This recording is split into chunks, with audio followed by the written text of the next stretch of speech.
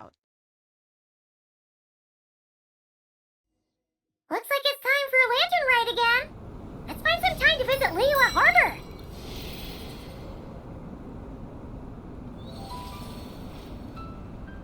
Okay. Lantern ride. Oh my god, my first lantern ride.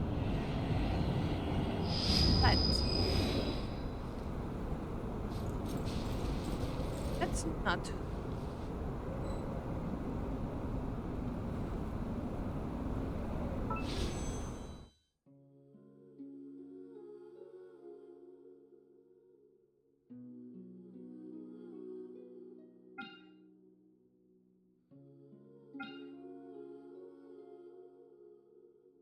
Okay.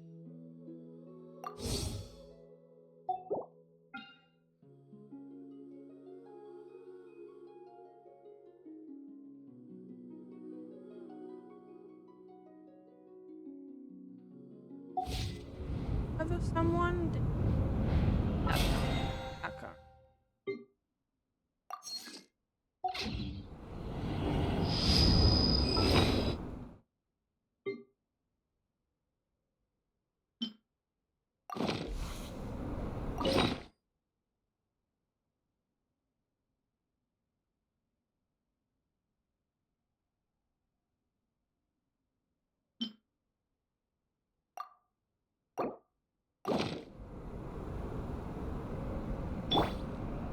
Crumble! Oz, reveal thyself. Close your eyes. Be silent.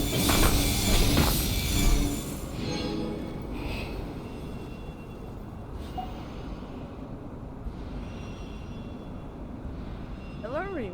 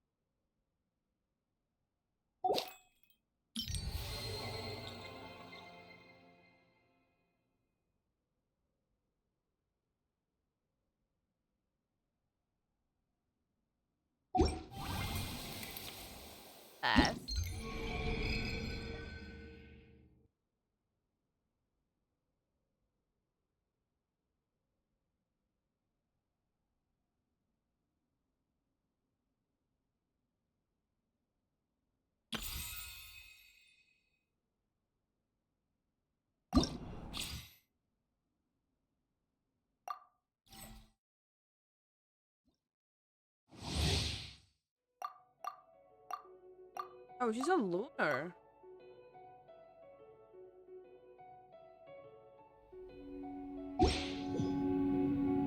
Maybe she,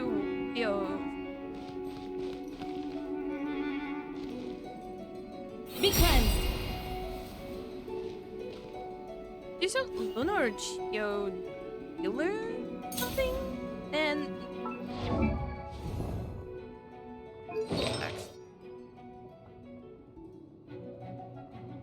wait, is she BS or something?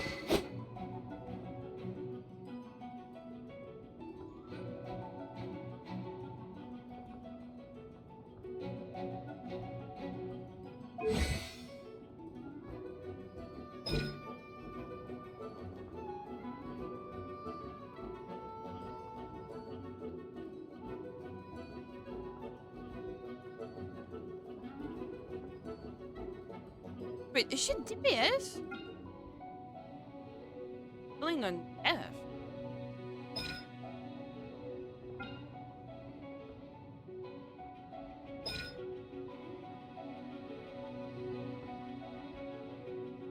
Wait, is she a moon god?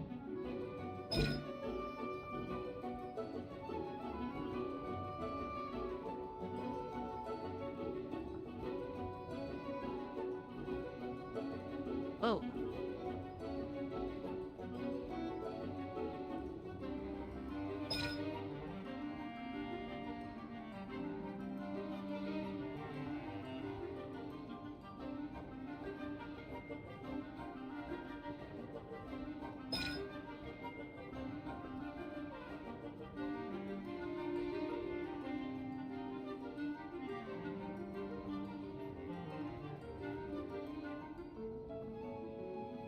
Why? It is a yes. It's hydro? Actually. Aw.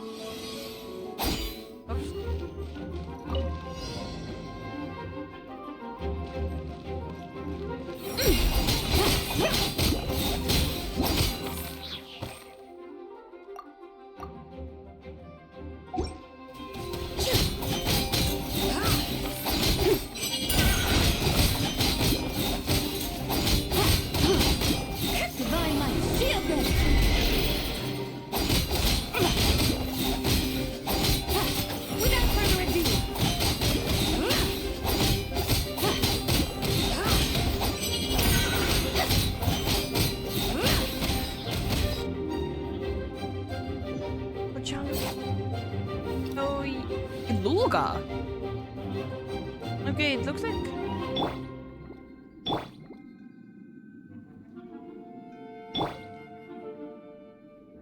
Oh, great. Okay.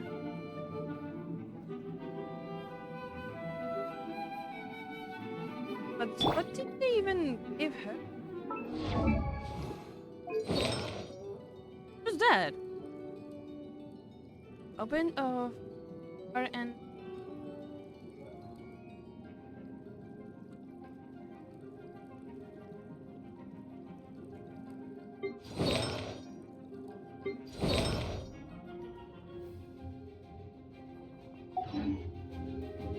Would you like to go moon gazing? You can sit in my rocking chair and admire the view. Or we could go to the moon and gaze down into that. Whatever you... A new moon rises! Flash attack! Behold the dog! Be cleansed! Lofty wisdom will show us the way! Light the dust!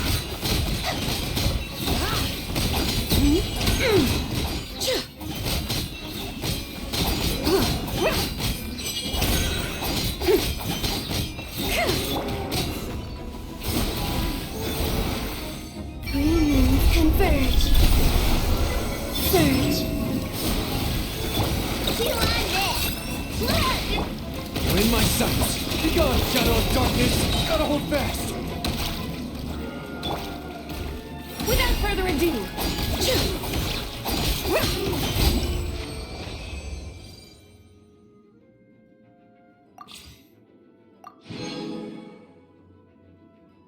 Wait, she needs these lilies also. Eat lightning those power.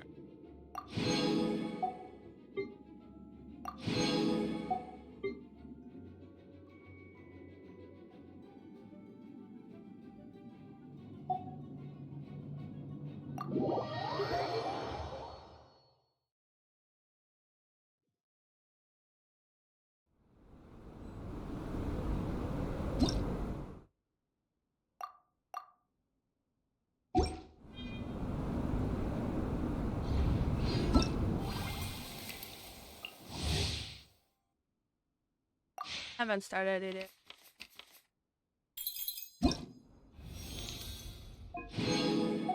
I didn't.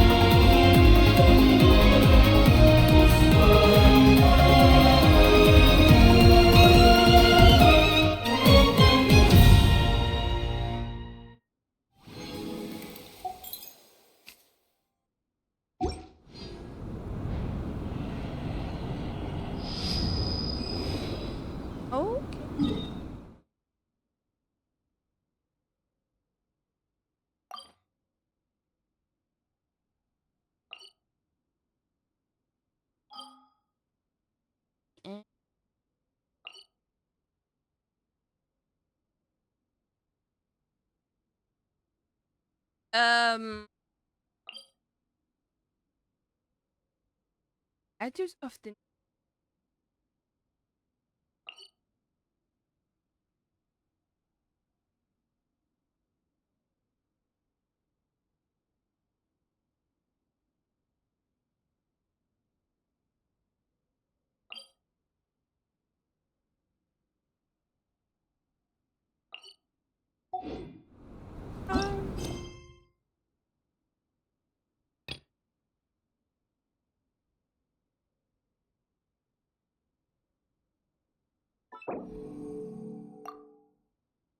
As I have like.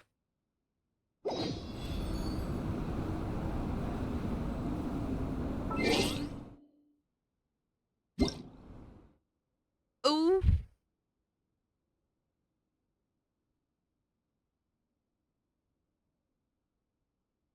What?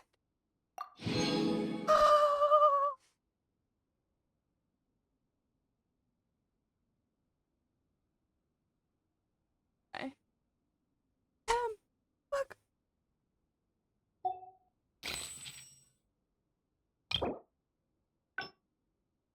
What?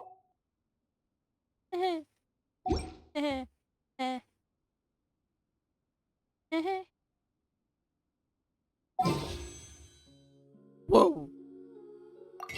Them.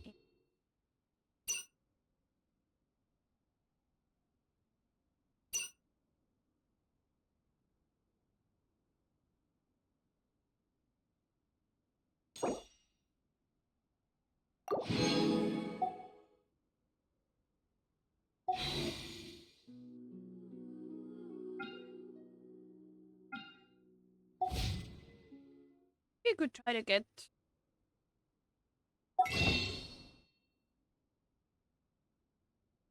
Listen.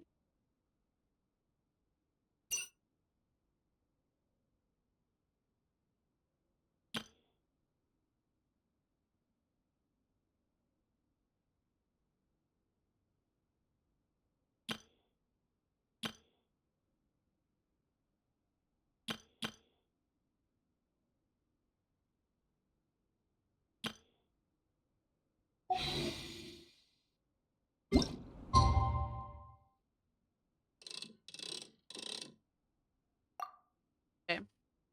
Half nine.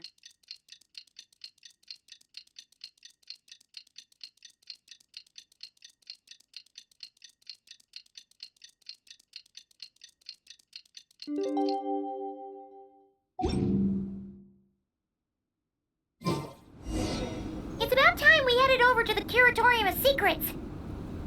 We have something super important to discuss. You remember, right?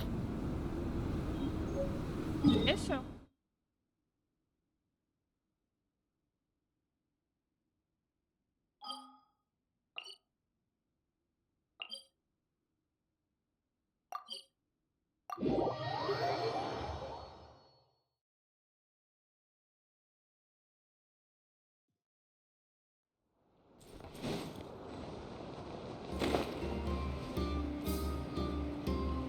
Oh,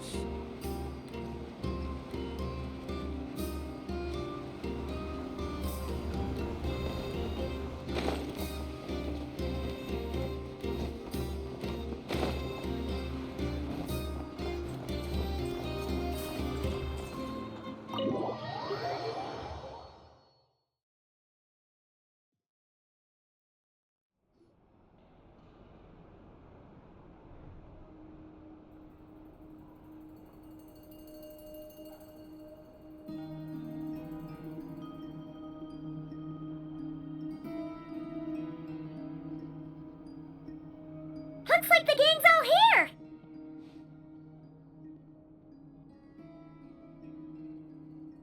Yep, all ready. How about you two? Green and good to go? Paimon's ready!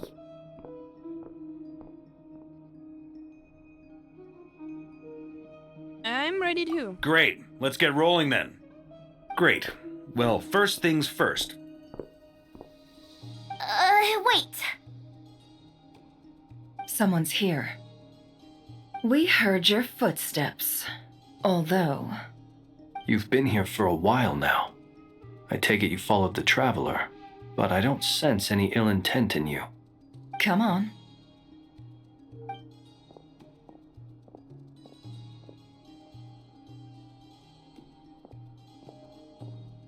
Hey, name. Archon had. I figured it wouldn't take you long to notice me.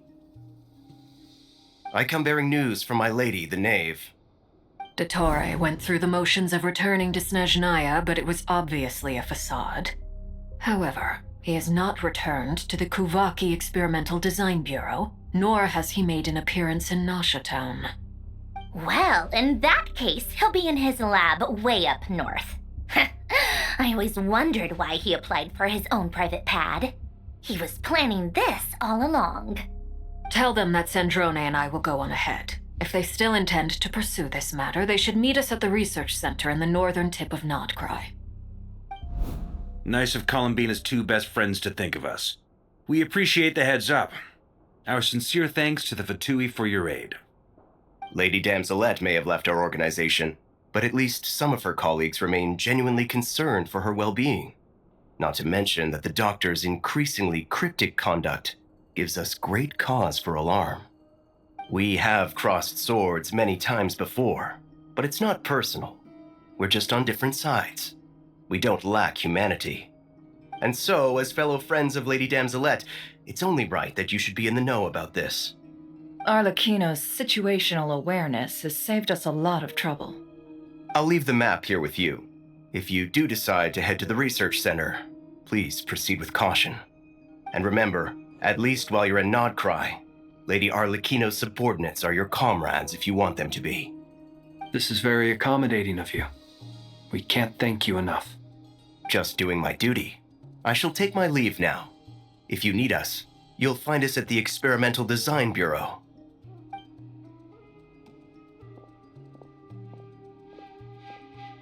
So, the doctors left the Experimental Design Bureau and headed to some research center up north. Marionette seems to think he's been planning this for a long time. But when did it start? Before he even arrived in Nod-Krai? It seems his loyalty to the Tsaritsa is lip service at most. Behind the scenes, he may even be working against her. Whatever his motives, we know that he's decisive and incredibly ruthless. Facing him unprepared would be a recipe for disaster. At this stage, it's difficult to predict his next steps. I suggest we split into two groups. We need some people to stay behind and guard Nasha Town. Well, as much as I'd love to help, infiltrating research labs isn't really my area of expertise.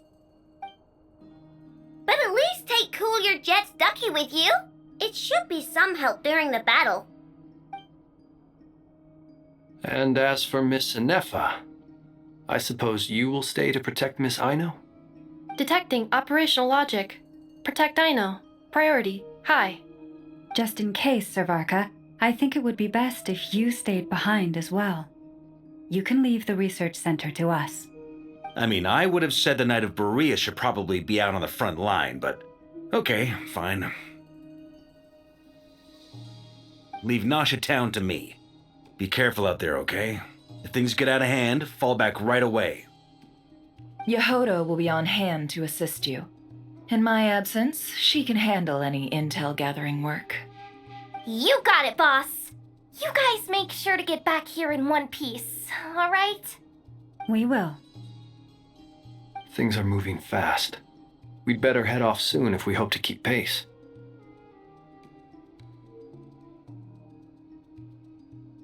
Come on, you should stay behind to help everyone else. So, it's infiltrate a secret research facility, or...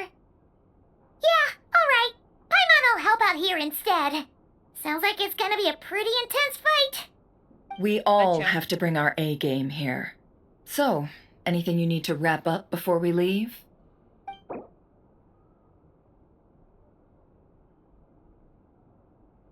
Certain system and function.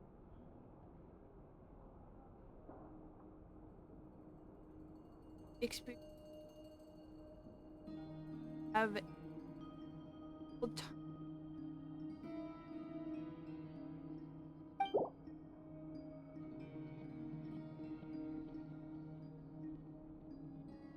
Nope, I'm good to go. Then you'd better get going. Very well.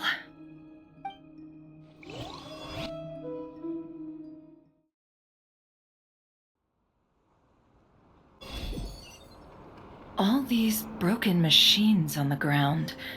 Someone got here before us. Could it be Arlecchino and Sandrone? Maybe.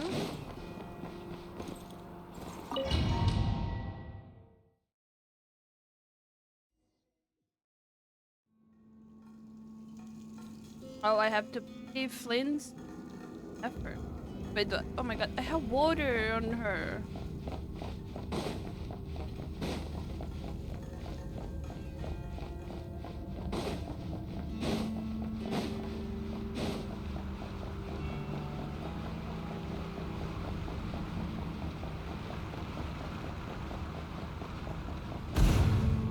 Oh. That's quite a welcome party. That was a mental schedule. Mentor. You're cool. What the?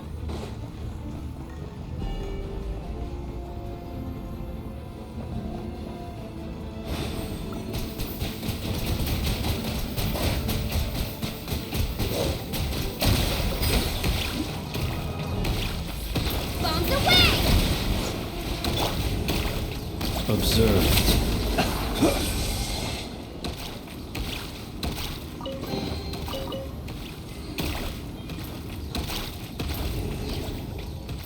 Okay, I still can't go through. Oh.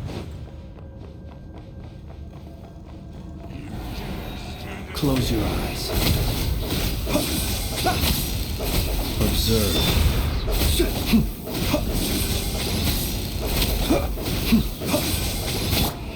Water jet!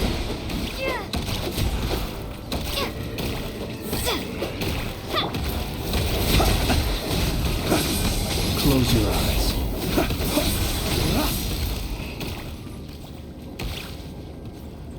Get back!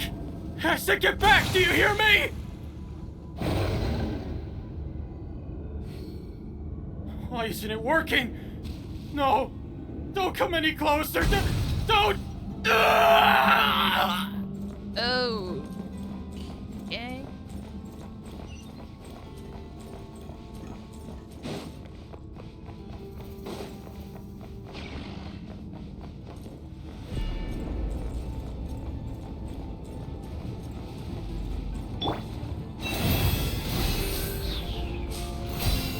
Stay your hand. Observe. The night cometh.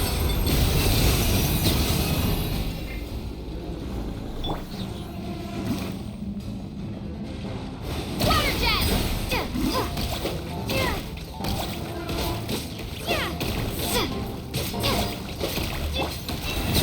You poor souls. May your spirits find peace. Grab that key on the ground. We'll probably need it at some point. Oh, I have.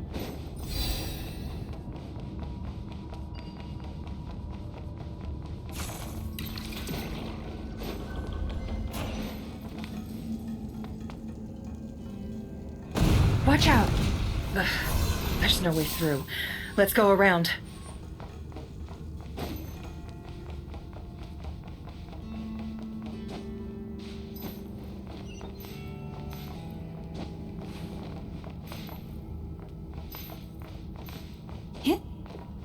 What?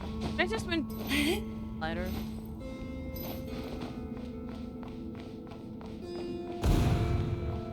What happened in here? Whee!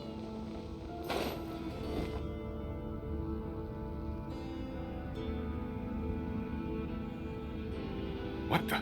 Trespassers? Here? What's wrong with you people? We're looking for the doctor, and we understand he might be here. I see you're fleeing the facility. You looking to settle a score with the doctor? Good luck with that. I don't think you have many chances left. Perhaps. But you might have a chance to live if you start talking. 2 other Harbingers had the same idea as you. They're already inside. But what good is it gonna do? The doctor wouldn't do something like this unprepared. Seems to me that you're not too thrilled about being his subordinate. Also, is it just me, or do I sense monsters nearby? If you'd prefer their company to ours, that can easily be arranged. We need to know what the doctor is up to. Please, if you know anything at all, tell me. This is about more than us versus the doctor. His actions could have consequences for all of Nod-Krai. And perhaps even your homeland, Snezhnaya.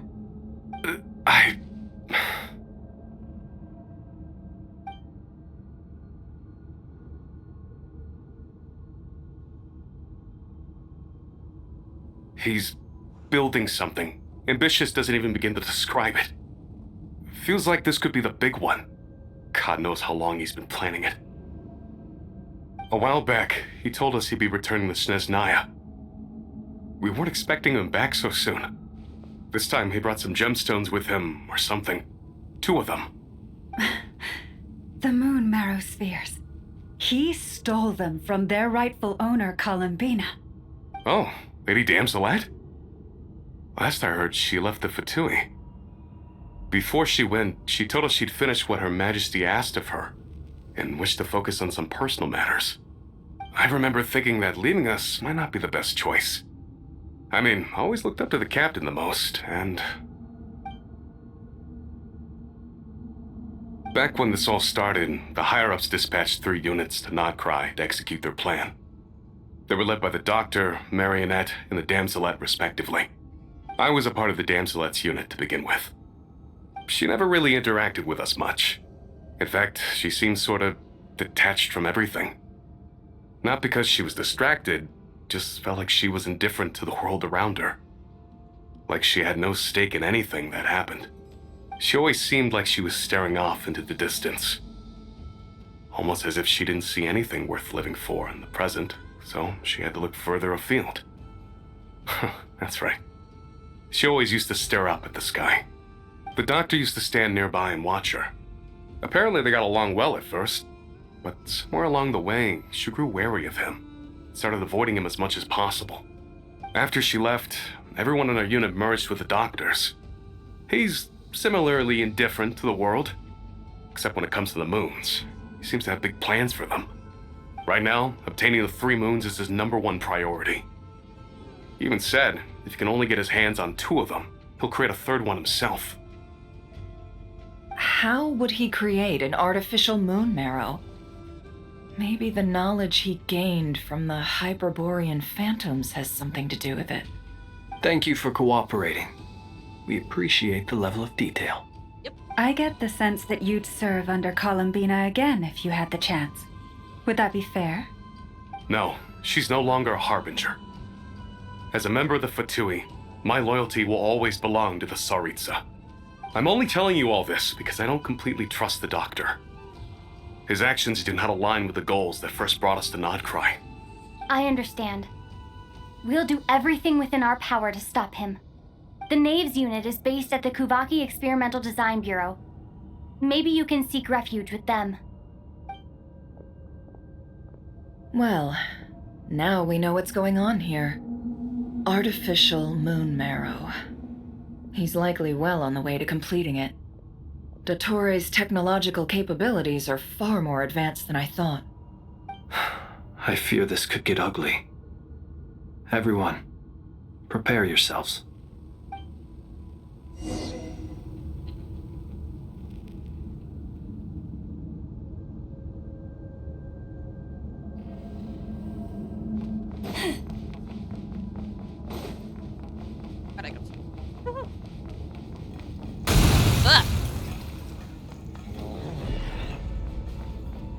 You poor lost lamb.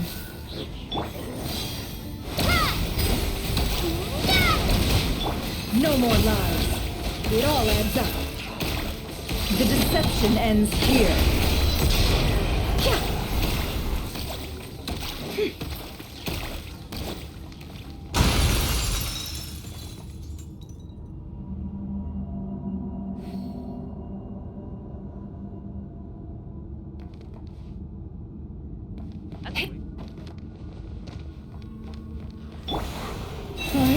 Protect us.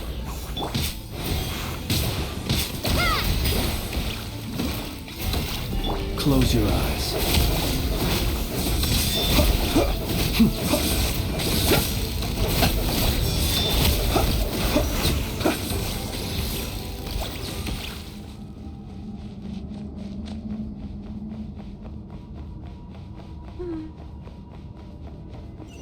Where's your chest?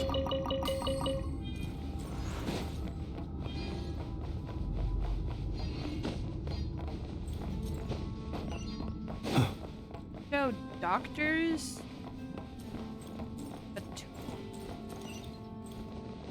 I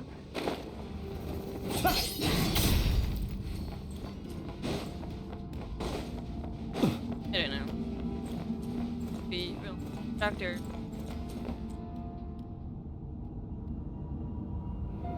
Welcome, one and all. I've been expecting you. I hope my humble research facility is to your liking. Yeah, we really appreciated fighting our way in through a horde of monsters. The gall. You expect us to believe you've just been patiently waiting for us? Of course I have. Should I be worried about something? Everything seems to be going quite smoothly so far, and you've shown up right on schedule. First Sandrone and Arlecchino, now you. Ah, quite a surfeit of guests I've had today.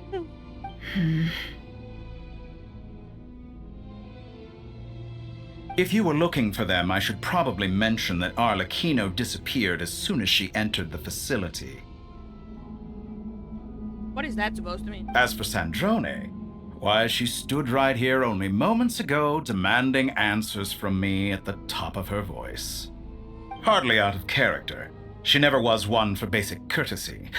But I have to admit, I was a little surprised to see her showing concern for someone besides herself.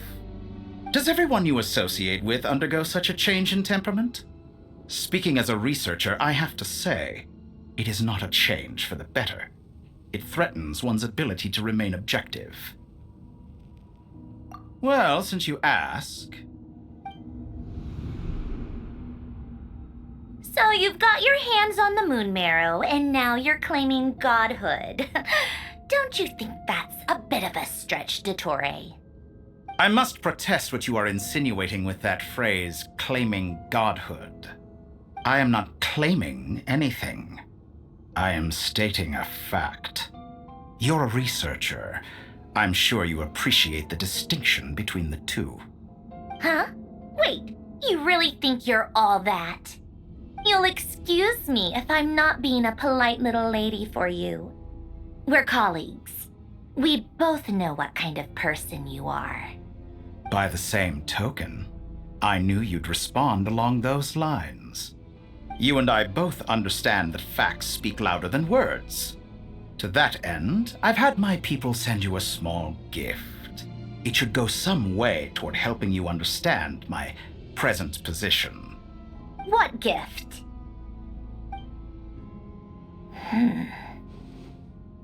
Where have all your troops gone? Who knows? Perhaps they are already marching toward a new world, following in the footsteps of an unknown god. As vulgar and arrogant as you may be, dear Sandrone, I have no intention of taking out my displeasure on your subordinates. They will enjoy equal rights to my own. You sent your people to the Experimental Design Bureau? That's the Tsaritsa's property. Yes, and I am very mindful of Her Majesty's instructions. But you know full well that they do not conflict with my present goals. In which case, all I'm doing is conducting another one of my experiments. Is there a problem with that? Now then, you have a judgment call to make. Am I simply lying to stall you? Or is it possible that every word I am saying is the truth? In which case, your subordinates really are in danger. So now you've turned on fellow Fatui soldiers. You're completely insane. I have set a new rule for myself. Each person gets one chance. Naturally, that includes you, Sandrone. If you wish to leave, I won't stop you. We are colleagues, after all. Scumbag!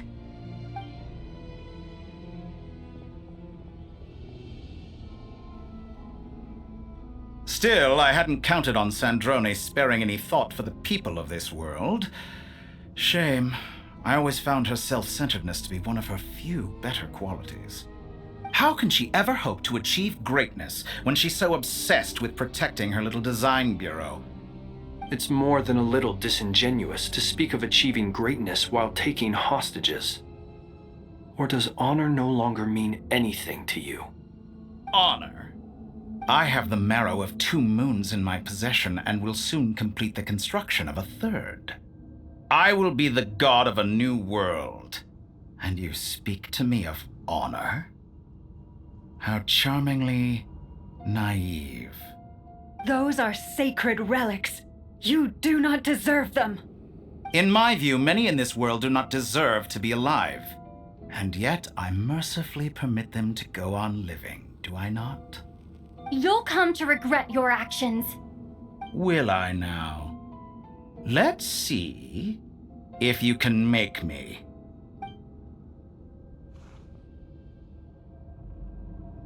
Oh my fucking goodness.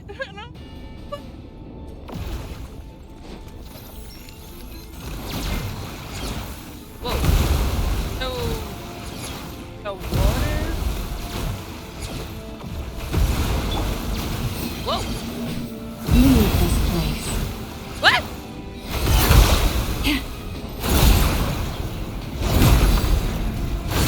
Target acquired.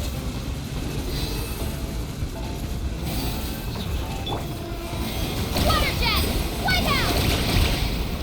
Your actions betray your fear. You poor lost lamb. Can I the truth? Seek within.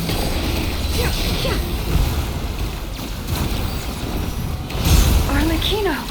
Thanks for the assistance. Arlecchino? They see you as an ally? What a farce. You're clearly here to destroy my research, not me. I'd say your research is more valuable than your life. Am I wrong? Can I?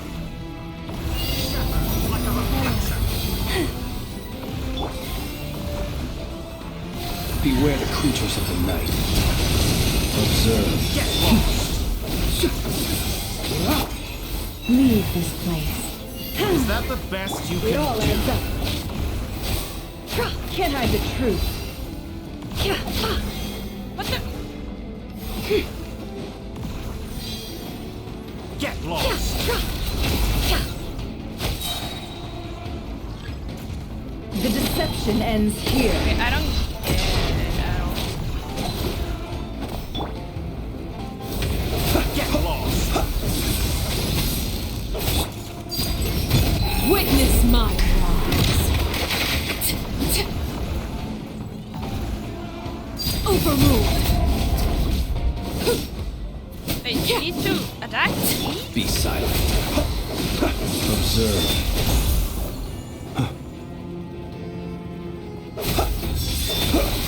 To dust.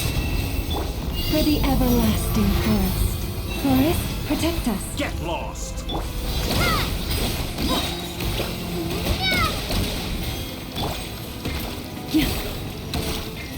No Target more lies. acquired. Can't hide the truth. Dottore is too powerful with the artificial moon marrow in his arsenal. Fighting him is futile. Quickly!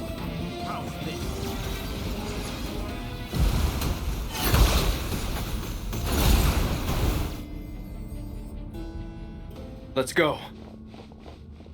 I've always thought it is wiser to flee than surrender.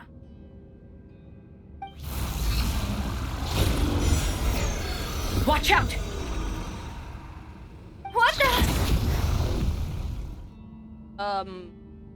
Forget about me! You should... Where's the traveler?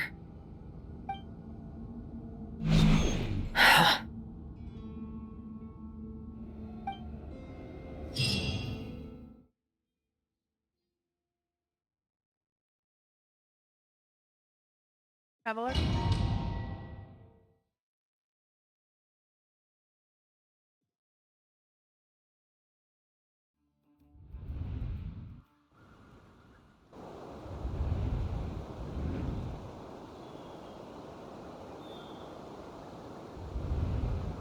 Wait. What just happened? Nasha Town? How did I get here? Strange.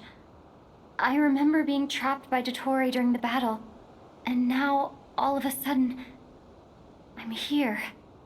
Something weird is going on. I guess I'll start by exploring the area. Huh? Traveler? What brings you here at this hour? Huh? What are you in the mood for today? A hot dog? Or something else? We've got some special discounts at the moment. Want to see the menu? Sorry, I'm not hungry right now. Ah. Well, feel free to take a seat for now. Let me know if you change your mind. Everyone seems to be acting normal. Am I just overthinking? Oh, darling, look who it is. One of our regular customers. Get the traveler something to eat, would you, dear? Wait. Why is he talking like that? Well, I'd love to, but can't serve a customer unless they order something. Anyway, I take it your business is wrapped up? Yes, thankfully. It was a long trip, and it's left me feeling pretty exhausted. But the upshot is, I won't have to leave again for a good while. We can have some quality time to ourselves. Wait. These two are a couple? I see some kids around too. I didn't know they had a family. Hey there! I haven't seen you in ages! What's keeping you so busy? I've been looking forward to playing with you again. You forgot already? You're silly. Daddy brought you over to our house recently. We had some snacks together. What is she talking about? We've had a lot of customers over the last few days, so we've been real busy. And like my mom always says, some people are more than just customers. They're friends. Oh, another customer's arrived. I better go see what they want. This is all wrong. I never once heard the owner of this restaurant talk about their family. It certainly isn't a family-run business. And that child, I don't recognize her at all. Could this be a false memory? Very good. I knew you had it in you. Aren't you going to try the house special? When did he show up? No, none of this is real. You don't seem to like it here. That's fine. We can change venues.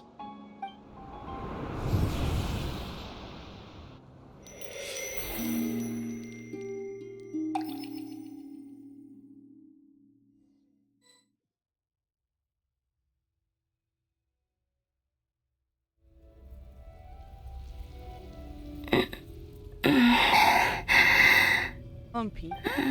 I'm still alive. Where is this place? It took all my strength to open the moon gate, and then I leapt into it.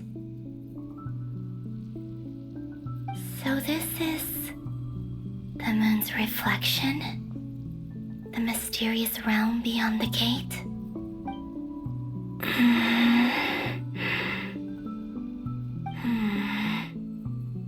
I can't sense anything.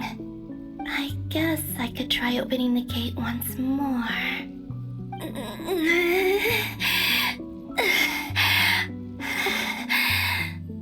No response.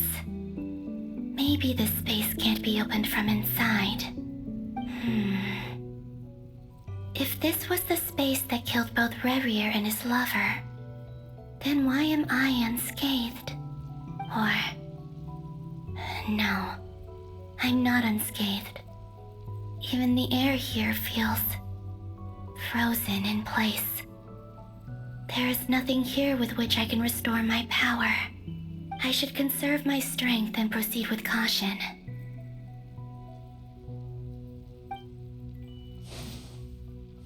I don't believe Dottori's scheming will stop just because I escaped. If there is any chance that I can get back to the others, any chance at all, I must return.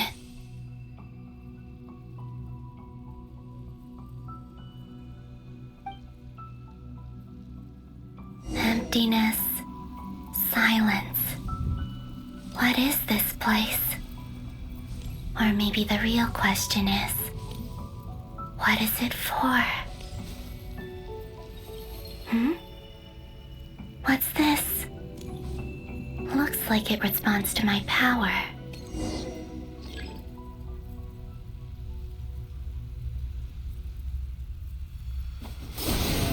Golden. Like Kuvaki. Is it some sort of guide? And why does it feel so familiar? I might as well follow it.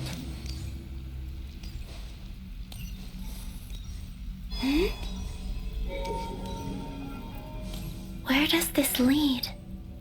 Could it be the exit?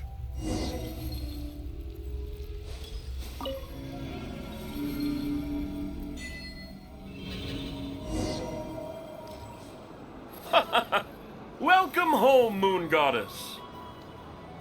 Is this Nasha Town? But isn't Moon Prayer Night over already?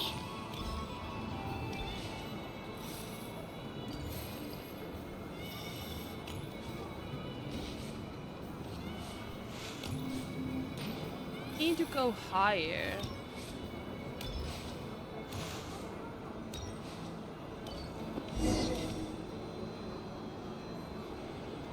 Goodbye for now, Columbina. I hope you have a wonderful night. I will. Lama, everyone else, and me? Are these my memories?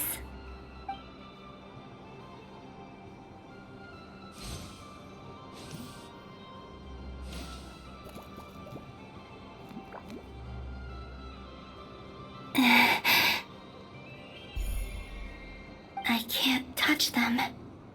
It's as if we're separated by some impenetrable power.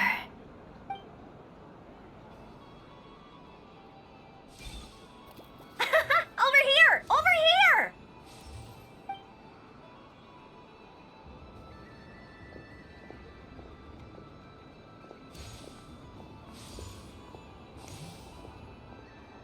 But the people in these memories pass right through me. Just like when I disappeared. If only I had known what would come to pass after that. Even so, I should still take a look around. Just being back here. It gives me the strength to keep going.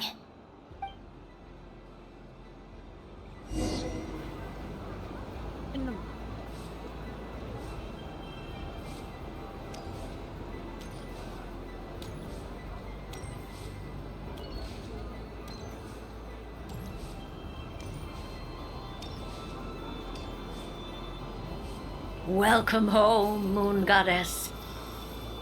Oh, you're the genuine article. Alice was right.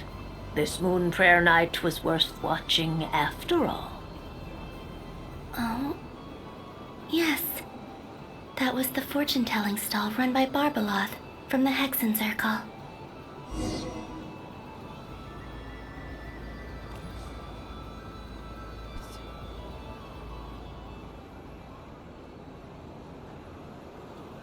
Please, draw the first lunar arcana.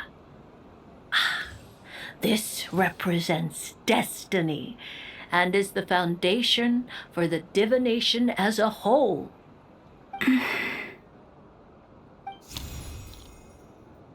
My destiny. I believe the card I drew was the moon. Now that I think about it, Barbaloth's divination was absolutely right. It's almost time to draw the last card. The one that represents the future.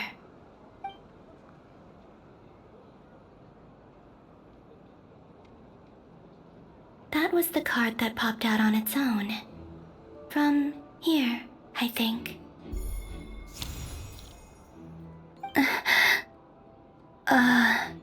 Kuvaki Pulse? What? Fascinating. I've never encountered this before in my role as a diviner. What's going on? Did that card leave the deck? Because of my influence? All I did was try to touch it, and then... Maybe this memory space is not untouchable after all. Are there weak points in the barrier? Or is it possible that there's more to this space than my memories alone? This card is death. I need to get to the bottom of this. I'll try touching something else.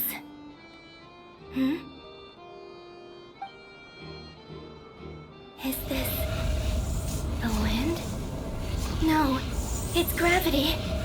It's pulling me outwards. No, Traveler!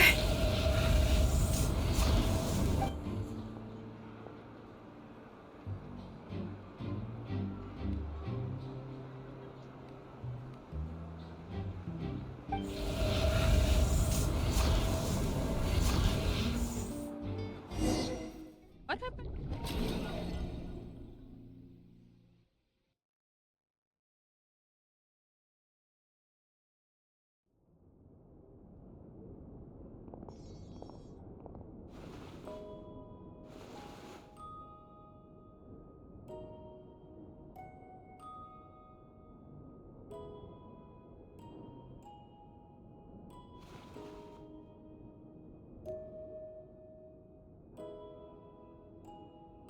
Haimon, listen to me.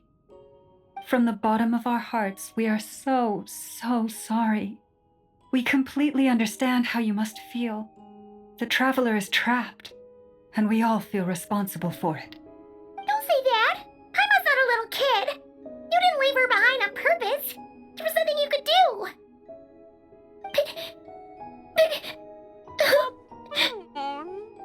She's all alone in there! What if something happens to her? What are we gonna do then?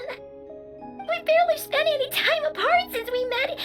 Is she gonna die? We must find a way to rescue her. We were all involved in the operation where she was captured, and we do not abandon our comrades. That being said, it won't be easy. Through conversation with the others on our return, we've arrived at a basic idea of what we're up against. Dottore's lab has clearly been in operation for a lot longer than we realized. We found many monster samples stored there. In all likelihood, they were materials he used to research his latest technology. We also know that through his contact with the phantoms of Hyperborea, he gained knowledge about the moons and certain Hyperborean technologies. Using this knowledge, he then fashioned an artificial moon marrow to serve as a replacement for the frost moon beyond the sky. Unlike Columbina, Dottore is not being rejected by Teyvat, and even with 2 of the 3 moon marrows, his power far exceeds all of ours combined. Once his 3rd moon marrow is complete, Dottore will have completely seized the authority of 3 moons. Teyvat's most primordial powers will then be in his grasp. Does that mean... I'm afraid so. No one could have predicted this level of insanity, not even from Dottore. And unfortunately, his insanity is coupled with an intellect and ambition that not even his peers in the Fatui can match. This is dire. Sounds like the world is done for. The 3 moons' authority can influence the very fabric of time and space. I dare not imagine what a monster like him would do with that kind of power. The trouble's already begun, I'm afraid. On our way back, we discovered that part of Nod-Krai is being enveloped by an unknown energy. We cannot ascertain what is happening inside. I'm convinced this is Dottore's doing. Not that there's any way to prove it. The issue is, we have no idea what his intentions are. The only thing more frustrating than facing down evil is knowing that it will surely come, but not knowing when. The doctor is guilty of numerous crimes in Mondstadt as well. One of our knights, well, former knights, his father was murdered by Dottore. His ideology and methodology are a danger to everything in his path, from individuals to entire nations. He does not feel guilt, even when he acts against his own people. He doesn't see them as his own people, that's why. People like him see everyone else as beneath them. Right. He views other people only in terms of how they can benefit him. That's the basis of all his social connections. Granted, he's hardly the only harbinger to pursue their own interests. We all do. And Her Majesty is gracious enough to permit it. Still, her mercy has its limits. Dottoro's actions have gone beyond even what the VIII could have imagined. Usurping divine authority to become a god. For a servant of the Tsaritsa, that goes beyond being disloyal. It's treason of the highest order. We can't expect him to heed the Tsaritsa's will once he gains the Three Moons' authority. Even we harbingers consider him the most self-interested among us. Poor Traveler. Of all the people to get caught by... We have to go save her! Right now! Please! We gotta find a way! Paimon, I promise you, we are with you all the way. I get how you feel. I do. But it's gonna take more than strong emotions to take down an enemy like Dottore. What we need now is more information. Right. We can't even guarantee he's still at his research center. Before we can think about mounting a rescue operation, we need to confirm the Traveler's location. I'll find a way. Paimon knows, but... She's so scared. If anything happens to the Traveler... She might be the strongest person Paimon knows, but she's still human. She feels pain and bleeds just like anyone else. Then think things through before you stick your neck out. Unless you want to lose your head. Sandrone.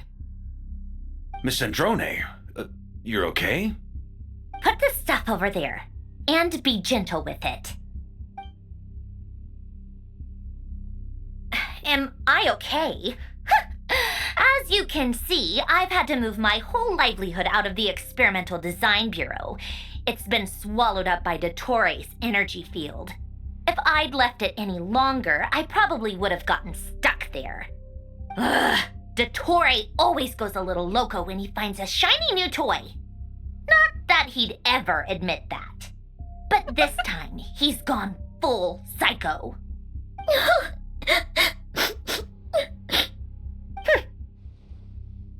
Just go ahead and cry already. Sorry. Paimon's not trying to be conceited. It's just... She can't. Oh, Paimon. Let it all out. There's no shame in it. When you're overwhelmed by fear and despair, crying can help get it out of your system. You'll feel better for it. Okay then, while the baby of the group is having a moment, how about the grown-ups get to work? Give me your hand. You've made a discovery? Polonia, scan.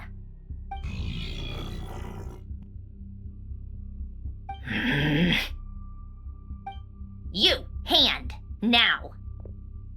Oh, I thought you'd never ask, my lady. Damn. Curses! You're next, then you. Eee, calm down. Dottore, you son of a... He's done something to us! Everyone who entered his research center has been implanted with some sort of curse. I don't feel anything unusual at the moment. Does that mean it hasn't activated yet? Is there a way to figure out its purpose and what might trigger it? My best guess is Dottore created it using the Moon Goddess's powers. 1 second, analyzing. Ugh! That friggin' maniac!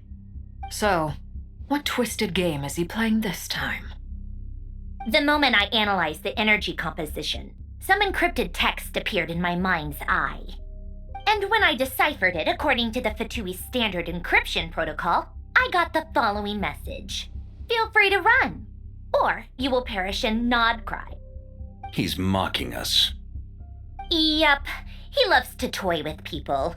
Only in this case, There might be more to it.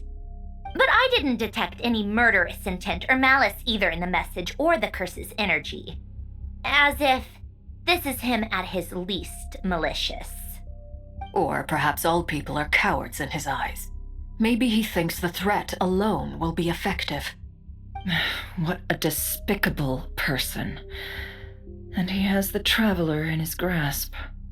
If I may, as unhinged as Dottore may be, he has always exercised great patience with the objects of his interest. I remember a comment he made when we first arrived in Nod-Krai. He said, "This world is, on the whole, an exceedingly dull place. But at least there are a few intriguing features, such as the gods, or the Traveler. Presumably, they interest him because they're unknown quantities. He wants to understand as much as he can about them." Agreed. The Traveler is Tevat's fourth descender. All Harbingers are aware of this. Since Dottore took such pains to capture the Traveler, he is unlikely to kill her right away. Okay, but we still have to do that rescue operation. Of course. I also think we need to read between the lines with Dottore's message. If he's encouraging us to run, that means we mustn't leave Nod-Krai under any circumstances. My guess is, his curse will only trigger if we leave.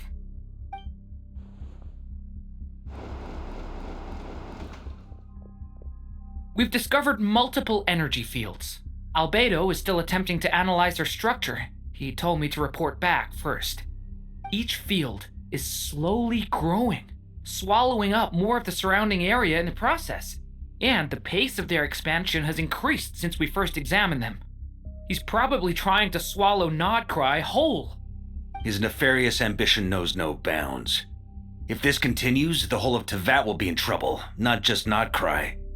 The loss of Columbina could not have come at a worse time. Do we think she's truly gone for good? She entered the space beyond the Moon Gate, knowing what became of Rerir and Thelindis. I'm sorry, but I fear the odds aren't good. Don't be ridiculous. If I know her, she's busy finding a way back as we speak just so she can annoy me. She isn't dead. Whatever has become of her, the fact remains that we are two comrades short on the eve of a decisive battle.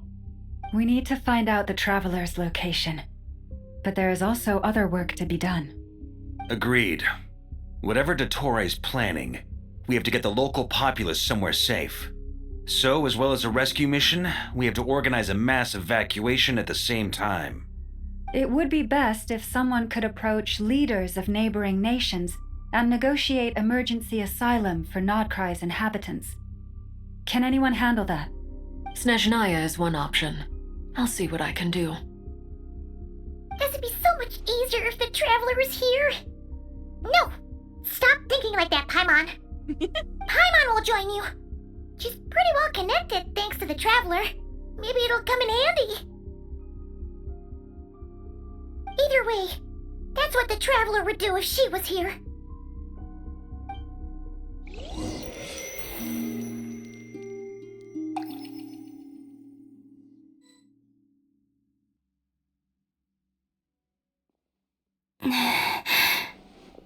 Back here again.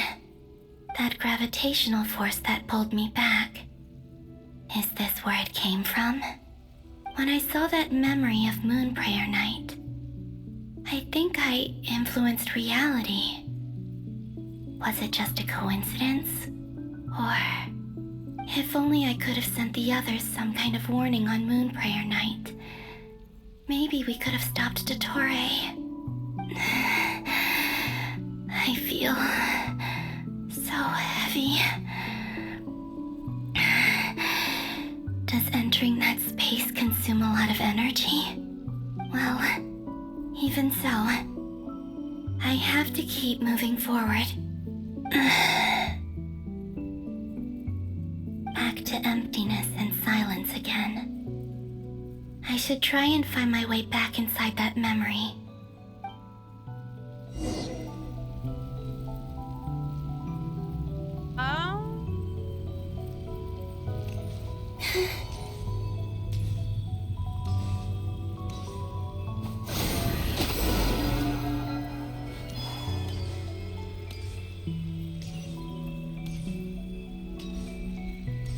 entrance from last time isn't showing up.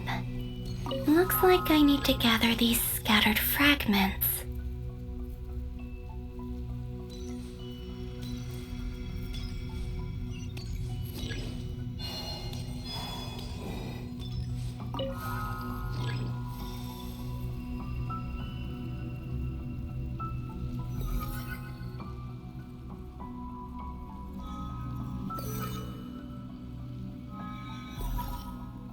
Ah, okay, I need to do.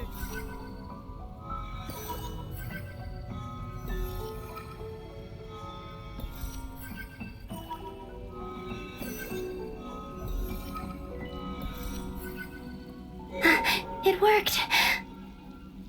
Hopefully I can stay inside for a bit longer this time.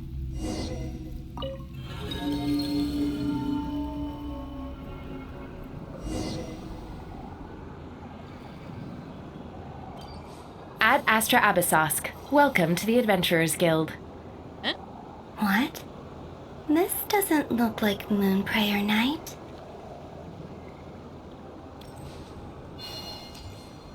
Extra, extra! Latest issue of the Nasha Express! I don't think I've ever been here.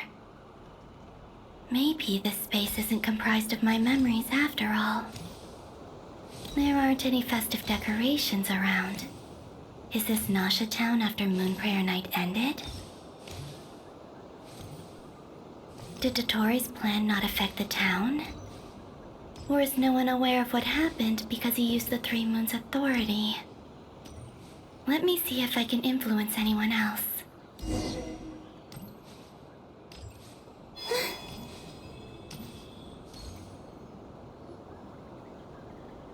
So, what do we do next? Wait, that voice. Paimon? The most important thing right now is to find that mage. Lauma the Traveler and Mr. Varga are here too. I'd better go pay the Fatui a visit. Traveler!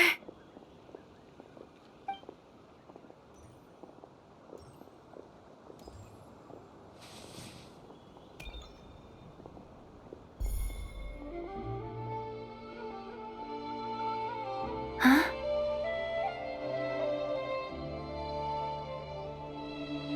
Columbina? I made contact. It's me, Columbina. Huh?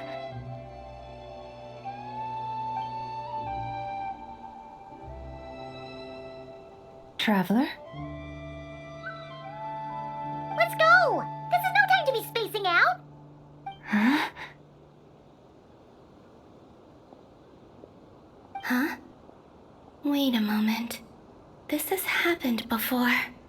Huh? This is what happened when I disappeared. I stood right over there, thinking that no one would ever find me again. It was only when she called my name that I decided to follow them. But did she turn around because she sensed my touch just now? Is it really possible that from in here, I can change the past?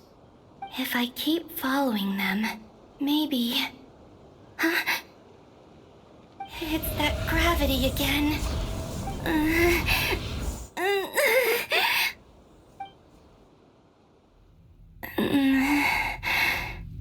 Every time I influence reality within that space, this force intervenes and pulls me back. It's as if it's trying to stop me from leaving.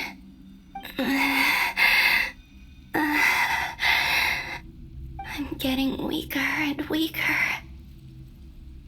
I'll just have to try another approach next time. Come on, Columbina. Keep going. You have to tell everyone what happened.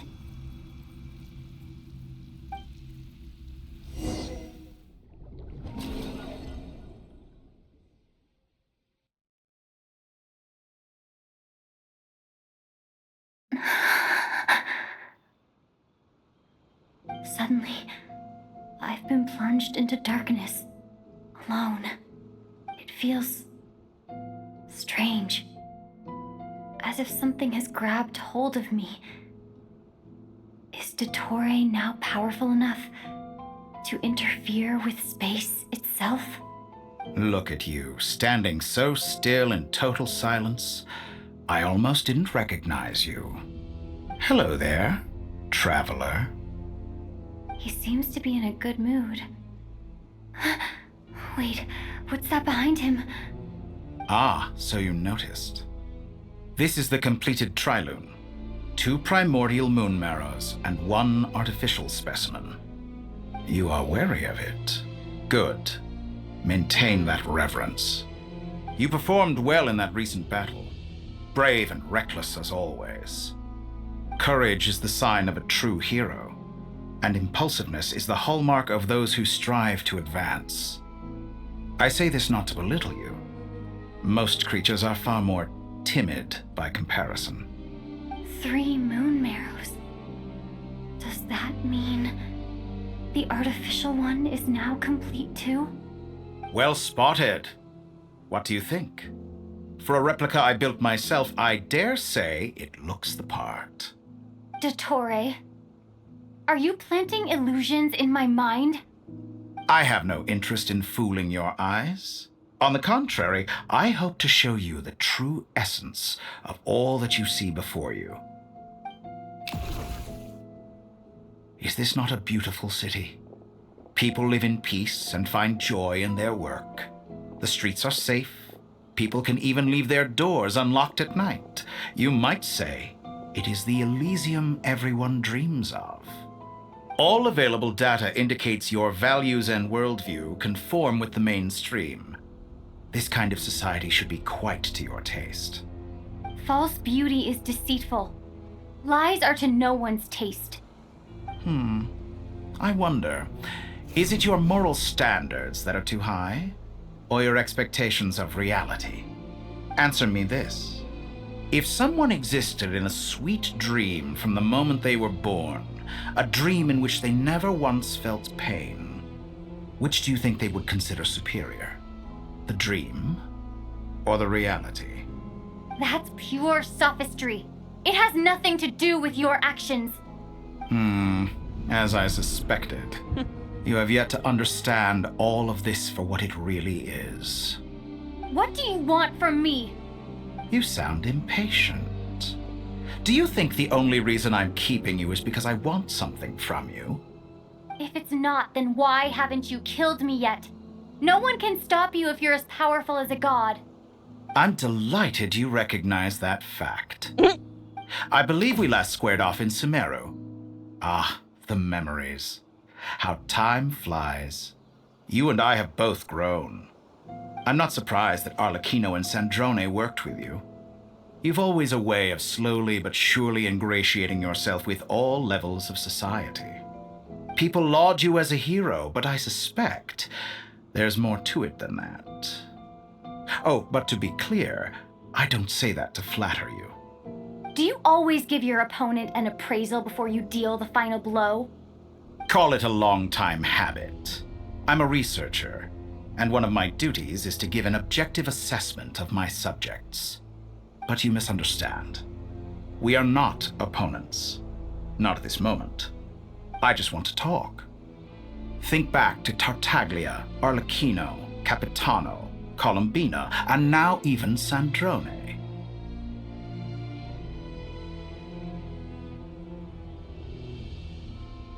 You've worked with each of them in the past.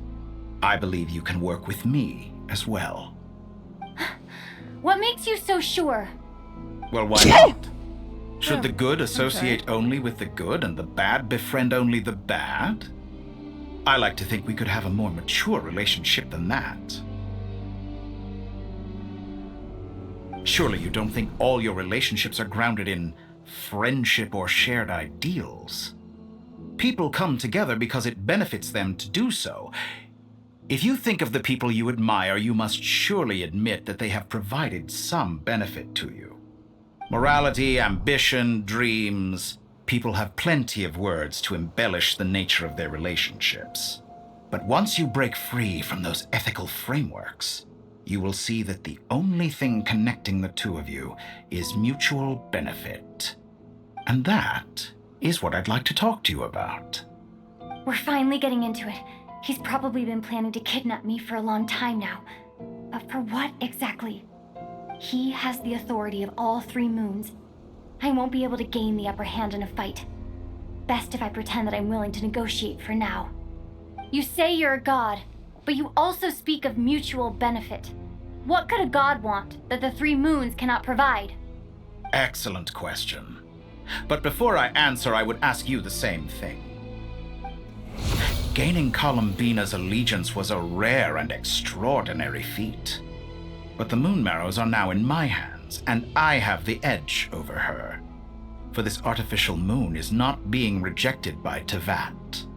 Her identity and lineage may have been a thing of glory in the old world, but they were also shackles that prevented her from ever integrating into Teyvat. I, on the other hand, you may view me as a thief, but I have overcome that limitation. So what is it that the 3 moons cannot grant you? What stops you from negotiating with me to get what you want?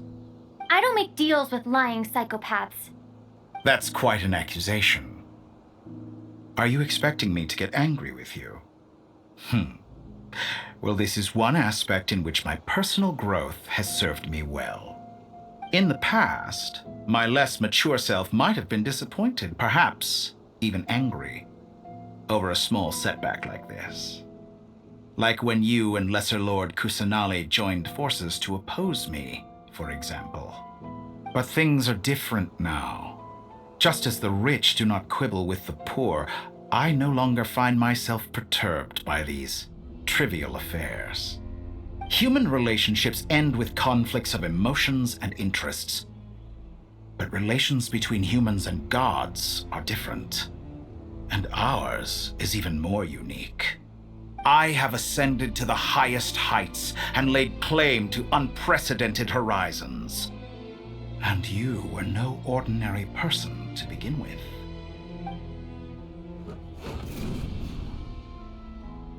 Allow me to show you the world, Descender.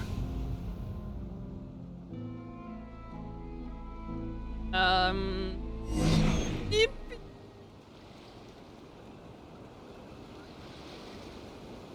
To stand, walk, jump, sit, and lie down. These are the most common of behaviors.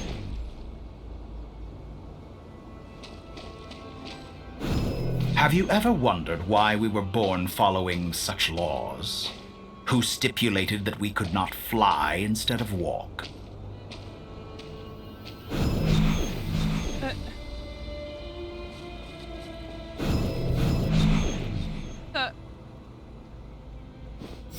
Oh, it's an higher power.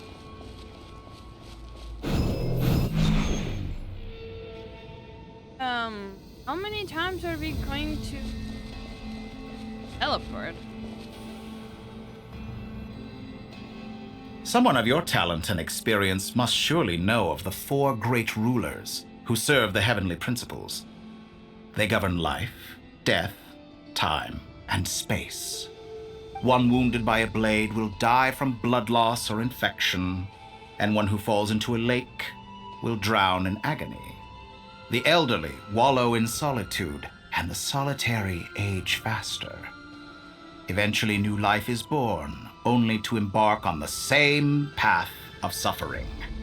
These 4 divisions anchor the world and shackle those who live in it.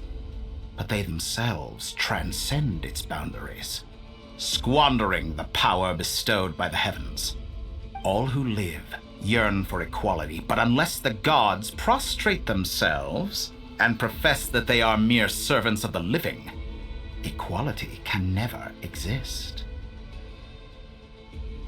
Who makes the rules we must live by? Who has the right to restrict us? The limits of the body can be rejected.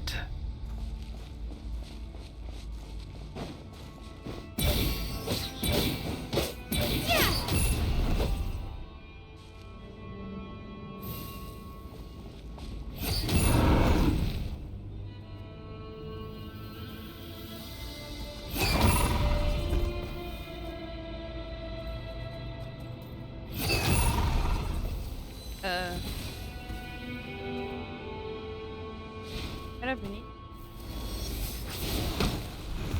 it. How does it feel to be among those with absolute power?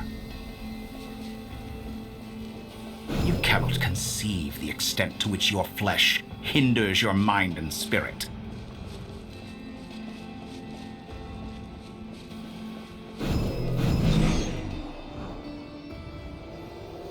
Only by discarding our useless, primitive eyes can we perceive a new world. How narrow-minded we all were in the past. Why should the final answer of the world not be the power that predates those of life, death, time, and space? The power of the Trilune. Through it, I have glimpsed new experimental possibilities. Nature suppressed, authority exiled, souls controlled.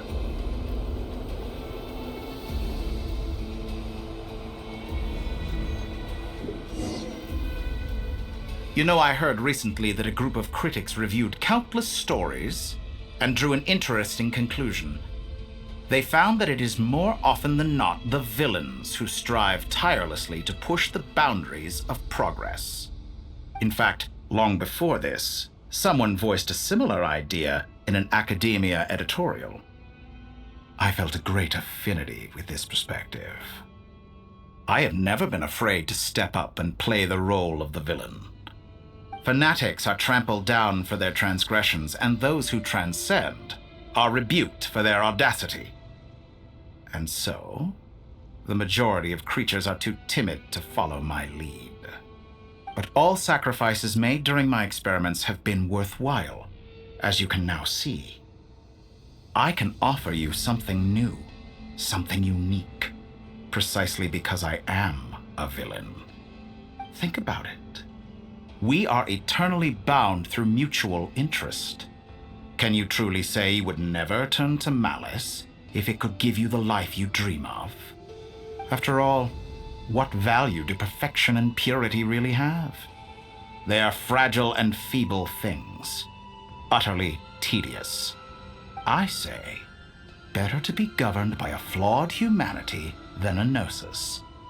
The true seeker of knowledge is the villain who undergoes countless tribulations in pursuit of their goal. I'm sure many people have told you that you're different. Because I'm a descender? Exactly. Very clever. But what has that got to do with you? I do not conceal my wicked deeds, my selfish desires, or my greed. A true researcher must act as I do if they are to understand and speak of the truth. And yet, a knowledge seeker like myself will inevitably grow tired of studying Tevat beyond a point. You have traveled to all corners of the world and met many people. Along the way, there have been moments when you were misunderstood or even became a wanted criminal. And all the while, you have spent your days doing some of the most mundane jobs in the world. You fight and toil, claim minuscule rewards from my friend Pantalone, then you fight some more, winning some battles and losing others as your search goes on. And this cycle continues, with no end in sight. Surely you must sometimes grow weary of being stuck in this same loop day after day. We're completely different. I embrace everything that life throws at me. I am engaged in every step of my journey. How does that make us different? I too embrace what life brings, researching everything that interests me. Think of all the novel things I've managed to create, like the artificial moon marrow. Don't you see? As unique a specimen as she was, even Columbina is not irreplaceable. Take that back! She's gone because of your actions! I didn't say that to anger you. Though admittedly, I don't see what there is to be angry about. Anything Columbina could do for you, I can do better. I know what your ultimate goal is. You wish to walk the path your brother walked and seek answers from him at the end of that journey, don't you? Someone like you could never understand what it feels like to care about another person the way I care about him. Perhaps not. But that doesn't mean I can't help. I can... Someone like you could never understand what it feels like to care about another person the way I care about him. Okay, why is it her? Oh. Perhaps not. But that doesn't mean I can't help. I could find your brother right now, bring him before you, and make him give you the answers you seek. Huh? Don't be so presumptuous. You'll never begin to understand the situation between us. Oh, no. This is no presumption. I'm only offering what I know is possible with the power of the Trilune. But it seems like you would sooner continue with your journey through this world. Why? Do you truly desire this journey? Or is it simply a necessary process from which you cannot escape? Think of all the time and energy you have spent, everything you've had to endure just to make it this far. Is this really what you want? Or has your hand been forced by the promise of that final answer? Yes, you have made many friends. But do they ever spare a thought for the void in your heart and what it yearns for? What you want is not friends. It is family. But do they know this? I, on the other hand, am far more considerate. Join my experiment, and in return, I will bring your meaningless journey and all its struggles to an end. This is a malicious attempt to manipulate me. But at the same time, he's stating some very human truths. Of course, he's right about my predicament. How can I deny it? I have faced ungrateful strangers, never-ending troubles, an endless quest for answers. I want to see him. After everything I've been through, words can't describe how much I miss him, how much I want to be reunited with him.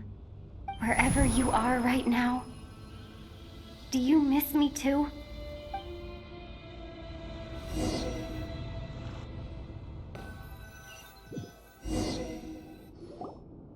All right, everyone. Our next mission is clear. We need to contact all the major organizations, explain the situation to the public, and then begin the evacuation. The residents of Nod-Krai are quite dispersed. The two most populated areas are the Southern Isles and Pyramida. Miss Lauma, I will leave Hisi Island and Nasha Town in your hands. I will liaise with the VIII and Pyramida. Agreed. We will reach out to Natlan and Snezhnaya. Anyone found north of the Experimental Design Bureau should follow the VIII to Snezhnaya. As for those dwelling south of that line, I will ask the Voynich Guild to help persuade them to leave. Then I, Mr. Varka, and the Frostmoon Scions will escort them to Natlan. The Voynich Guild has dealings with the Curatorium of Secrets. I will send them a letter vouching for your credibility. Yehoda, you should help Lauma. This is too big of a task for one person. My wish has come true. You're willingly lending me your most capable employee for the day. Well, good for you if all this only takes a day. Of course, if it takes any longer, I'll be charging a fee. Boss, wait! Don't I get a say in this? Oh, I'm sorry. Something to add, Yehoda? Well, no one's more important to me than you, boss. And remember how Lauma healed your eyes after that big battle? I think that's worth at least 2 or 3 days' work for the Frostmoon Scions. Are you completely incapable of acting in your own self-interest? Or do you simply devalue your own labor? Are you sure you don't want to come with us? Who will see to our other work if we're all busy evacuating residents? Sandrone insists that Columbina is still alive, and we have a traveler to rescue. There's much to be done. But boss... I'm just worried that... Well, Nefer, I'll link up with you once my tasks are complete. What makes you think I'd need you to do that? I'll need it. And considering the way you approach certain matters, I think you'll be better off with me present. That's quite enough. Just focus on your work first. I bet we're in for an uphill battle here. But we can help out too. Inefa and I are gonna help Nasha Town's residents carry their stuff. Loading schedule. Store essential local research data and technology samples, then escort the people to Natlan. Understood. I will execute this to the best of my abilities. Great stuff. Thank you, ladies.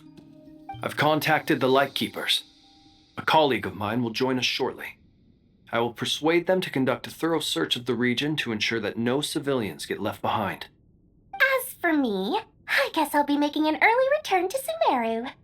I think it's important that someone informs the Dendro Archon of what's going on in Nod-Krai. Roger that. Someone should inform Mondstadt, too. Mr. Duran, can I trust you to handle that? I think you fly faster than any of us can run. As an added incentive, get there fast enough and I'll see about getting your gliding exam waived. Really? Ha! Mission accepted, sir.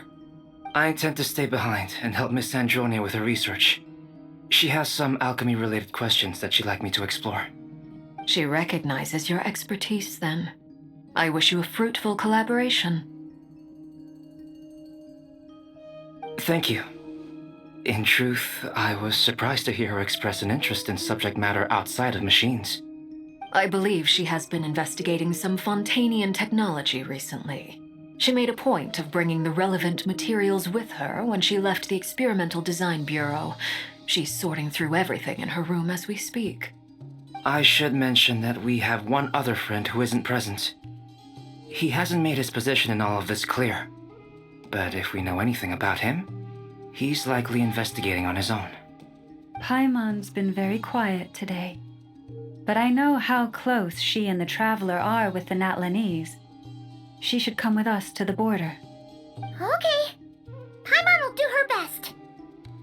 Make sure to heed Sandrone's warning. Many of us have been cursed by Dottore. As such, under no circumstances should anyone cross national borders. Remain within Nod-Krai. That aside, personally I have faith in Columbina. Things look grim, sure, but who knows how it'll play out. Same goes for rescuing the Traveler. Both of them are important allies and friends. We'll be counting on you to gather intel on them, Miss Nefer. Oh, wonderful. You're all here. Alex? That voice again. Oh. Nicole? Whoa, that was loud. And it came out of nowhere. So mysterious. Sorry, this is the only way I can speak to you all right now. Please accept my apology. Anyway, time is short. I'll cut to the chase. We're still facing quite a catastrophe here at the world's borders. Alice has roped in every Hexencircle member she can get a hold of. Except for me. She told me I had to come and help you all out as a matter of urgency. I quote, "You love talking, don't you? Well, now it's finally your time to shine. Take these. Make sure the whole party gets one each. You'll be in charge of making sure everyone stays connected." Huh? Is this a Dodo communication device? Scanning. Unknown device. Analyzing. Unknown device. Conclusion. Cute. Affirmative. It is cute and good. I believe that I quite like it. This is no ordinary Dodo communication device.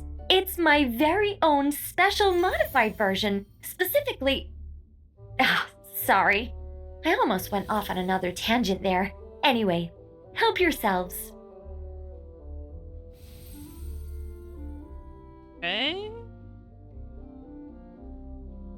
It will allow us to communicate over long distances within Nod-Krai. No more worrying about shuttling messages back and forth. What astounding technology. Am I right in assuming that it relies on your personal abilities to function, Miss Nicole? Yes, exactly. Right on cue, Albedo. Ah, I'd love to brag to you all about how it all works. But no, next time. Anyway, I'll be right with you all, serving as a communication hub. That's all from me. Head off as soon as you're ready. I'll be staying here to keep watch, and I'll be sending you my blessings.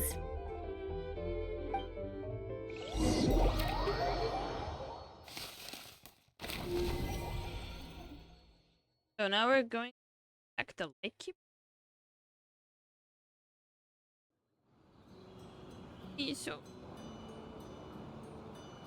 okay, Alexia lied.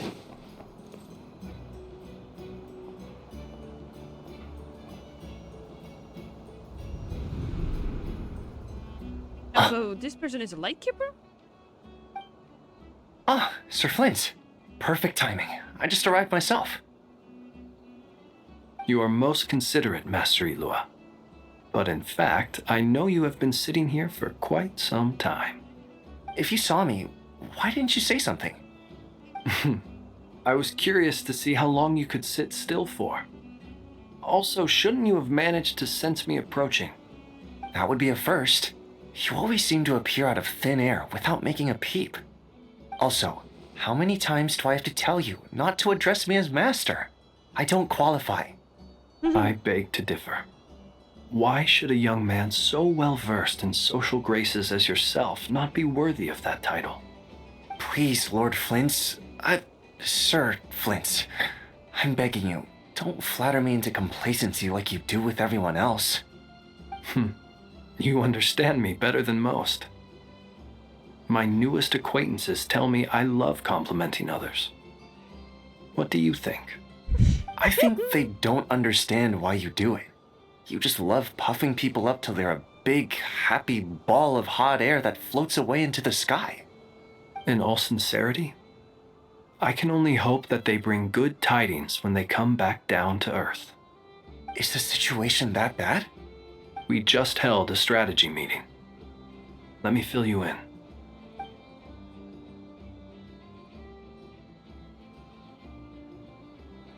In short, we need everyone gone from Pyramida.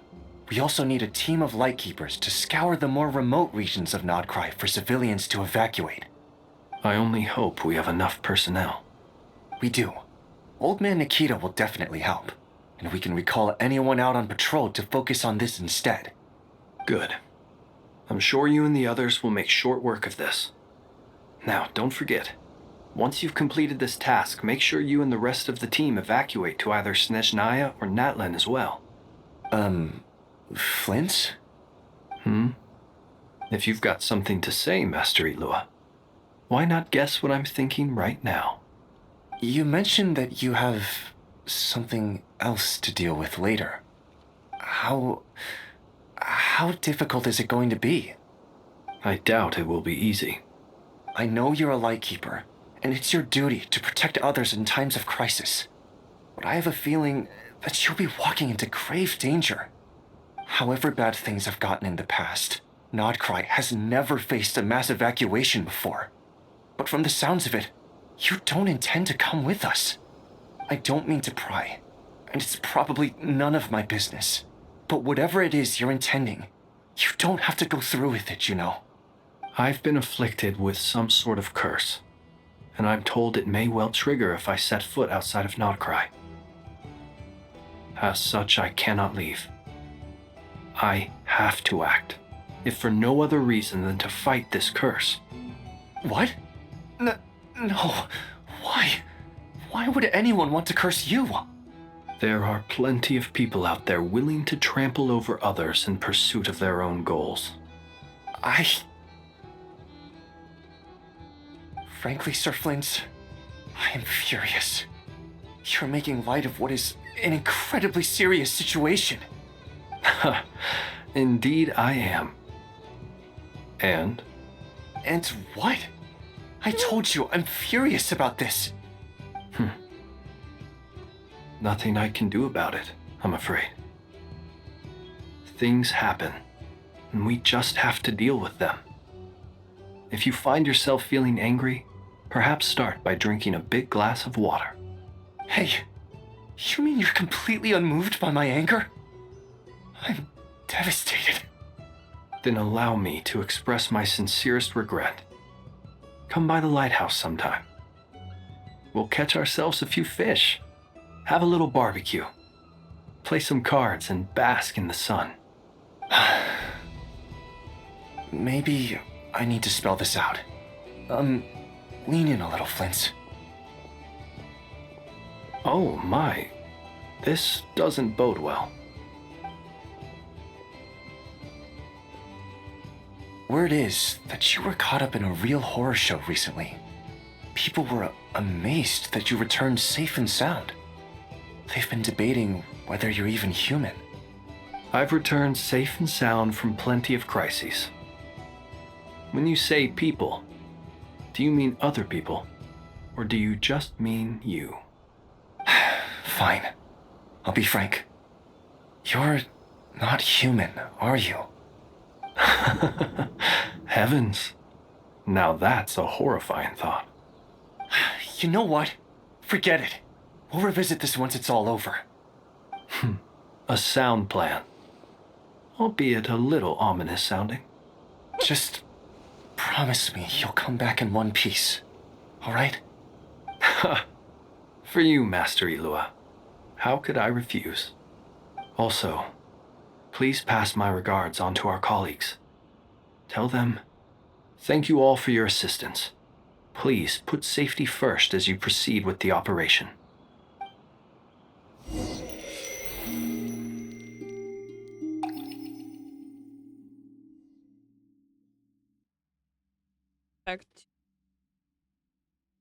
I have to keep searching for a path toward reality.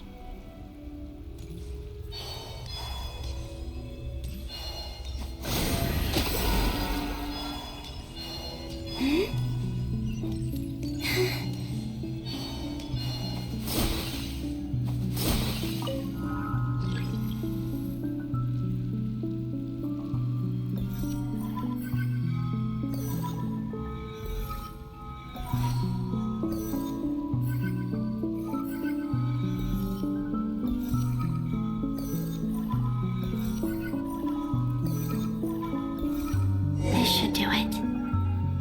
The last 2 times I tried to influence reality in this space, it consumed a lot of Kuvaki. I'll try and be more careful this time. I need to leave key clues behind using less power.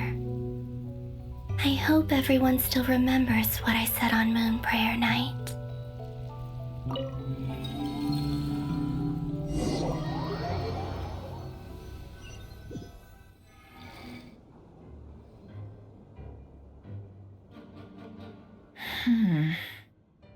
Nothing here either.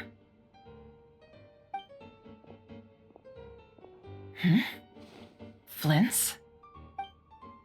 Ah, Miss Nefer. What are you doing here? Unless...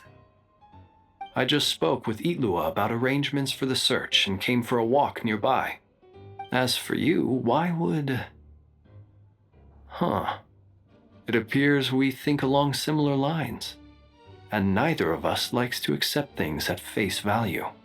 As well as figuring out how to gather intel on the Traveler, I wanted to confirm some of my own suspicions. Also, we'll need to bring a lot of force to bear against Ettore, even if we're only looking to rescue the Traveler. We can't leave anything to chance. You don't think Columbina perished either, do you? I'm merely considering the possibility that she survived, just as you are. How much can we really know about a deity like her anyway? Do you remember what she said on Moon Prayer Night? About using moonlight to send messages to us? Of course. I think that's why we're both here. Where have you checked so far? I've been focusing on the outdoors. Anywhere the moonlight shines. I checked most of Nasha Town, but didn't find anything. I checked the Curatorium of Secrets, and a few rooms where I thought I might find some leads. But no luck here either. The only places I haven't looked yet are the rooms in the flagship. But process of elimination isn't the only thing that brought me here. Oh, really? What's your other reason? After all that build-up, our mystery ally never showed up even once.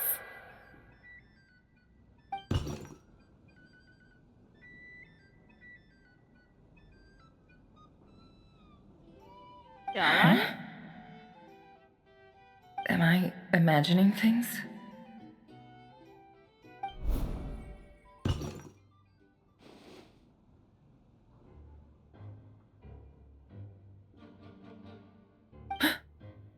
Come on, let's see what's going on.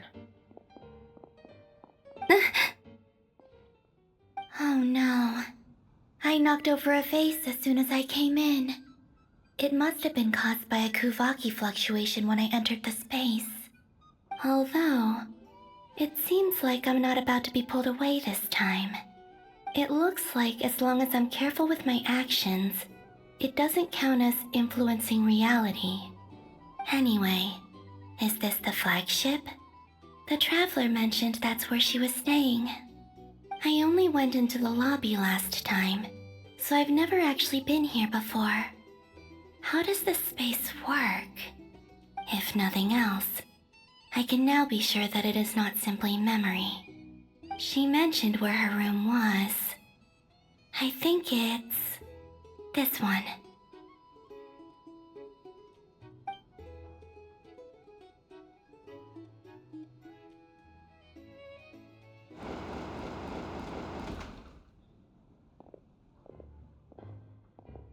The door is closed. But if this is anything like when I disappeared, then maybe...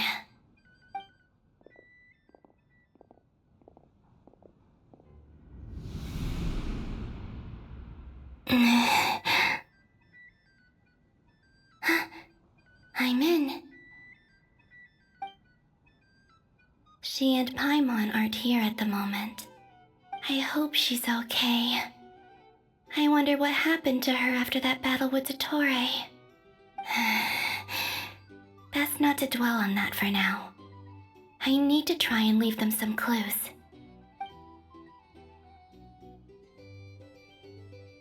Please, Traveler. I really hope you find this.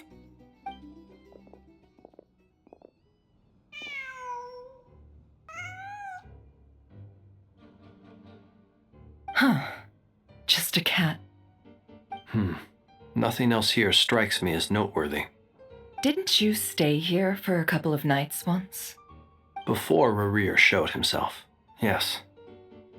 It's also where the Traveler and I first met. Did you notice anything unusual during your stay? I remember thinking how much noisier the flagship is at night compared to the graveyard. Other than that, no. The Traveler and Paimon were most congenial neighbors. This is where they've been staying, yes? Over here? That's right. I wouldn't usually condone breaking and entering, but we can make it up to them later. Focus now. I have to write a message on the wall using Kuvaki, just like I said on Moon Prayer Night. Simply open your windows on nights when the moon shines bright, and the moonlight will naturally flow towards the words I have written. Here goes. I'll need to carefully control my strength.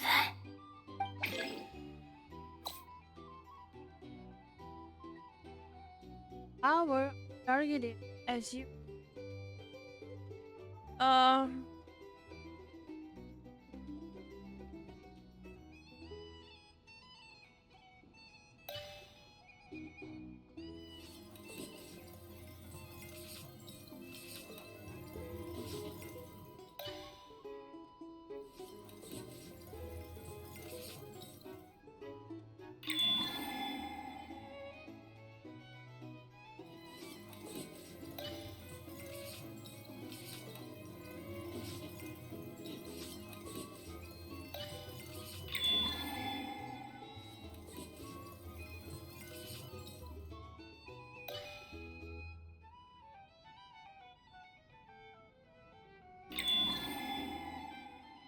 That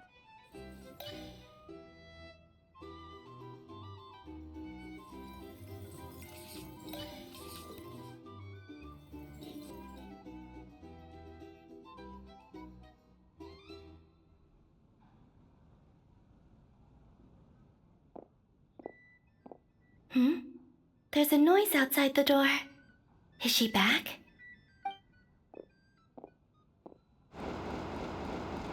Please, you have to see these words.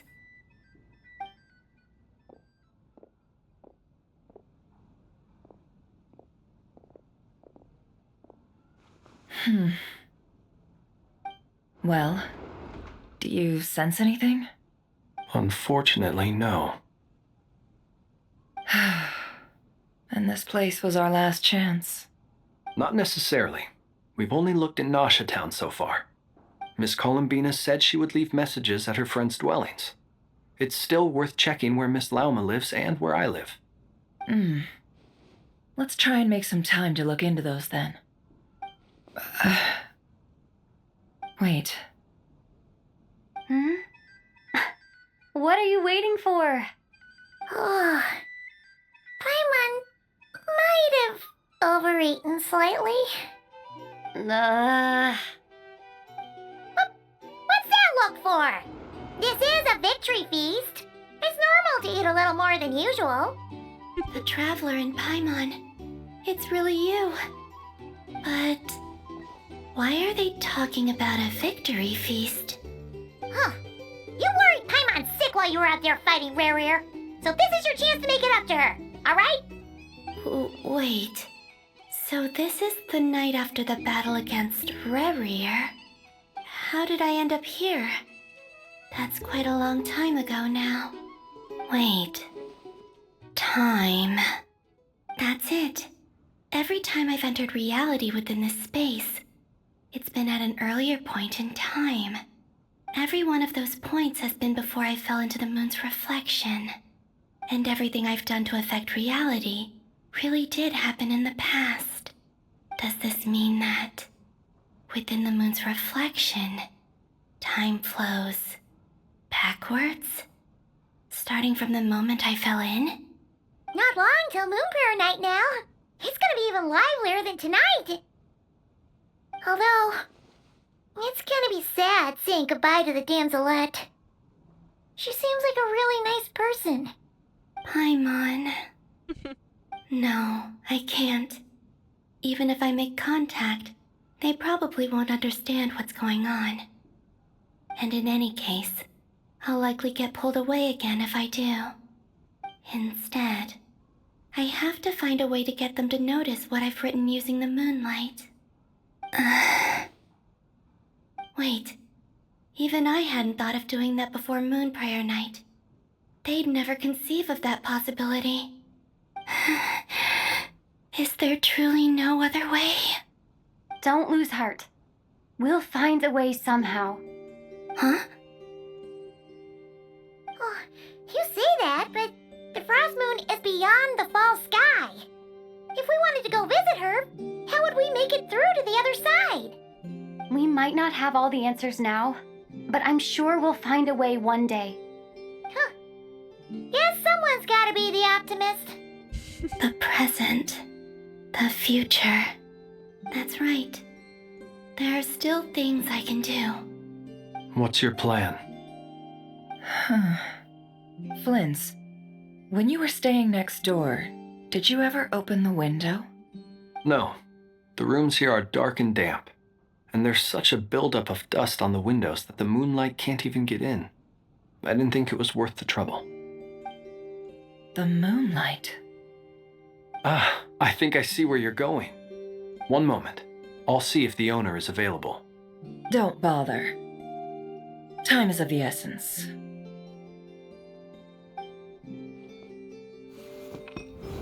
Time. Even if no one sees what I've written at this moment, maybe someone will remember what I said after Moonprayer Night. I need to write down as much information as I can. And maybe one day...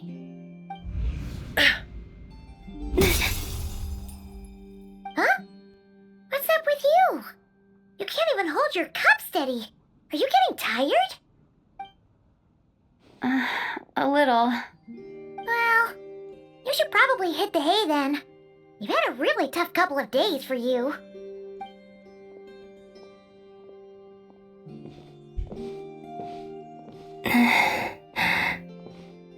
You truly have. You helped defeat Rerir, helped me reclaim my name, and you helped the others organize Moon Prayer Night. Wherever you are right now, I'm sure you're still fighting against the injustices of fate. This is all I can leave for them. How I wish I could stay here. But it's time for me to go. I hope to see you again in the next time. And if the opportunity presents itself. I will surely return to your side. Huh. Columbina. She's alive. Not only that, but she's left us an entire wall's worth of clues. She even wrote down what would happen on Moon Prayer Night. It's just a shame we found it too late. I am here. Time in this place flows backwards. I am constantly moving forward. It sounds like she's found a way to influence the past using Kuvaki. But her future is our past. So, these words have been here ever since we defeated the Ray Hero Solnari. We just never discovered them. Which came first, the chicken or the egg? Do you ever mull over questions like that? Only when I'm in a good mood and at leisure. Well, I never do. Everything that has happened already belongs to the realm of fact. As a business person, and especially an intel broker, what I do is extrapolate from those facts to try and read the future. An admirable philosophy. It's a means of survival. Let's go. We have a wall's worth of clues to share with the others.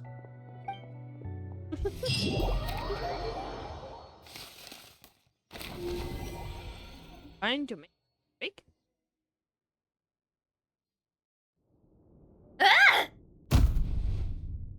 Marionette. It appears that the doctor's energy signature has changed to something similar to Kuvaki, but not like the Kuvaki we're used to. Nod-Krai's Kuvaki devices will only have a limited effect on it. I can see why you've chosen to place your hopes in alchemy instead. Also, I must say these books are rather profound. My subordinates just shipped them in from Fontaine. Some of them are from the Narcissenkreuz Ordo. Some are incident reports from Petrichor, and then there's a few test reports for these junk machines. Additionally, after some further scanning, I've discovered something extremely annoying. What's that? Teyvat's skies contain multiple moons. A long time ago, when I did my first scan, I detected 3, just as the legends say. But when I checked again just now, I detected 4 moons. So there's one extra? Yeah. Originally, I thought that if I could still find 3 moons, that would at least mean Columbina's still alive. But then it occurred to me that apart from the frost moon, Teyvat's moons are just husks. And husks surely shouldn't show up in the scan, since they're not alive. It's weird, isn't it? If we can't even distinguish between a dead and a living moon, how are we supposed to know whether a moon goddess is still alive? Or does this mean that the moon marrows are equivalent to the moons themselves? It's certainly possible. In which case, the 4th moon you detected may be Dottores' artificial creation. So he wasn't bluffing.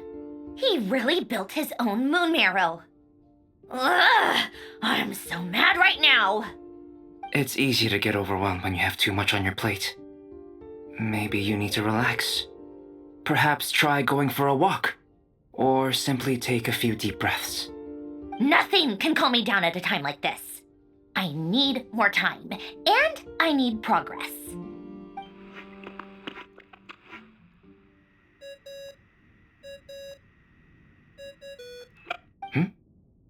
It's Mr. Flynn's. I really hate that ringing tone. Ugh. First the 4 orthants of the Narcissenkreuz, then moon marrows. Now what? Oh, sorry if we're disturbing you. Might I ask what's troubling you? What do you want? We're busy. Are you still at the Curatorium of Secrets? Yeah. Look, everyone else is still out, so there's no hurry. Plus, I'm busy, so I would appreciate if you gave me some space. Even though we have crucial intel to share? Fine, I'm listening. Do you intend to share it via the Dodo communication device? Ordinarily, I would, but this is a unique situation. I think it's best that we discuss it in person. See you at the Curatorium.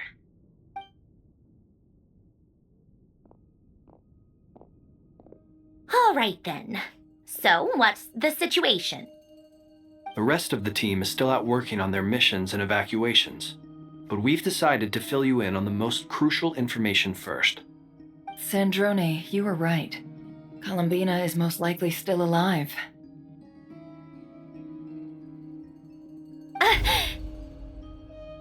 That's the best news we've received in a while, by a long way.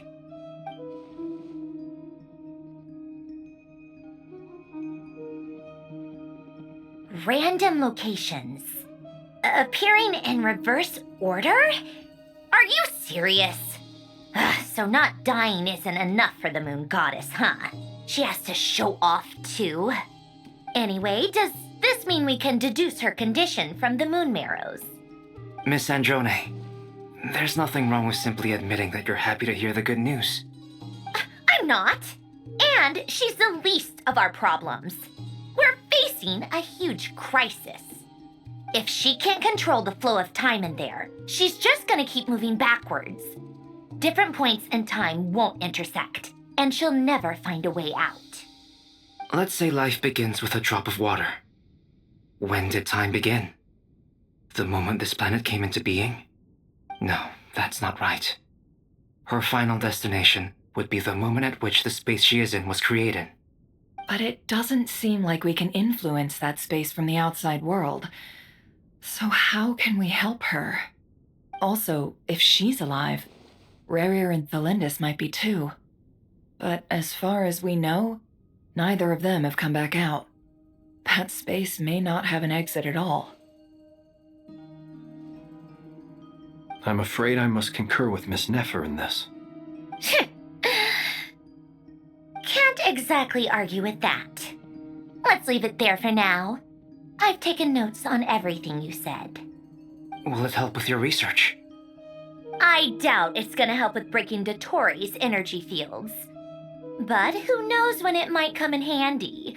Better to have it all written down than try to remember everything when I need it. All right, I need to get back to my research. Mr. Albedo has made a lot of suggestions that will require my undivided attention. Sure, I'll stay here. I have things to work on.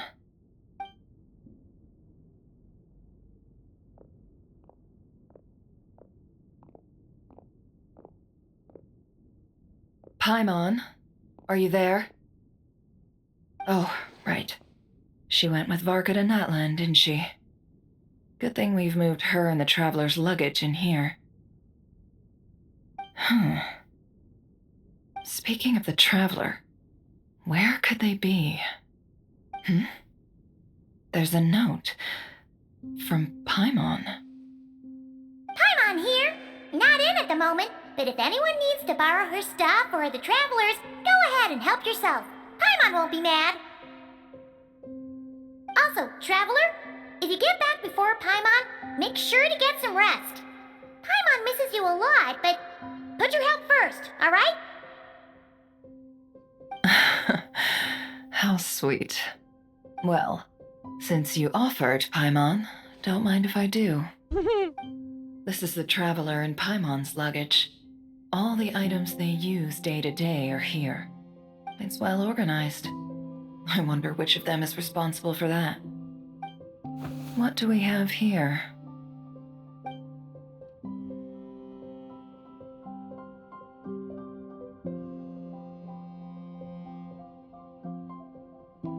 The camera captured a special moment that can only occur between people who are close to one another. You can really sense how the photographer feels about their subject. I wonder why this picture was placed outside. Is it because Paimon recently looked at it?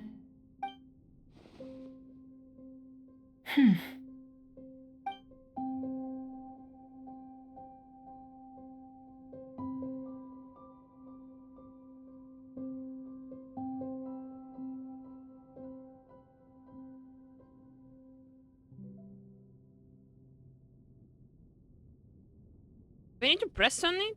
This must belong to the Traveler. Perfect. I'll use this. Hang in there. We'll find you.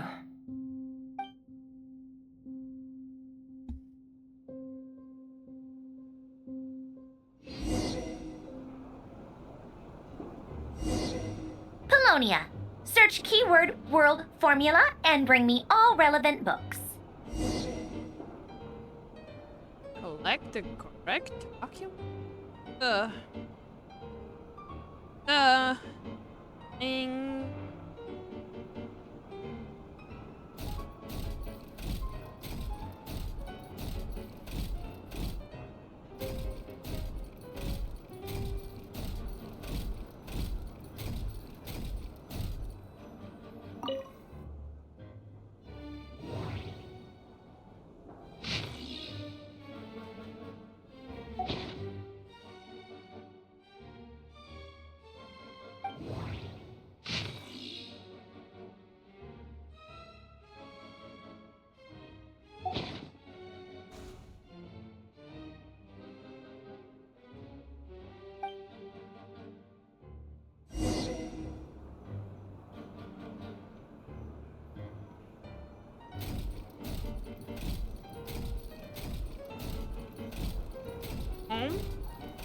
Cute.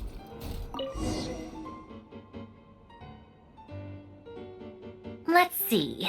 This one is on Tonki's sermon dictation concerning the apocalypse.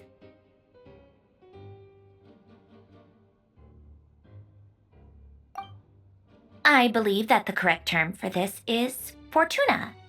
This was an ancient Romorian technology, a wisdom unparalleled. I never imagined that Romorian ideas would be so similar to the diagram I have named, the world formula. This is strong evidence that human civilization should gradually shed possibilities as it continues to explore and evolve. The end of humankind may well be upon us right now. The sparks of civilization shall run out, unless we consider introducing variables from outside the system. Variables. Surely that can only mean one thing. Descenders? Dottore likely captured the Traveler because of her descender status, but the Three Moons' authority comes from the world itself. Why would Dottore need anything beyond that? Where does this variable factor in? The world formula calculates the fate of an entire world. Introducing a variable would therefore give us...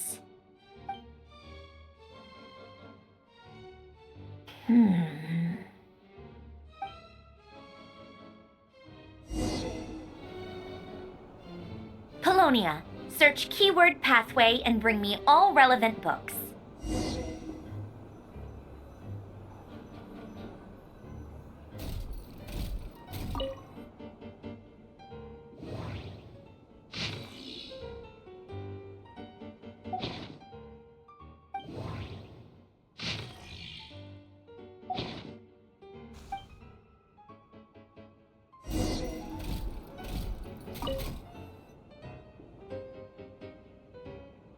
Otonki Sermon Dictation. Explications on the Chemical Marriage. These titles are pretty esoteric. Observe and compute the pathway displayed in the guidance diagram. Deconstructing and reversing its effects could generate potential ideas. So, it's one of Renee's draft lectures. Deconstructing the pathway. I suppose that could lead to a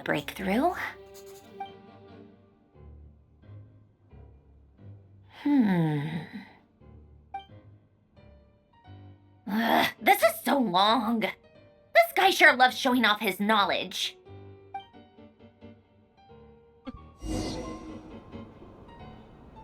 Polonia, search keyword tree model and bring me all relevant books.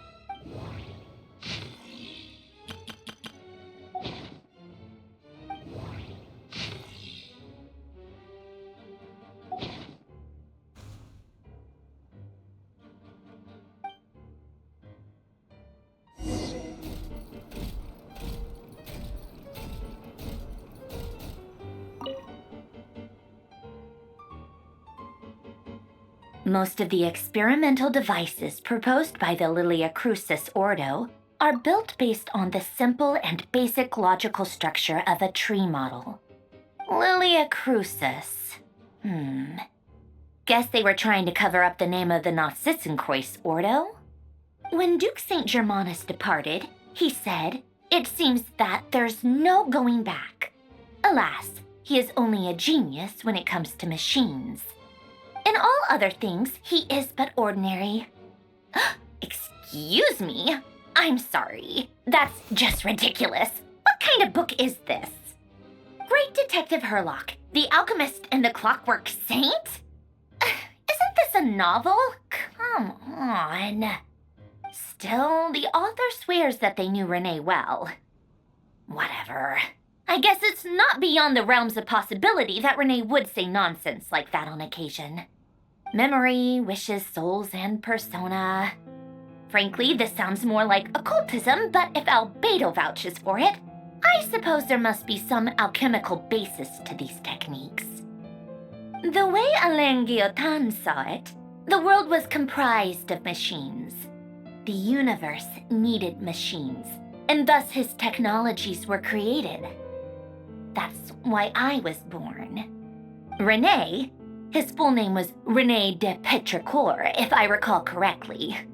Sounds like he and the town must be intricately connected. That place was also the source of most of our information regarding Remurian civilization. Seems like some of his projects were based on their technology. The cutting of souls and storing them in vessels. These seemingly unrelated techniques underpinned Renée's research. Assuming that the 4 orthants correspond to alchemical categories. The chemical marriage model? Alain would have scoffed at that. He never would have let those theories or parameters anywhere near his mathematical formulas.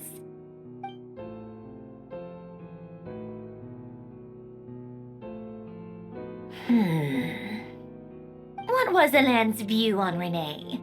I know he mentioned the name, albeit very rarely. Oh, now I remember.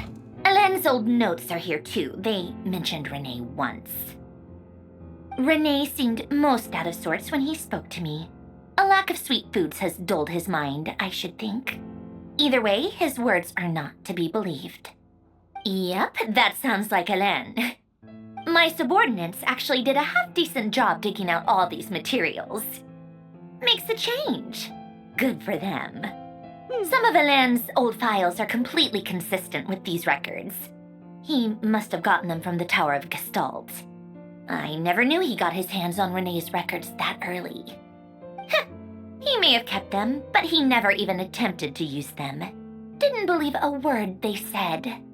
Come to think of it, Renee's world formula was filled with calculations of constants. That shows he believed that the fate of the world to be predetermined. As for Alain... it's been too long. I forget what he said. What would he have said? A guy like him, fervent believer in machines, but not headstrong enough. The world can be changed. It is worth persevering. Yes, that's how he used to think at least. He created that procedure to save this world. Yet the scale of the world's fate proved too enormous. The result was beyond his ability to calculate. He died having never seen the outcome. And there I was, left behind in the ashes of his dreams. Did you really never take a close look at Renee's research? Or did you read it but deem his philosophy incompatible with your model? The very thought of trying to incorporate his ideas probably made you feel sick to the stomach. Well, don't worry, because there's a whole new category of lunatic in town. Next to Dottore, every other madman looks sane. You once asked me what I wished for. Should have asked him instead. He's the one pining for things you'd sooner die than witness.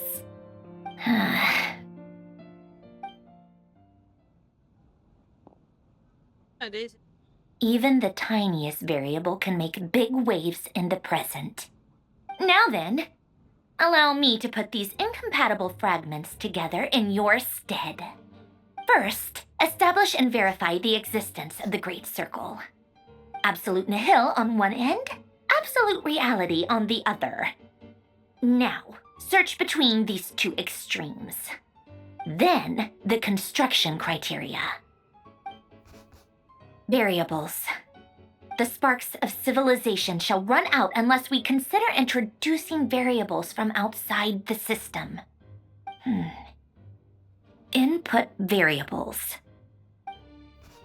Traverse the world, space-time, and civilization. Then extract the essential nodes from the records to determine which variables they point to. The primordial power that differentiated itself from the void. The power of light. Yes, light. Records. Hyperborea. This is so horrendously complicated. After all that, I'm still missing a few variables. I need to think this through again. How do you think it looks, Polonia? Like the frenzied scrawlings of a madwoman? Fine, keep it to yourself. It's not like you can talk anyway. I'll assume you gave it a passing grade. I jest. But true madness does often start with trying to save the world. What would Arlecchino and Columbina think if they saw this incomprehensible hen scratch? They'd probably have me institutionalized. So would Rosaline. She's been dead for a while now.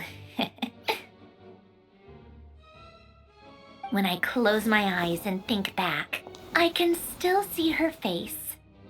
And that enormous dress she used to wear. Such a bizarre choice. What possessed her? Oh, and the clack-clack of those heels used to drive me insane. No one's asking me, obviously, but I hope you all know that I never wanted to save the world. I'm not crazy. I don't have delusional ambitions, and that's a clinical fact. The world needs a solution, but I don't need the world's validation. It's the world begging me for answers, not the other way around.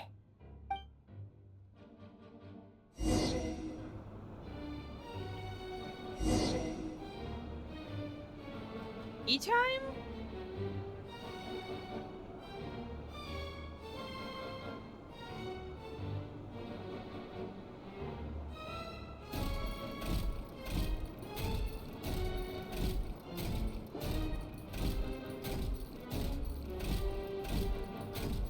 You go over there?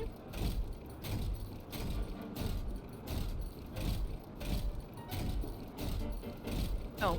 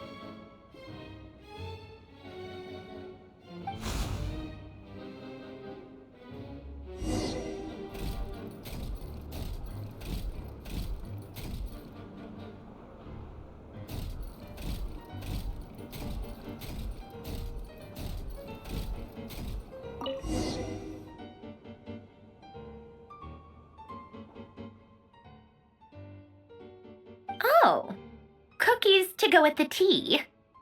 Let's see. They must be from that person who brought those documents. I see they're from Hotel de Boer. Something's written on the box. We are proud to present this homage to the Fortress of Meropede's fun-filled mill collection system. Fortune cookies. Have a lucky start to your day. Sounds like a dumb gimmick to me. Be early to bed and early to rise.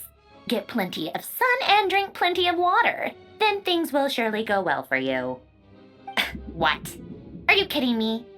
Somehow I doubt that an early night and a glass of water is magically gonna save a world on the brink of existential peril. Never.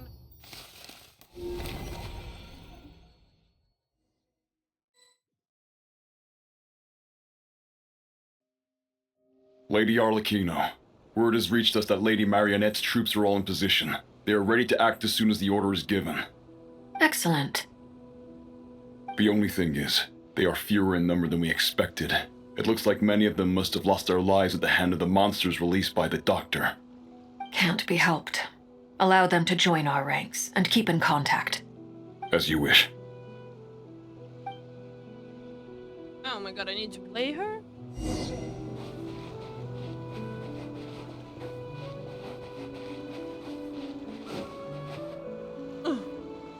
It's been a while, Arlecchino. You look well.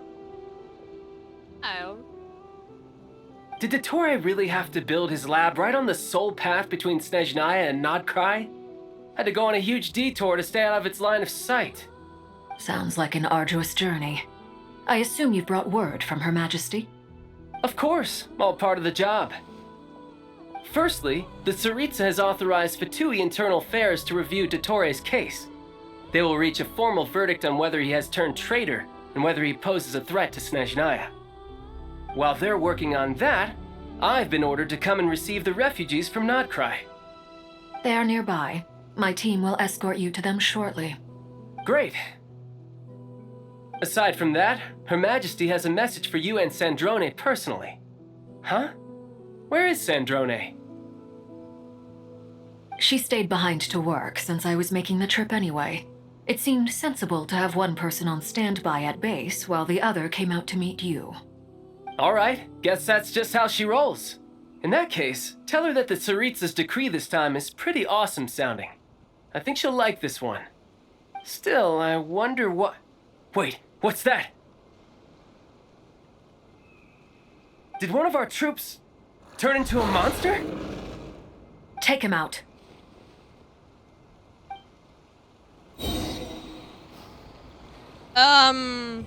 What the...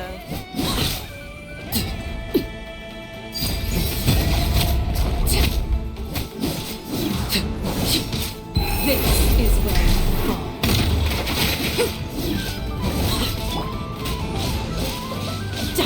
Who's next? Riptide! Lay down. Go on.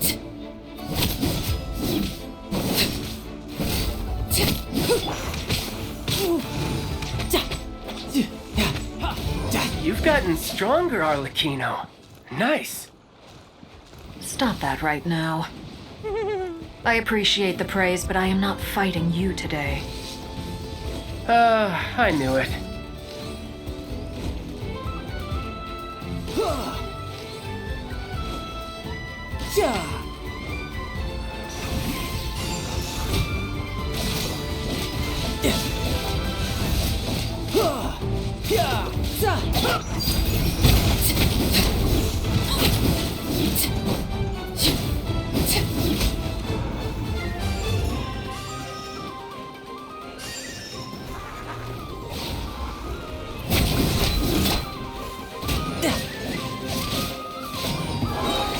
Shouldn't let your guard down.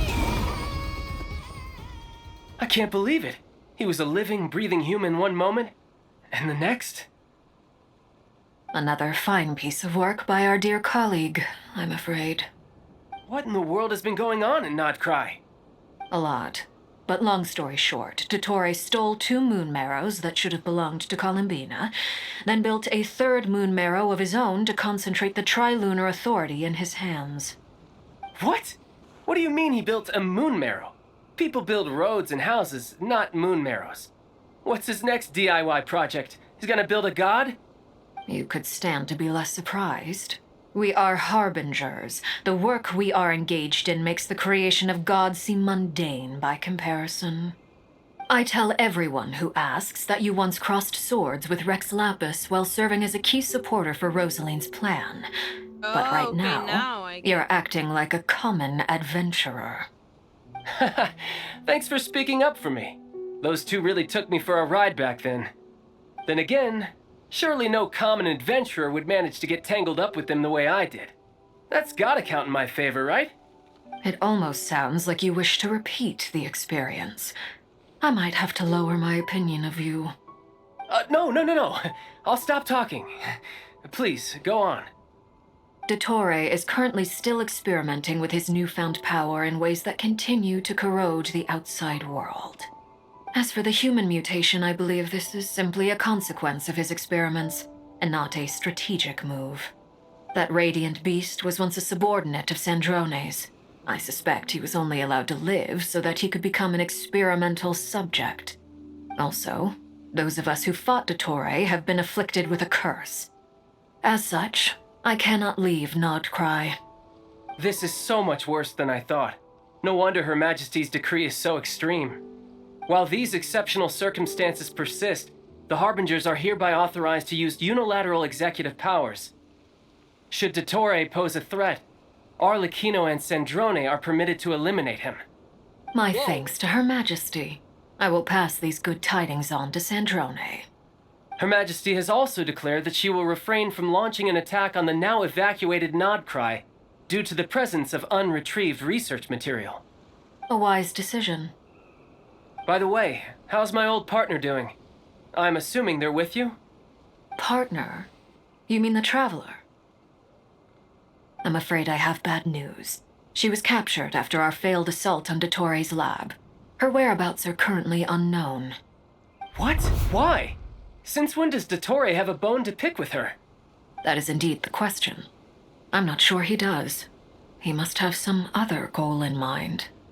This won't do. I have to rescue her. You can't. We have no idea where the Traveler is. What am I supposed to do then? Stand here twiddling my thumbs? Sandrone is working on it. The best thing you can do right now is complete your mission. Fine. I guess I'll leave this to you then. One last thing. Tell the rooster to get the message out to the gods and citizens of every nation in Teyvat. Beware. An uncontrollable pollution is spreading forth from Nod-Krai. The source of that pollution is a madman drunk on the success of his experiments. The Fatui and our allies will endeavor to contain the threat. However, if Nod-Krai falls, things are likely to escalate. Considering Dottore is one of our own, all Fatui stationed in Nod-Krai consider it our duty to stay and fight him to the bitter end. Whatever the cost. Hey, don't be too pessimistic. If it comes to it, I'm sure Her Majesty won't stand by and do nothing. I hope you're right.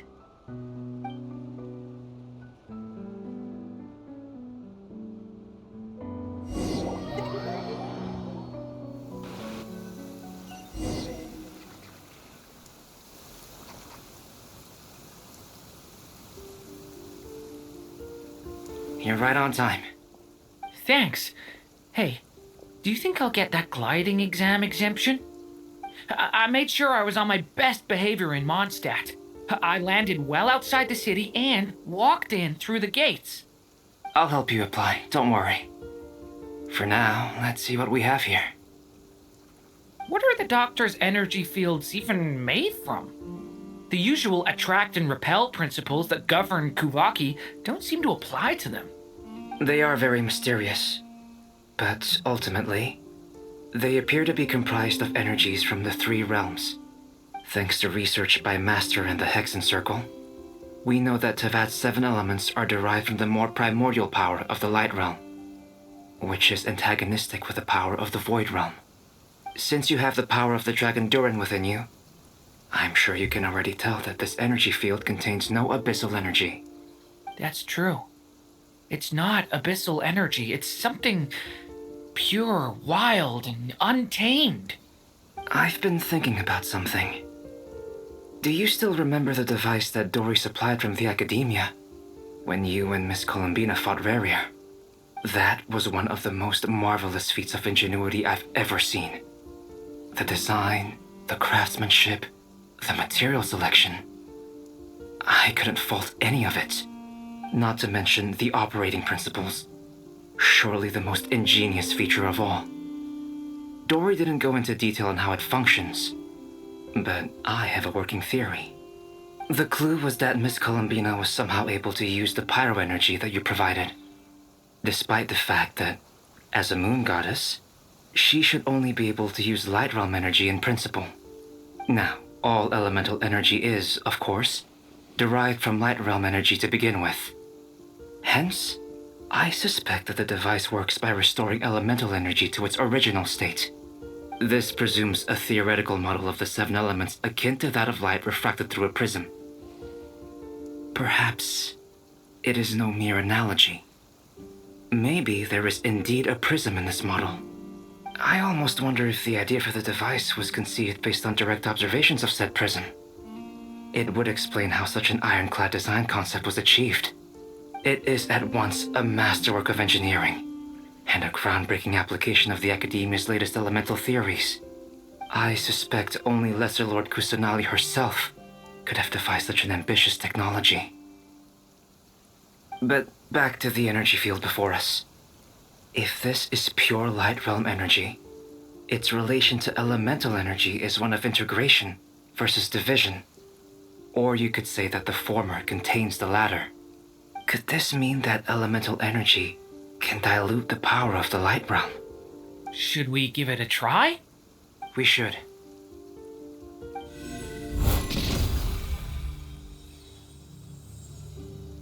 Ha! It works! Clear signs of disruption were detected at the periphery of the energy field. This indicates that elemental energy can disturb or even negate the field. Now you try. All right, here goes. It's working! Switch to abyssal energy and attack again.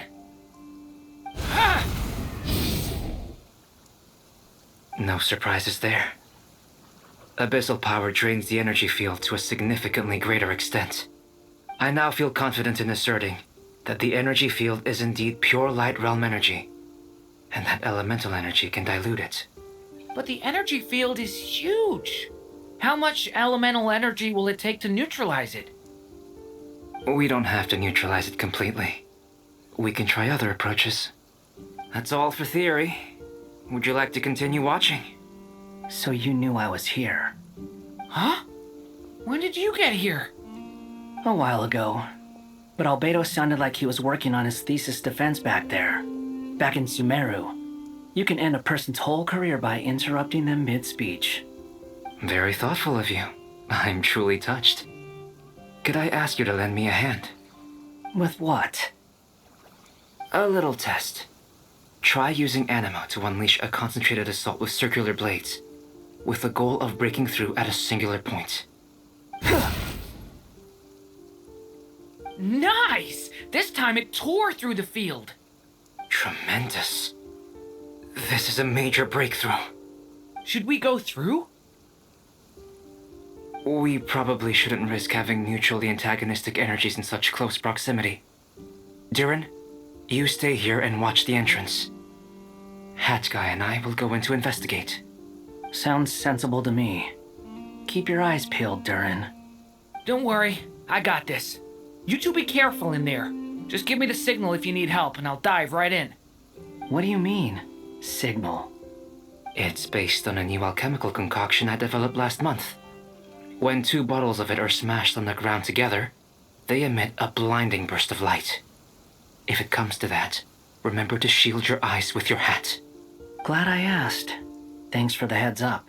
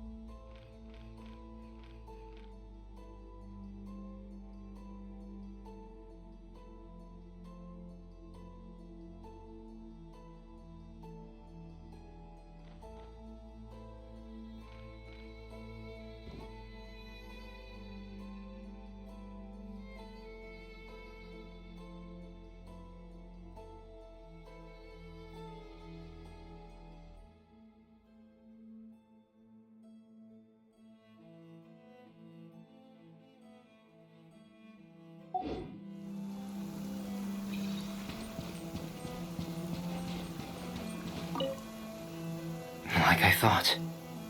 Beyond a certain distance, we can't see the opening where we came in. Maybe that's to prevent people from escaping. Sounds like Dottore style to me.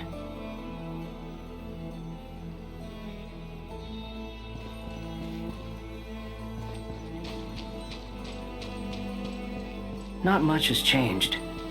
Things are basically the same here as they were before the energy field appeared.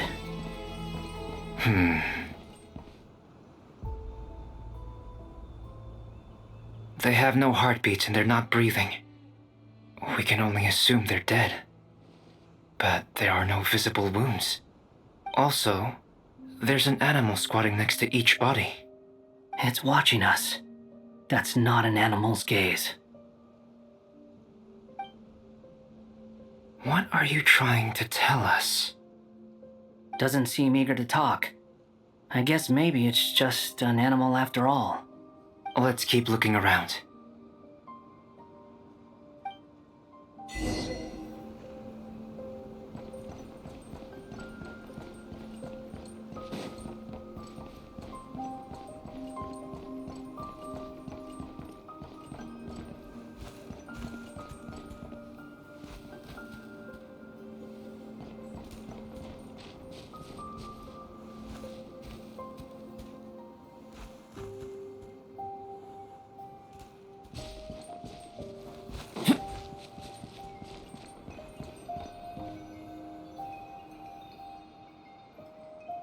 Same situation everywhere. Not a living soul in sight. Just countless bodies with animals standing watch over them. Well, I think we can safely rule out the possibility that they're all pets. Is skirting around the topic your way of showing consideration for other people's feelings? Just being cautious. I don't doubt that you can handle the truth.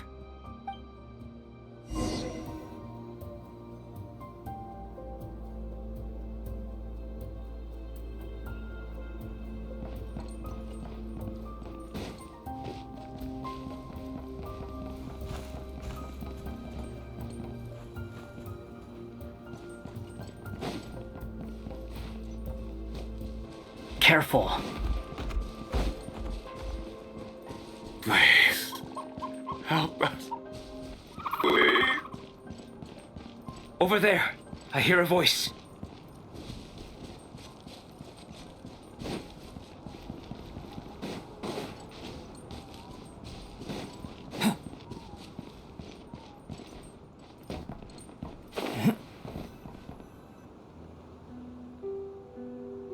Please. Help us. Please.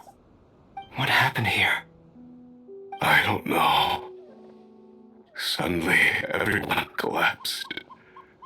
Then my line of sight got lower. I still have some of my senses left. I gotta get out of here.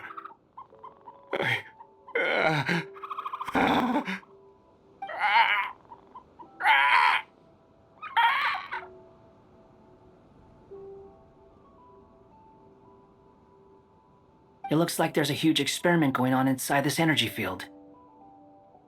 Maybe each energy field is its own giant experiment. Vile. He's swapping human minds with those of animals. Even without the other circumstances, this would be an extremely radical experiment. Those people may have lost their sense of selves, but they are not fully animals either. If they were, they would have left. But instead, their instincts are driving them to remain by their dead bodies. We should go. No sense in sticking around here longer than we need to. Agreed. Yeah, unless you wanna. Animal.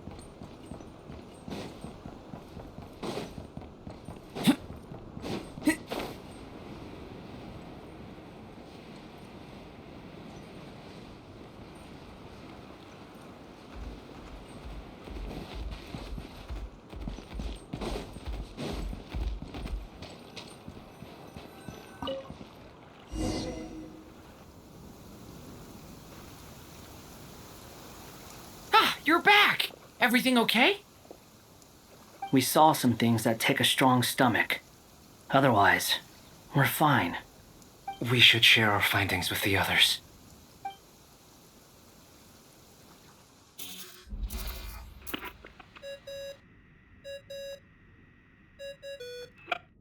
Yes? Who is it?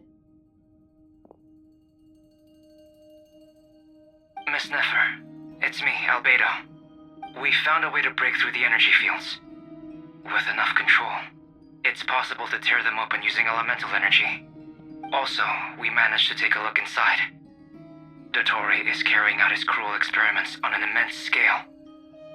Any residents who have failed to evacuate in time will likely meet a grisly end. Sounds like he's living down to our expectations. Might I ask how things are proceeding on your end? I'm just about to get started. I'll be in touch once I have a result. Understood. Stay safe. I will.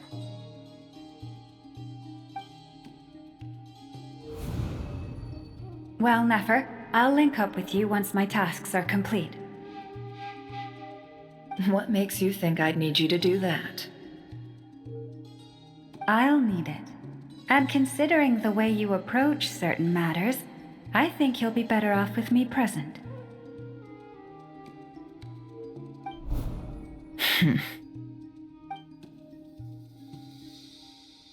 Let's begin. Entering simulation mode. A vast wasteland. Is this the traveler's inner world? I was expecting something more vibrant, to be honest. Wait, someone's there. What are you looking at? In that case, I'll look at it with you. I want to know all about everything you've seen and experienced. Is there somewhere I should return to? Or should I stay here and be the hero everyone says I am? I don't dislike my current life. Roaming the land, fighting battles, accomplishing missions, earning a living, looking after Paimon. It's not so bad. I guess the only thing that's missing is that you're not here with me. This is the conscious layer, which contains a person's true feelings. It is filled with both longing and kindness. I suppose anyone who lives long enough ends up wishing for someone who can't be there. Maybe it's the only way we can feel truly alive. Time to delve a little deeper.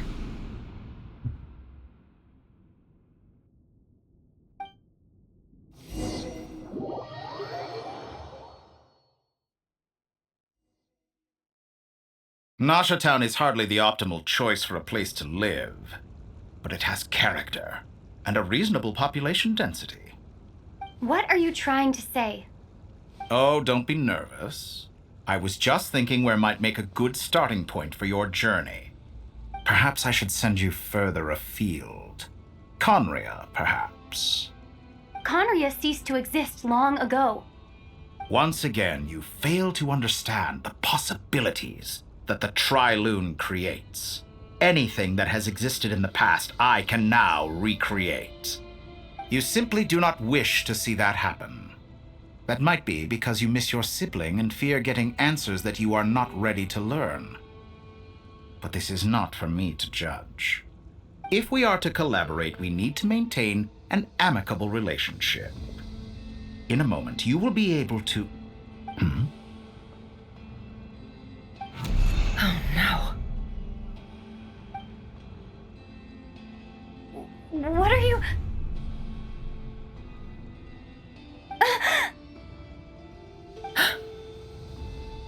What are you gonna do? Don't move.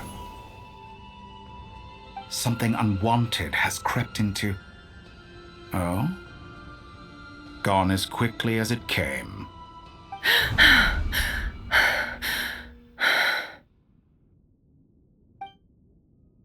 Did you save me? If I hadn't cut the connection, Dottore might have caught you from the other side and destroyed you.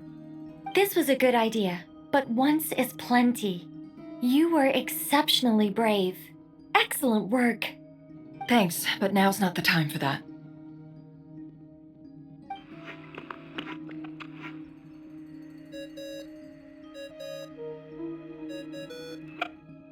Albedo speaking. I think I know where she is. What is this endless darkness? I can't see anything, even though my eyes are wide open. But why? What happened? Ah, sorry about that. I take it you didn't notice. Just now, a friend of yours took a little peek into your mind. Could it be Nefer? How did she do it? Did she use something as a medium to connect to me? Do you think she's aware of your current circumstances?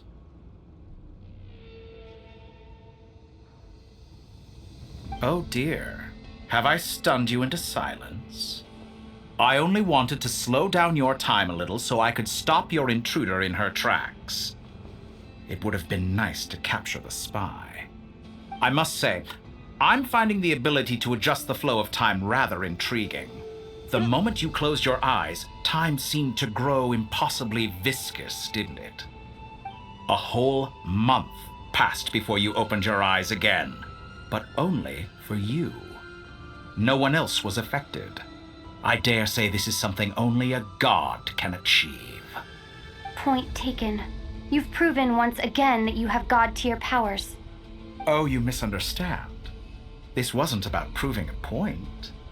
I was testing things out. I find I learn best by doing, and I have to admit, time is not the easiest dimension to control. I only wanted to make you sleep for a short while, but it ended up lasting a whole month. Clearly some finesse is required to wield the authority over time as I wish. I hope you're not angry with me. It was only a month's discrepancy, nothing too serious. Had I been off by a year, a decade, or even a century, that would have been quite a different story. You could have frozen me for millions of years. So much for collaboration. You aren't showing much sincerity. Millions of years? To what end? I wonder if you don't understand humans all that well. They are very pragmatic creatures who understand only that which they can perceive with their senses. If I had you sit here for a week, I imagine people might sympathize. But if I left you here for 100, 1,000, or 10,000 years, the sheer size of that number would cause it to lose all meaning to them. They would not have the capacity to comprehend your suffering, and thus they could not empathize. Unfortunately, while gods do exist in Teyvat, it is ordinary humans that account for most of the population. Their lifespans are so limited, their bodies so fragile. Did you ever really hope that they could begin to understand someone like you? Your long life and unique origins make you fundamentally different from them. How long will it be before they start to treat you like the alien you are? Before you are ostracized, outcast? alien. Even I feel bad for you sometimes. This world has made you into a slave. Wow.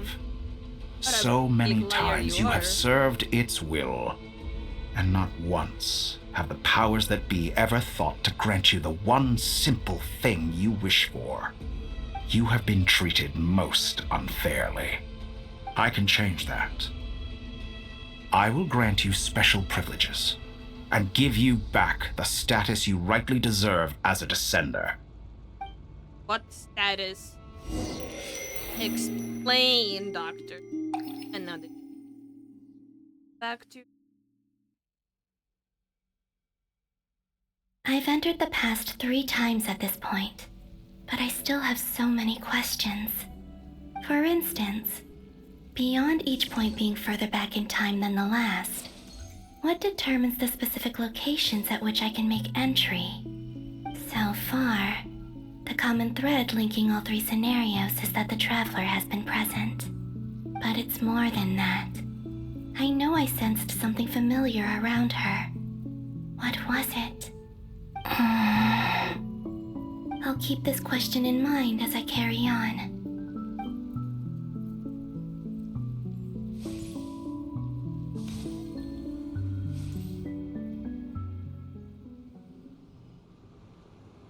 Humans, you never change. Always trying to use powers you neither comprehend nor control. This looks like Star Sand Shoal. Was this before Rerir regained his physical form?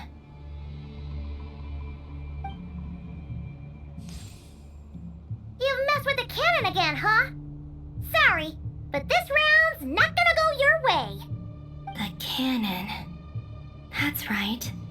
I was at Silvermoon Hall and I sensed an abnormal Kuvaki fluctuation coming from Nasha Town. And right after that, came an ominous power emanating from Star Sand Shoal.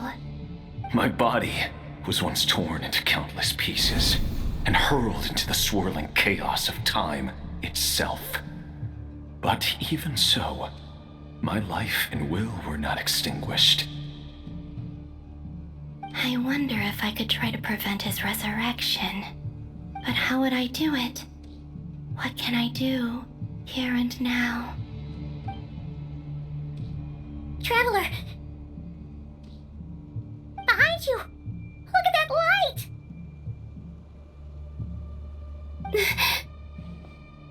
No, I won't make it in time. She's using the Kuvaki shield like I taught her. Is she gonna use it to block the cannon's beam? She's strong. I'm sure she can manage. But the force released when the beam impacts the shield might lead to collateral damage. Easy Island. The Frost Moon Scions will be exposed to lethal levels of Kuvaki. A question, if I may, kind Miss Columbina.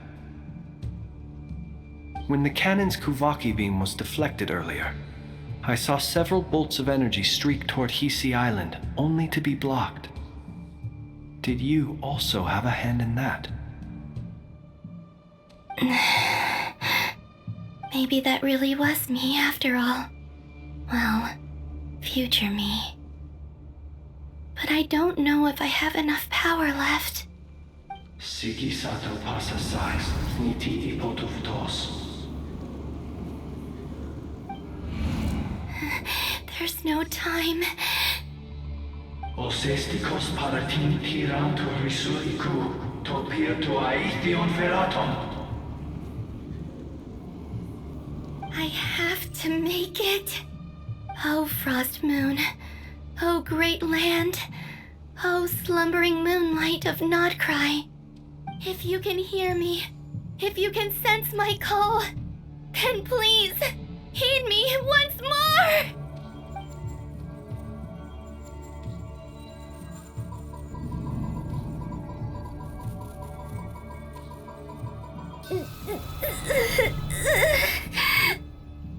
Ew.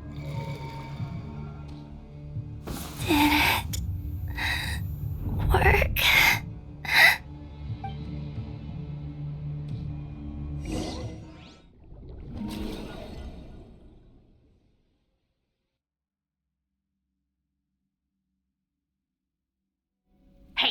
wake up.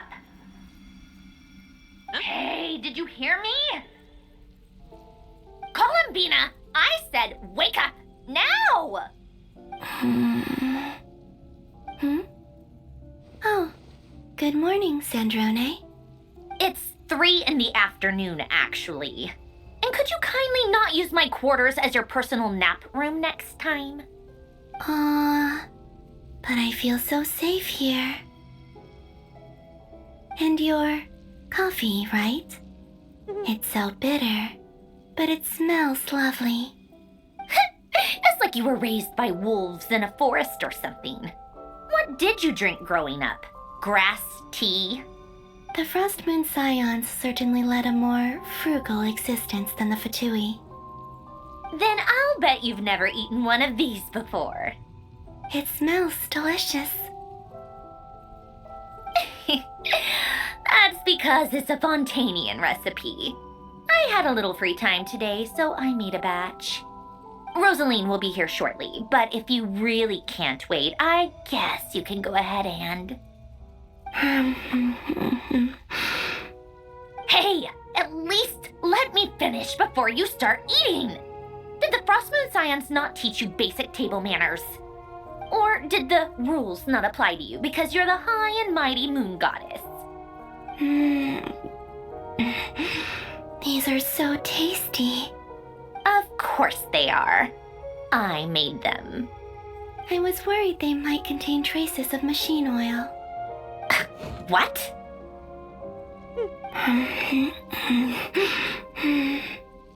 You know, there's something I've always wanted to ask you. Why did you leave your old home and join the Fatui? I mean, I'm sure their food was awful, but there's gotta be more to it than that. Well, life there didn't go quite how I imagined. What were you expecting? You're a god. Your followers are gonna make some demands of you, right? Surely you can just answer a few prayers here and there in return for the free food and drink. How bad can it be? Well, would you help other people just for free food and drink? The doctor told me that you were created by a great mechanic, Lord something Fisher. The Lord Artificer. Ugh, some people can't keep their mouths shut. Oh, Lord Artificer. And didn't he have something to do with the, narcissist? Narcissenkreuz Ordo. Yes, that was it. Narcissenkreuz Ordo. So, would you try to fulfill their wishes? You must be joking. I wouldn't go even if they paid me. I don't even know them. Exactly. Well, I felt the same way. I did not know the people who made demands of me. What do you know? We're on the same page for once. In his later years, Alan did ask me if there was anything I wanted to do. If I had any wishes of my own. Well, I don't. And I'm not in any mood to fulfill someone else's either. Who's Alain? He was the... You know what? Never mind. You're not gonna remember. Anyway, the point I'm trying to make is, neither of us is the self-sacrificing type. Let me ask you this. What sort of place would you like to live in, if you could choose? A place where people don't ask me for things I cannot give them. Where they don't worship me, or fear me, but just want to chat with me like a normal person. I'd also like the freedom to come and go as I please. And ideally, it would be somewhere with the smell of coffee and snacks. Not to burst your bubble, but no such place exists in the world. Now, take your snacks and scram.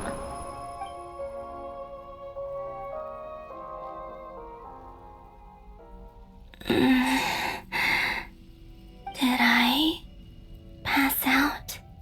Of course. I'm back here again. I dreamed of events from my past. Sandrone. Traveler, I miss you all so much. Back there, I guess I managed to harness all the Kuvaki energy on Hisi Island.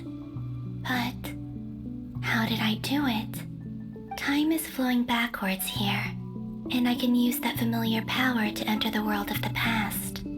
That mystery ally everyone talked about. It was me all along. I can sense that there isn't much more power remaining up ahead. What lies at the end of all of this? Will time keep flowing into the past? And will I ever find my way back?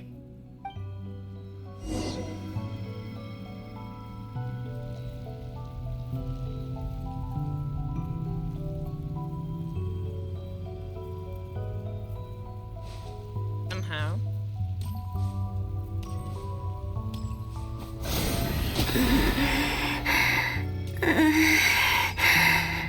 It's getting harder and harder to use my power.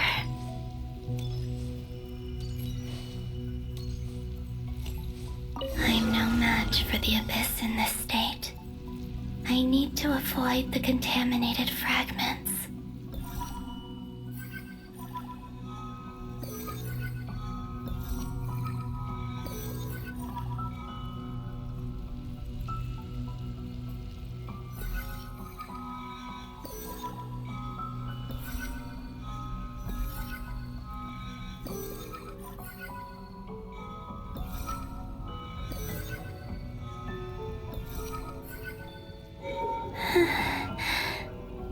Time to go. I wonder where I'll find myself this time. Yeah.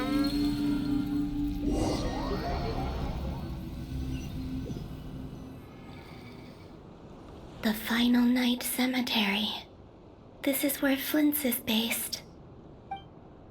Or not! How are we supposed to read through this many files?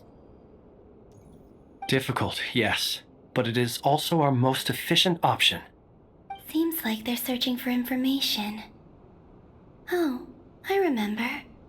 Flint's and Varga talked about some files on the Wild Hunt. Was this my doing too? To expose the true intentions of this Rarir, we need to dive into Nod-Krai's history. Are my actions changing the past? Or are they simply completing a process? Is all of this inevitable? Or am I the one making these decisions? If I choose not to help them now, will it change how things turn out? Hope we don't land on our heads then. They're my friends. I can't not help them.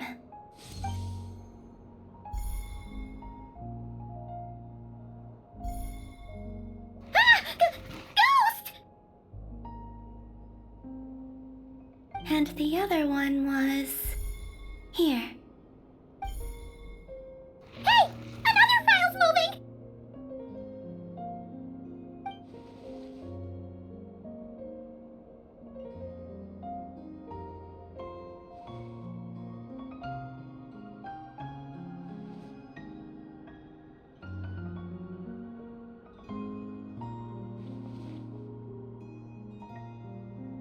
That should do it.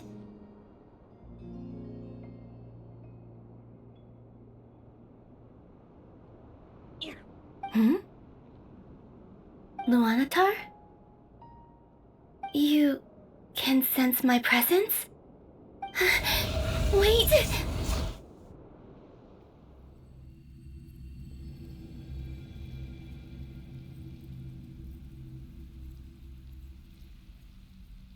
Luanatar. So she's that familiar presence I've been sensing all along. She's always been by the Traveler's side. That explains why the Traveler has been there each time I've entered the past. But why Luanatar? Is it because she has a connection to me as the Moon Goddess's familiar? If so, why not any other Kuhenki? That's...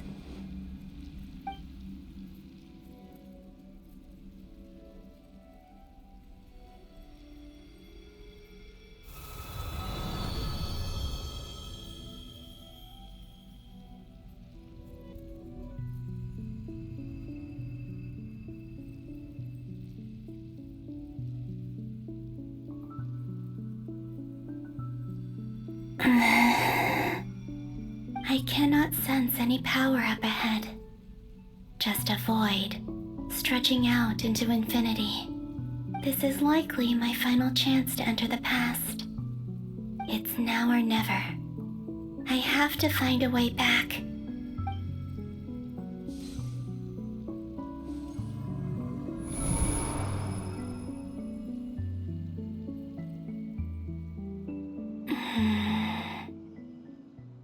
Easy Island? How far back in time is this? Where's Luanatar? I can't sense her presence this time. Oh, seeing Anafa and Aino reunited like that sure was heartwarming. Traveler, Paimon. No, stay calm. I don't have much power left to change things. I don't even have that much time left here. Think, Columbina. How do I find a way back? A way back... to where? Do I go back to Moon Prayer Night? Or to the future that followed? And if I return in my current state, what will become of me then? Dotori's actions that day proved that he'd been planning that for a long time.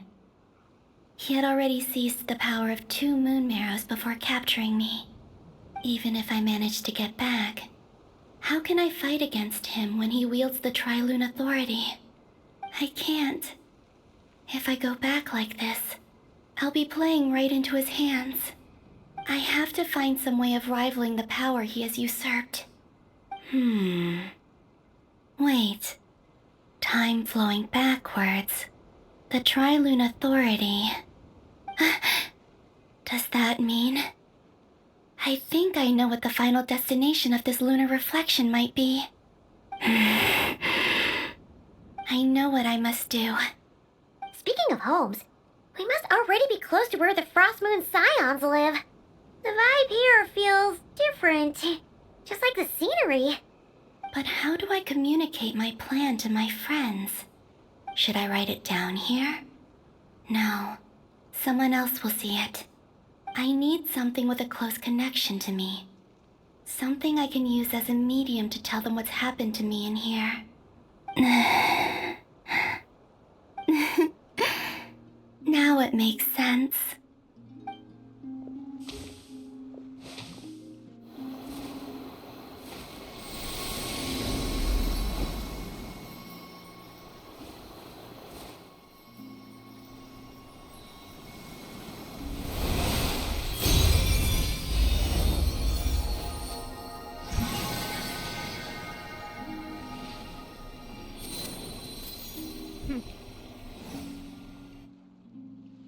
Hey, what was that? I feel like some sort of breeze blew by, and then the petals suddenly turned into... Huh? It was I who brought Luanatar into being. I gave up a piece of my own soul to create her. That's why I could sense a familiar power from the moment I entered this space. It also explains why she's been present in every past location that I've entered. Because we have a deep connection. Hey there! What's your name? And the reason why there are no more gates to the past after this point is that Luanatar hadn't been born then. No wonder I sensed the trace of a blessing when we first met. But I still didn't recognize the soul hidden within you. Back then, I was just a little lost dove. I had yet to become Columbina Hyposelenia. Go on now. We've got stuff to do. Best you find someone else to hang out with. Hey, you scared it off. I'll be counting on you. Remember to stay by the traveler's side, guide her, and help her in my stead. Oh, and bring her to the garden where the moon prayer blossoms grow. There's a little lost dove there who will need her help.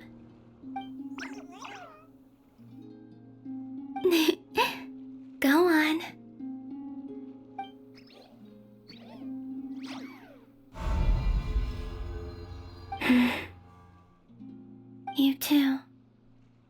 Go and live your story. Oh, that's how. As for mine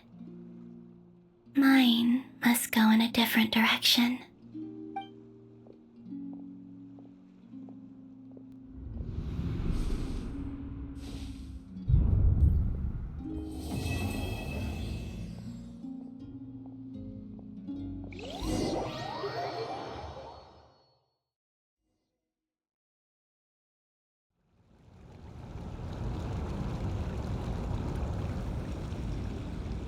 We finished one. How would you like to experience the thrill of never being held accountable for your actions? You could crush people like ants without consequence, or tear off their heads or limbs as you please. Believe me, such a life is but one small step away. What point is he trying to make? Freedom? But the freedom to kill? To do evil and get away with it? Why would you offer me that? The creation of a world is the ultimate scientific experiment. I have taken my research to the highest level, where I shall be not just a god, but also a servant to many sacred spirits.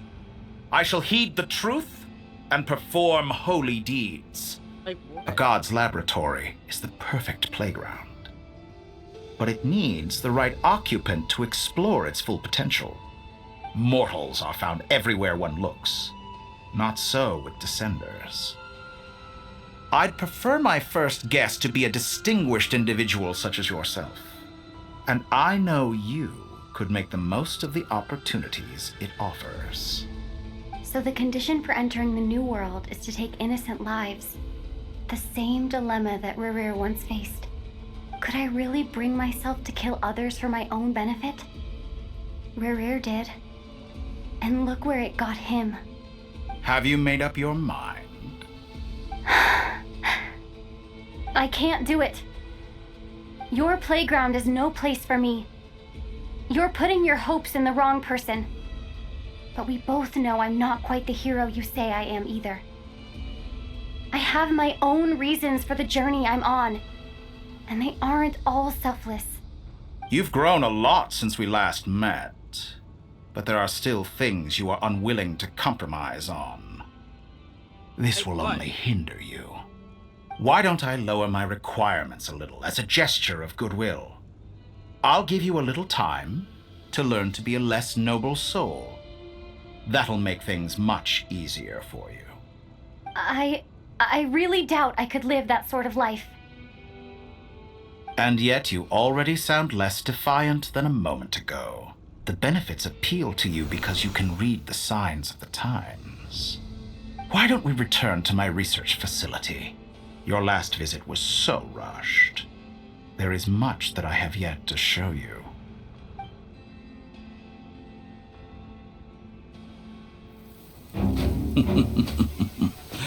Now to that question, Heroes don't attack from behind. Guess I'm no hero.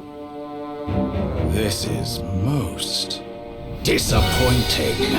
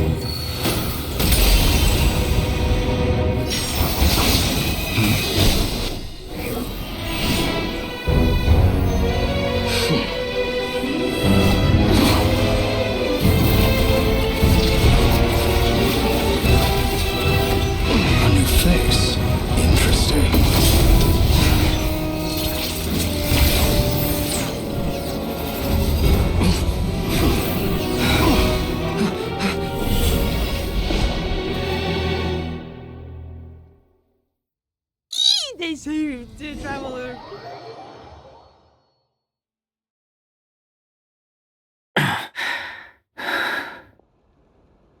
Hat guy? How did you get here? You're still gonna call me Hat Guy after that, huh? Home this just to save me? I didn't see anyone else in there who needed saving.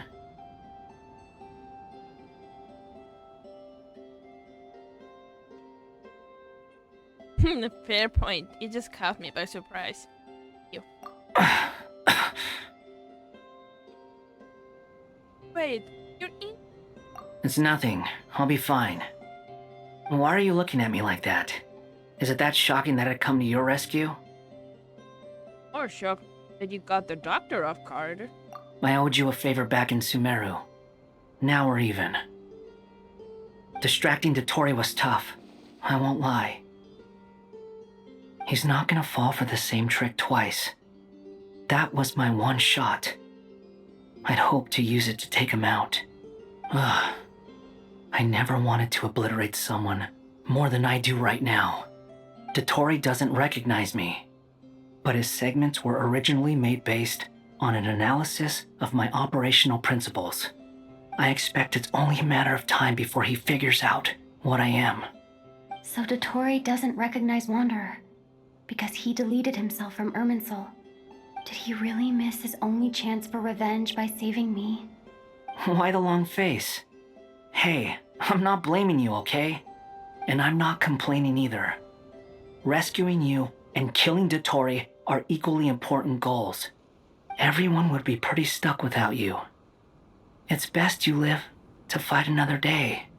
How are you holding up? Are you alright?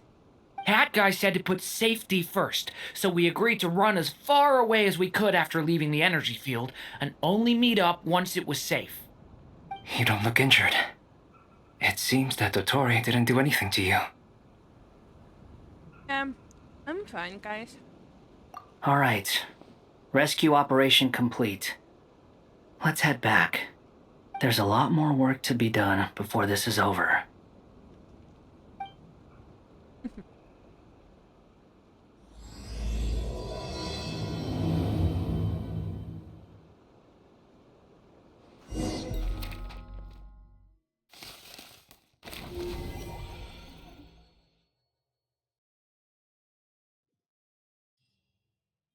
Yeah, I can leave Ash. Understood. I will bear the Tsaritsa's decree in mind. I don't see what's so awesome about it, though. Does he really think everyone else is as immature as him? I'm not stooping to Tartaglia's level. I thought you might say that. How's your progress? Quite promising, actually. That alchemist Albedo gave me a few ideas. Remember how I asked you to look up some files for me? That stuff on the Nod-Krai Institute. Rene de Petrichor and Jakob Ingold. Alain Guilton despised Rene's theories and methods, but he never managed to come up with better alternatives either. So I adopted some of Rene's ideas.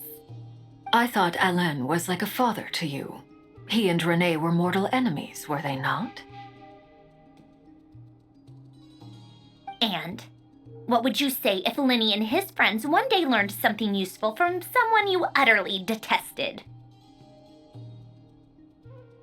I would applaud them for it. That would mean that they have surpassed me. For all we know, Alain Guilton might have thought the same thing. Not that it matters, though. He's dead, and I'm alive. So it's my call to make. Once you die, it doesn't matter how great you were in life. Only the living get to decide what happens next. Hey, come on out. They're back. Huh?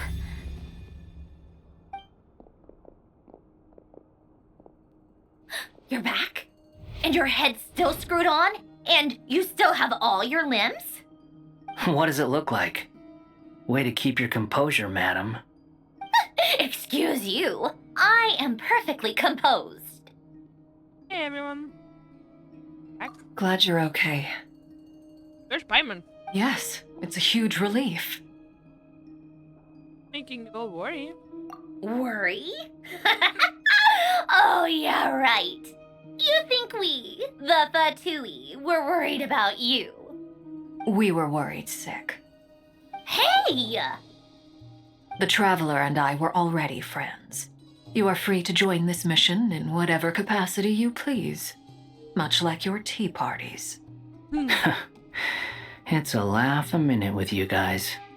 I must say, I was quite surprised when Mr. Albedo told me he would need no additional aid. We discussed this on our way back as well. I am rarely so unequivocal, but in this case, we had full confidence in Hat Guy. He said he knew what he was doing. Albedo and I pretty much had to just wait outside on standby. Meanwhile, Hat Guy broke into the energy field and rescued the Traveler solo. You didn't have to mention that. Well, I'm thoroughly impressed. You are a force to be reckoned with, Hat Guy. Back? Is she really back? I'm on. Traveler! It's really you! It's really me, Paimon. I'm back. Oh, thank goodness! Paimon missed you so much! You can finally breathe easy, Paimon. It's great to have you back in one piece! Oh, Paimon's been having nightmares the whole time you were gone! Look at them. You know, once you reach my age, there's nothing better than watching a misty-eyed reunion between friends. It's nothing. Same goes when you get to my age, too. I bet Ino and Anefa would be tearing up as well if they were here.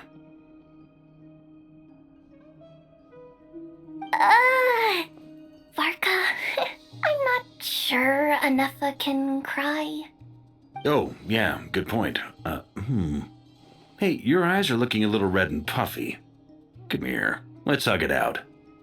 What? Ew, no! No, thank you. You're not my dad, okay? Knock it off! Everyone, I'm sorry for all the trouble I caused you. But the silver lining is, I didn't come away from this ordeal empty-handed. While I was being held captive, I learned a lot about Dottoro's current capabilities and what he plans to do with them. Allow me to explain.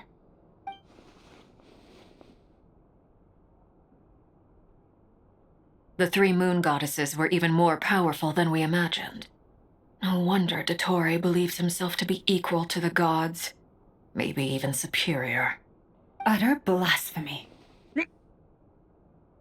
While everyone was gone, Nefer and I made an interesting discovery, and I believe Miss Sandrone has something to share too. Ma'am, perhaps you could do the honors?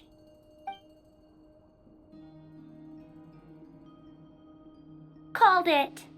Getting rid of a pesky troublemaker like her is like trying to clean up after a crumbly cake.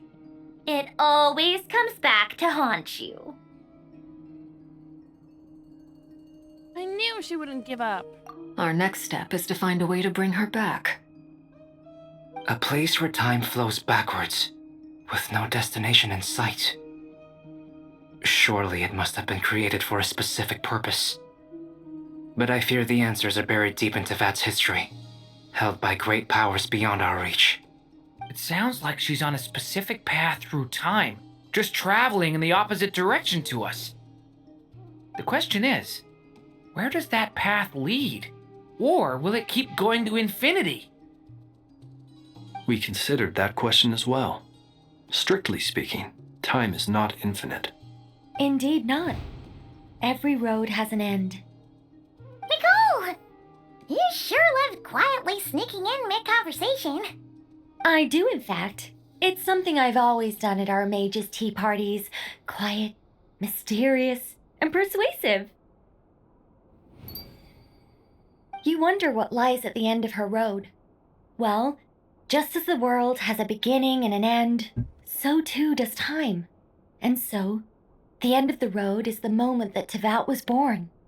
But where Miss Columbina will end up along this road, that depends on where this particular river of reverse time began. What about the original moons? And the moon goddesses, do they have a beginning too? All things do. In the beginning, no moons adorned the sky. It was the Dragon King Nibelung who raised the 3 moons into the heavens, and thus were the moon goddesses born. They were shadows of the planet, born to wield Nibelung's authority and oversee the world on his behalf. They were extensions of his will, manifestations of his majesty. But then one day, they disappeared just as suddenly as they had once been brought into being. Nobody knew where they had gone.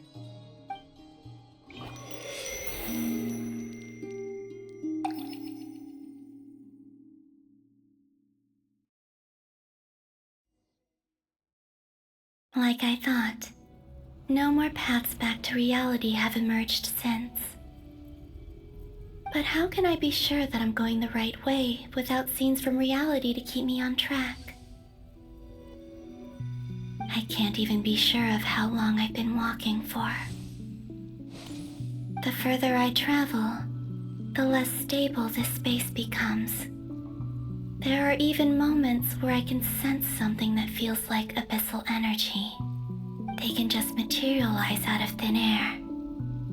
I have to keep my wits about me.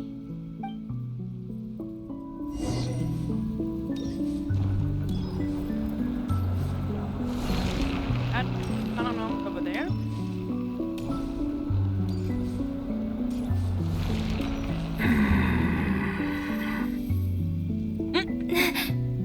Is that the ray here of Solnari? I can't believe he survived.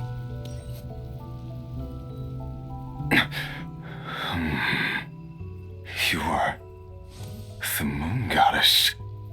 But how? Please, there's no need. I'm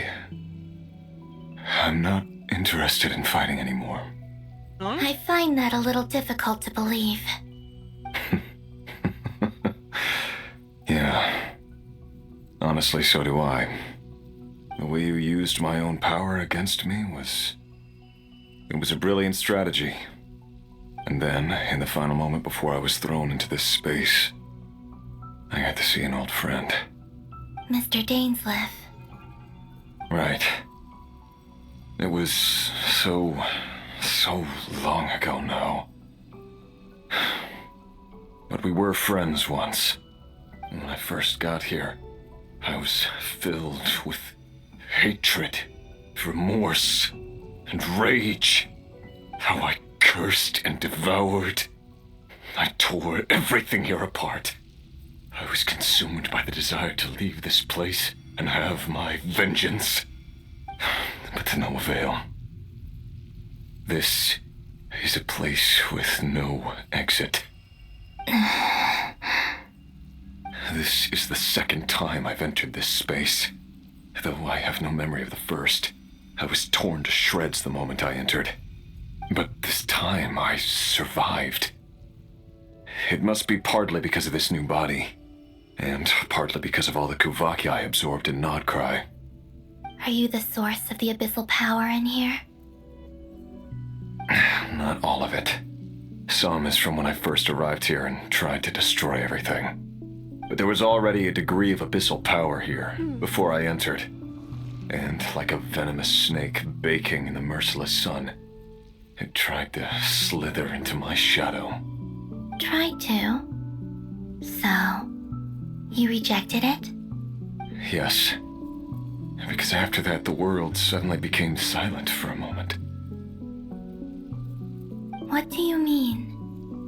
The voices in my head, they were gone. And then I saw her. Her? Thelindis. My former lover. Never mentioned that she saw a memory of Thelindis leaping into the moon's reflection. More precisely, I saw her afterimage. I'm sure the real her is long gone. She was just an ordinary Conrian. She couldn't have survived here for very long. Anyway, why have you come here? Didn't you know it was a dead end? If I hadn't escaped through the moon gate, my friends would have been in far greater danger. Oh, I see. Because of your power. The power of a moon goddess. What?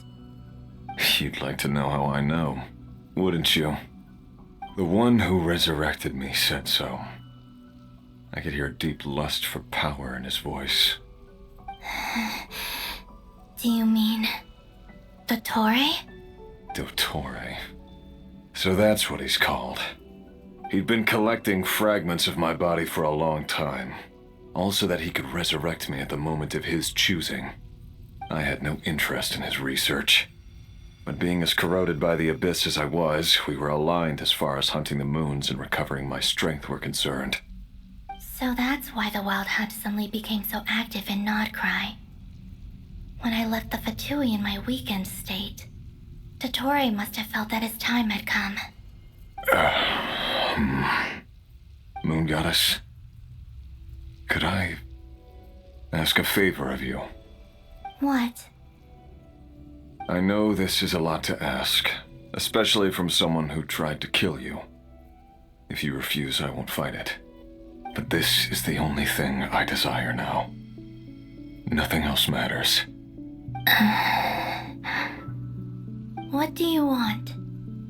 I'd like you to take a message to Thelindis for me. Thelindis? But... Yes, she's dead. But like I said, I saw her after image. I can sense that some part of her soul remains here. Far, far ahead. Why don't you go and speak to her yourself? I can't. I don't know why, but I can't move freely in this space as you can. All I can see is a glimpse of her, walking away. Just like the moment when I last saw her in life. In return, I will clear these abyssal obstacles for you. No, not in return. I'll clear them for you, whether you want to help me or not. It feels like something I ought to do. Why? Yeah. Why, indeed. I've been asking myself that question a lot recently. Why did I do the things I did? I'm tired of it all. Tired of the person I became. People used me. And then I turned around and started using others. I hurt a lot of people. I think I grew tired of it long ago. But I wouldn't admit it to myself. And ultimately, that's how I ended up here. What do you wish to tell her? All of it. My past. My mistakes. Everything that happened after we were separated. Is it okay if I give her the abridged version? Yeah, I'm sure there's plenty you can skip over. Just tell her the important parts. Whatever you think that means.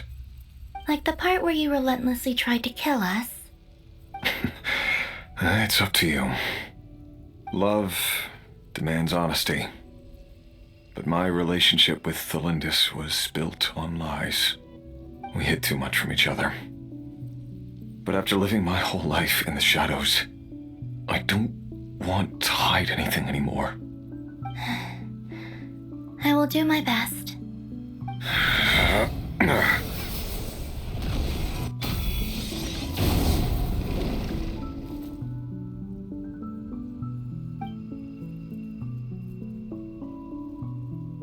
There. The abyss will no longer stand in your way. Even though Mr. Dainsliff felt he had to fight you, I think he still regarded you as a friend. Dane? He said that you betrayed him, but he also felt great remorse at never having understood what you were truly going through. Why tell me this? Because if he'd known that someone could take a message to you, I believe that's what he would have said. Thank you. It means a lot. I know this will sound strange coming from me, but don't die, Moon Goddess. I can tell that you're determined to get out of here.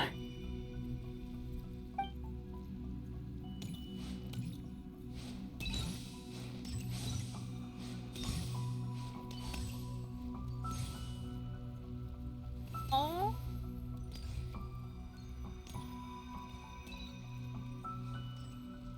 Going this.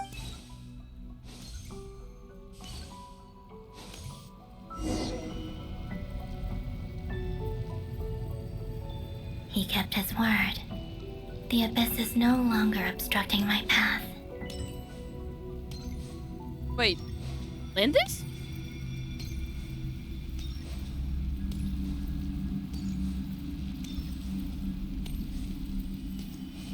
Is that her? Oh, it is.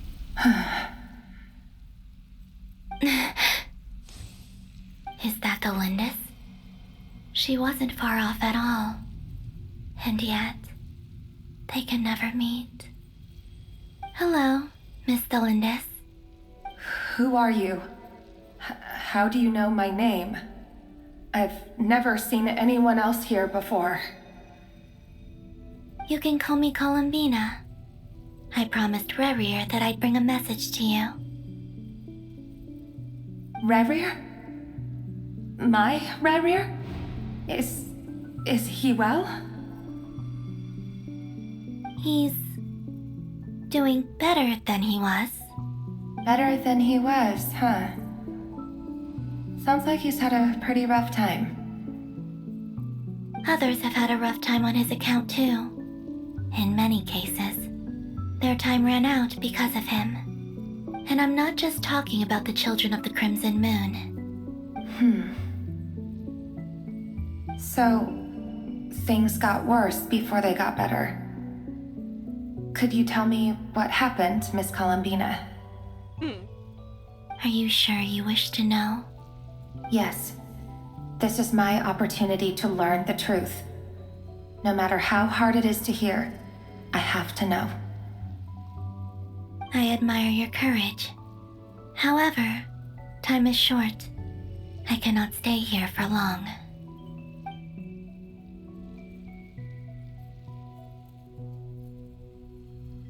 Rerir had seeds of hatred in his heart, and many people nursed them for their own ends. On some level, everything he did was to try and find a way to see you again.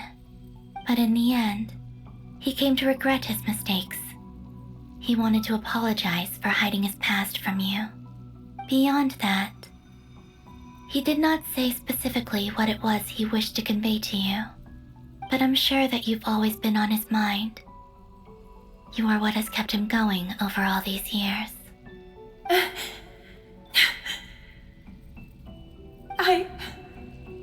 I'm sorry, Miss Columbina. This is so upsetting. I'm not sure how to put my feelings into words. It's all right. I understand. Well, that's everything from me. So, I guess I'll be... Wait. One moment. Time flows backwards here. The road ahead only leads further and further into the past. I know. I intend to reach the end of that road. Without a moon marrow, without the 3 moons' power, you won't make it far. Wait, unless... Are you one of the moon goddesses? You could say that. I see. I often think to myself, if life is like a train ride, why haven't I reached the terminus? Where am I even going? And it's not just me, it's this whole place, wherever it is, it seems like it's existed forever. It's such a mystery. Where is it going? I must seem so ridiculous. I can't answer these basic questions, and yet I jumped right in here without hesitating, only to be torn apart the moment I entered by powerful energy currents. Only my soul remains now. Thinking back, I was suddenly overcome with fear and terror in that moment. Perhaps I too became bewitched by the abyss. I may have been the leverage it needed to control Rayrir. I used to be a researcher at the Universitas Magistrorum in Conria, researching the iridescent moon's marrow. Eventually, I came to the conclusion that time in here flows in reverse. Rayrir was one of the Finster King's retainers. With me, he was in an impossible position. It plagued him constantly. I wanted to help him escape his lot in life. I wanted him to be happy, so I thought I'd use this place to return to the past. At the time, I thought I could just go back to the day that the Finster King first found the prince. It was only after meeting the prince that the Finster King started going too far with his research into the abyss. That was the day all of our woes began. I thought I could stop the king from ever meeting him and solve everything.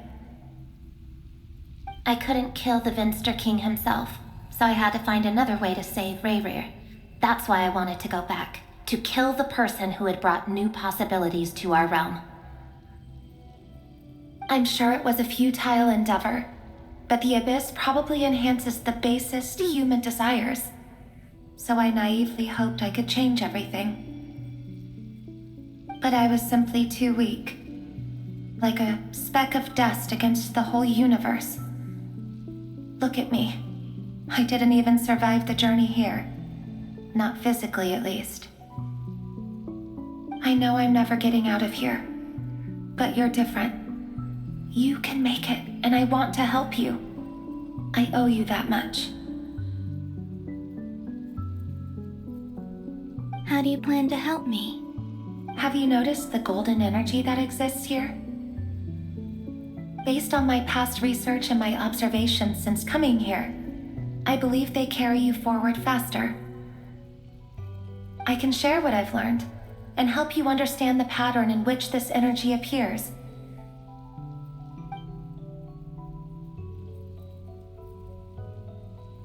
I think you just might... Now, I know you will be able to change the past. Also, I've been speculating about where this phase ends.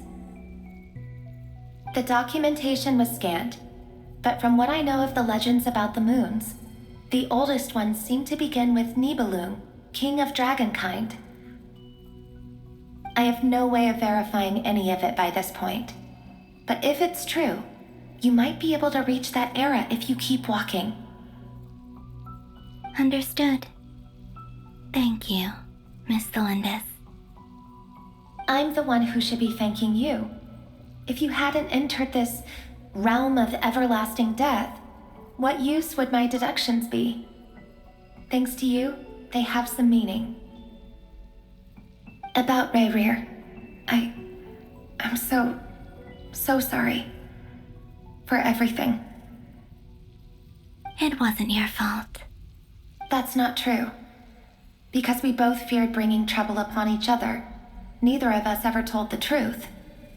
And that dishonesty sealed our fates. But enough about that. I wish you a safe journey, Miss Columbina.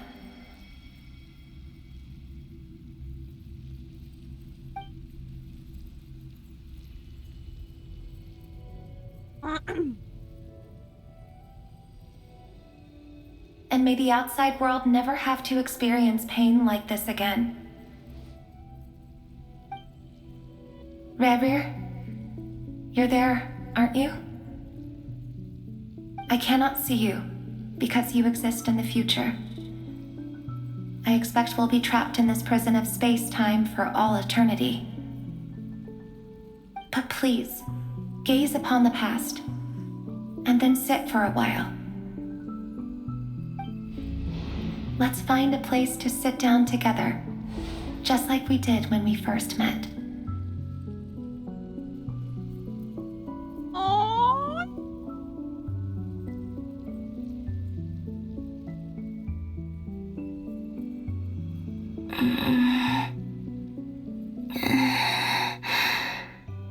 How long have I been walking? How much further till I reach the end? Is there even an end to be found? Everything's getting blurry.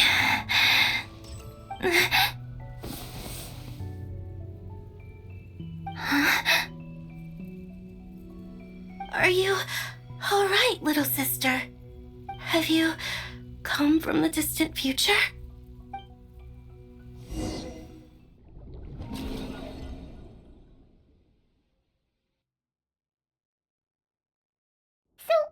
How exactly did the moons just disappear? Shouldn't it be a little harder to get rid of major creations like moons? The world is a vast and ancient place. On a certain scale, all life lasts for but a fleeting moment.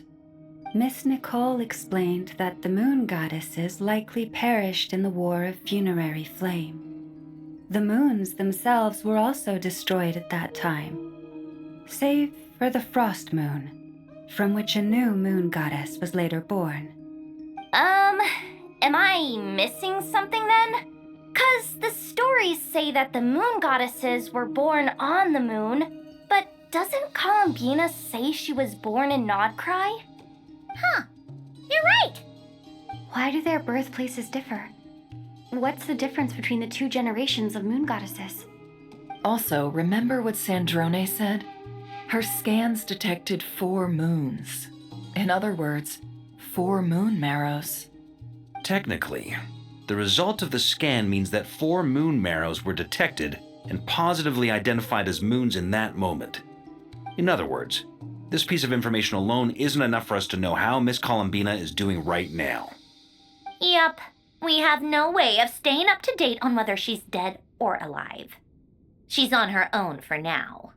But at least she's trying her best to get back to us. Yeah, she's a tough cookie. And a sore loser, too. We have to trust that she'll find a way. Because we really need her power. As much as it pains me to say it, we've got no chance of beating Dottore in a straight-up fight. He's much too powerful. It wouldn't even be close. That maniac is going to devour everything in his path until he reaches us. We need to find someone or something that can stop him before he does anything worse. I'll be frank. Our only hope of defeating this false god is with a real moon goddess on our side. I'm not just saying this because Columbina's a friend and I want her back safe and sound. It's just the truth. And I know that even she was no match for him when he attacked, but I don't have a better solution. We're not giving up on saving her, whether she can defeat Dottore or not. Right. Don't worry, Miss Sandrone. We are all aligned on saving Columbina. No one's trying to argue that we can only justify saving our friend because it will help save the world. This is about multitasking. We want to save both. So, she's more than just a moon goddess to you guys? Absolutely. Duh! She's part of the gang! And you are too, you know. Yes, I know. You don't need to labor the point. I knew that the moment I came running over with my documents that I was part of the in-group. I mean, if Arlecchino can fit in, I certainly can. Anyway, as for how we get Columbina back, I've been working on it constantly. But I think I'm still lacking certain information about the moon. I'd probably get there if I could continue my calculations, but the problem is, I've run out of computing power. Computing power? You mean you need more energy? No, The issue isn't energy, it's processing power. There's so much data to get through that the whole process has just ground to a halt. That's a tricky problem. René de Petrichor of the Nod-Krai Ordo once foretold the fate of the world. But I don't know how he did it. My guess is that he used the primordial sea's power. However, that won't work for me. His methodology was vastly different from my own. What's worse, they're incompatible. And, to top it all off, we can't even leave Nod-Krai. Ugh, this is so annoying. If I'd known we'd run into a bottleneck like this. Well, no, the design bureau's a bust as well. Curse that Dottore! Couldn't have made this harder for me if he tried. Oh, what do we do then? How about we grab a bite to eat and take a break? Maybe something will come to mind after you've cleared your head. You don't get it, do you? I'm trying to calculate the fate of an entire world here. And I need accurate results, not big prophecies. Where the heck am I gonna find the computing power for that? Ahem. Anyway, time to shelve the discussion on technical difficulties. Being a killjoy isn't very ladylike after all. Either way, we've done what we can. Rest well, everyone. Remember to let us know if anything new comes up. That guy. Is he hinting that we should talk outside? Let's go somewhere a little more private.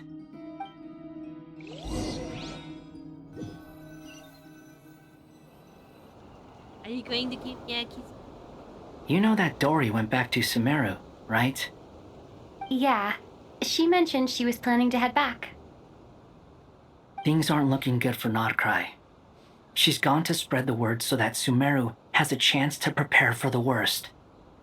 From what I know of Dottore, there are two possible reasons why he hasn't made a move yet. One is that he's still working through some kinks in his new powers. The other is, he wants to see how we're going to react.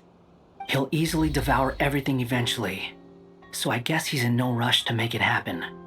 The first false god he made was me. Now it's his turn. Even though my records were erased from Irminsul, Dottore's ideas haven't changed one bit. He once told me that becoming a god was like turning yourself into a hungry wolf or giant serpent to devour the moon. Clearly, he began studying the moon goddess's powers long before he even tried making a god. He's always wanted to get his greedy hands on divine authority one way or another. And in the end, he devoured the moon where I failed. In the desert of Sumeru, there is a chessboard built by King Deshret, also known as Al-Ahmar. I don't know if it was a real game, or if he was just trying to challenge his servants and citizens in some way. But creating games and setting rules, gods do that as a matter of course. That's the kind of power Dottore craves. Now he has the Trilunar Authority. His power is leagues beyond the common people. I don't think there's any point in other nations rushing to the front line. They're better off focusing on defense and hoping they can fend off any threats that spill out from Nod-Krai. Either way, Dory will inform Lesser Lord Kusanali, and she will contact the other gods in turn. The Seven will have some recourse available. If nothing else, their protection should keep the rest of the world from descending into chaos as quickly as Nod-Krai has. So on the bright side, even if Nod-Krai is doomed, your friends in other nations won't be in any immediate peril. That's good to know. But I'm not ready to give up on Nod-Krai yet. There's a word for people who refuse to let anything go. It's called being greedy. Maybe it sounds greedy to you, and probably naive too. But whatever you call it, that's what gives me the determination to keep fighting. Battles are fleeting, but the will to fight is a long-term commitment. Give up for even a moment, and your resolve will shatter. Why do you always feel the need to do the right thing? No one is born to be a savior. I mean, who's gonna criticize you if you fail or give up? Don't take this the wrong way, but Dottore said something similar to me. I guess the Fatui attracts people who don't believe in saviors. Not necessarily. It's less about belief for me. I just want to know how determined you really are. After all, I don't owe anything to anyone else here. Only you. You look kinda worried. If your arch-nemesis was about to achieve their ultimate goal, I think you might feel a little worried too. That's true. Dottore is about to become an omniscient, omnipotent deity. That's gotta be a bitter pill to swallow.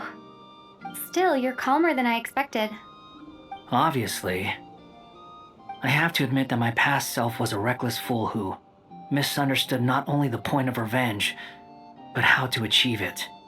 And as much as I want my vengeance, I know I'm not gonna get it by acting alone. If the world's taught me anything, it's to think before I act. Too bad it never taught me any other virtues, though. So, I am going to destroy Dottore, no matter what it takes.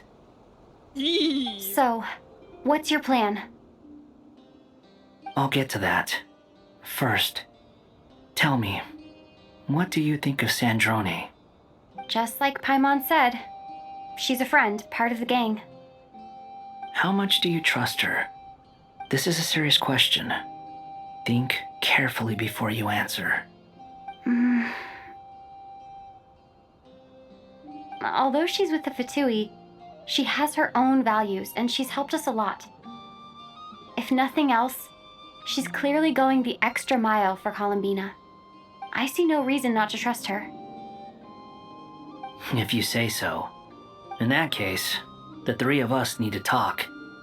I have some thoughts about her computing problem. It can be solved, but it will come with a cost. How much?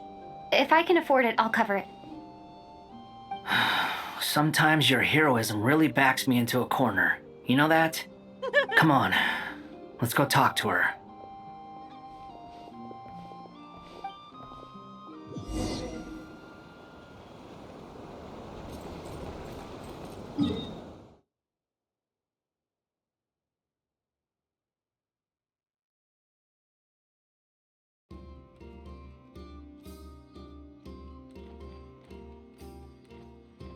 Oh, I can't get out of the Nasha town.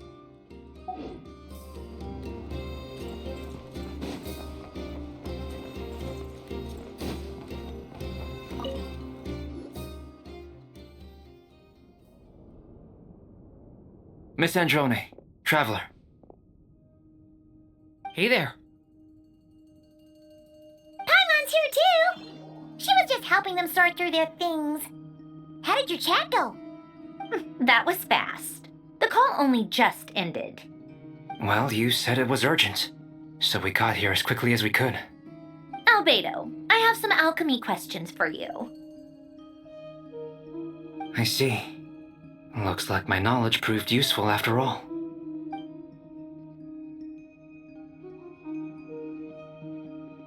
If I might ask, what is the end goal for the modified formula you'll be using? I needed to predict the future of the entire world. But I've run into some teething issues since trying to implement Renee's theory of the four Orthants. I see. I'll have a look at it. Still, computing power is the real issue here. How do you plan to solve it? About that, that's been sorted. Oh, with the Traveler's help?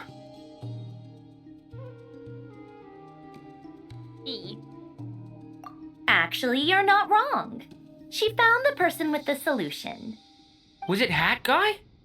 Yeah, it was him. Wow! Go Hat Guy! Seems like all that time studying at the academia is paying off big time. But where is he? Wasn't he the one who asked Albedo and I to come here? Come with me.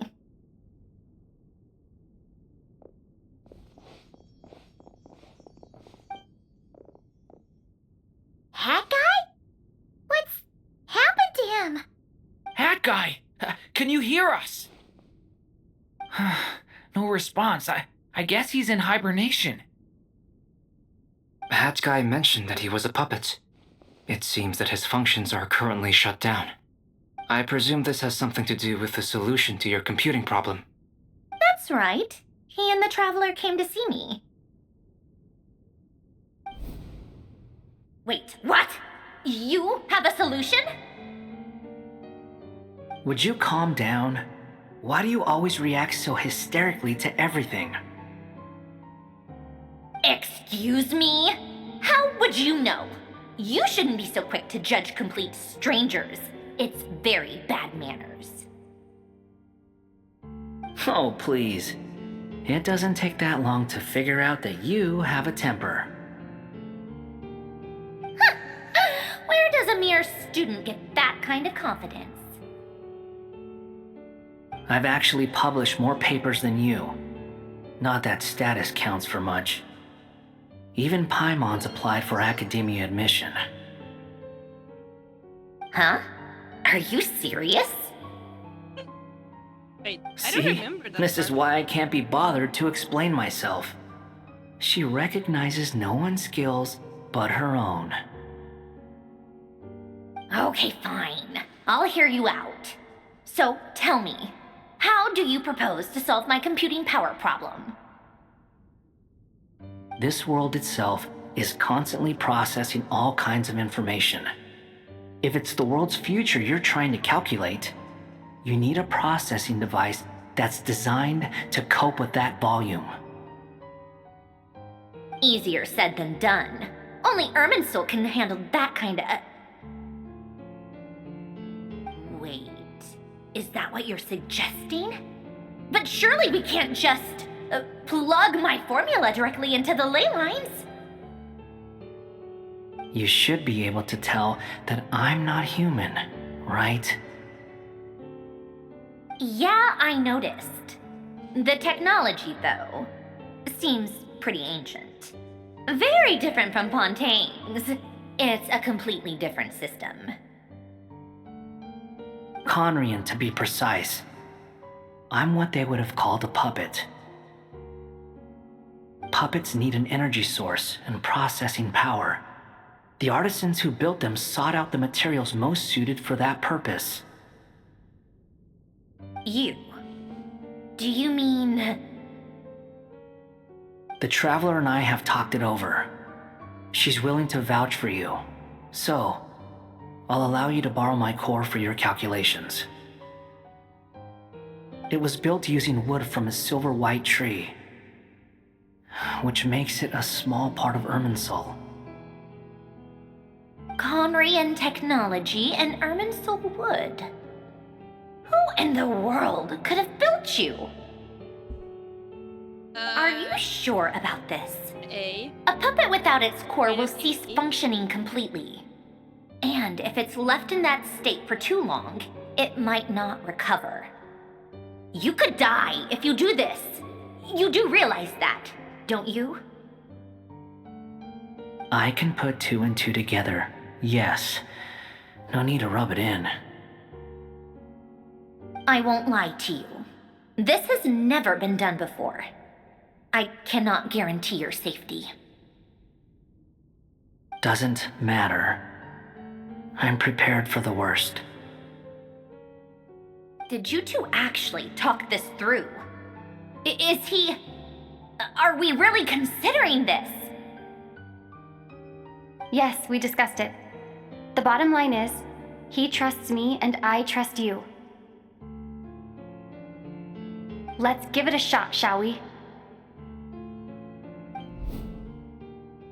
Honestly, I have no clue where this kid even came from. But for whatever reason, he lent me his core to use in my formula. I'm very close to finishing my calculations now, and the core is currently in use. So I'm sorry, but I can only show you a sketch right now. This is what the core looks like. A silver white branch.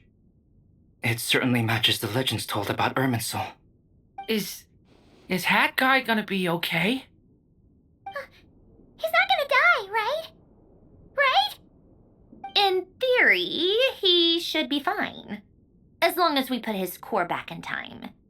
Beyond that, all I can say is that I'll try my best to avoid risk and make sure the core doesn't sustain any damage. I think I know why you called us here now. Someone needs to watch over his body and make sure it's protected until the process completes. Correct. He said that the only ones he trusts here are you two, and the Traveler. And the Traveler will have other work to do. To the hat guy for me? He will have our undivided attention. Aww, hat guy. On a more positive note, things are progressing steadily on my end. I'll call everyone in for a meeting once the results are out.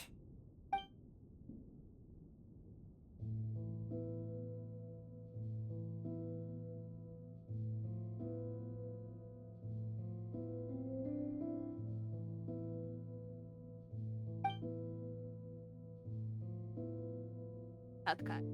Being watchful. Never.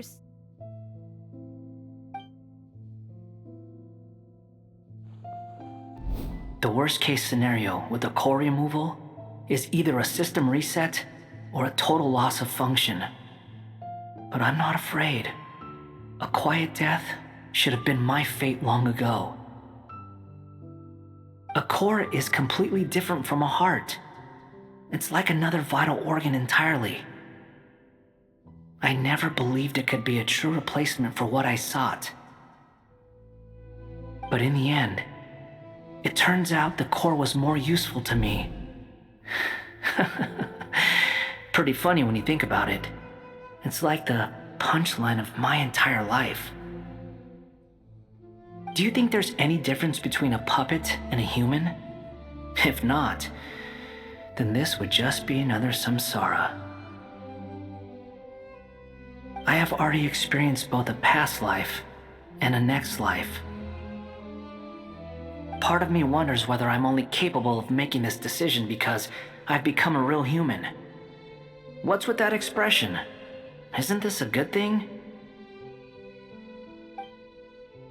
Sanjoni will succeed, won't she? She has to. She will. We all have to persevere until this is over.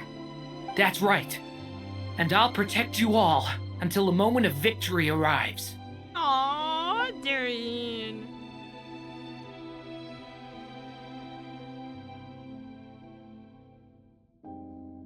Watch this backward. Island. Where is this world?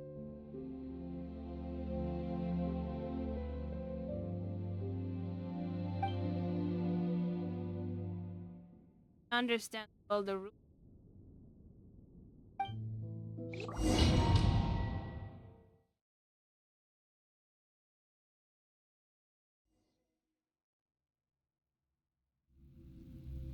Amina. Who are you? Call me Sonnet. You have the same power as Canon. Sonnet. So, you're the goddess of the iridescent moon? Oh, goodness. You recognize me? Well then, what's your name? Columbina. Columbina Hyposelenia. Hyposelenia? What a lovely name. Did you choose it yourself? It was a joint effort between me and my friends. Friends? You mean your friends in the heavens? Huh? Oh, sorry. You must be exhausted. I apologize. Hang in there. Let me introduce you to my older sisters. Do you mean the other two moon goddesses? Arya and Canon? Wow, you sure know a lot. Hey, does that mean that our story goes on into the future? Oh, I guess that wasn't the best question to ask. It's alright. We were prepared for that possibility. You could say we were too prepared. I can't even remember how long my sisters and I have been here by this point. When did you get here? How long has it been? I can't say for sure, but it feels like it's been forever. I see. Are you feeling alright? You look a little unwell. I can hold out a while longer.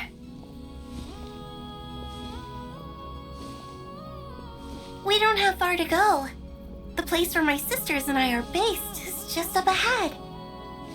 Don't worry, they're both really nice. I'll introduce you.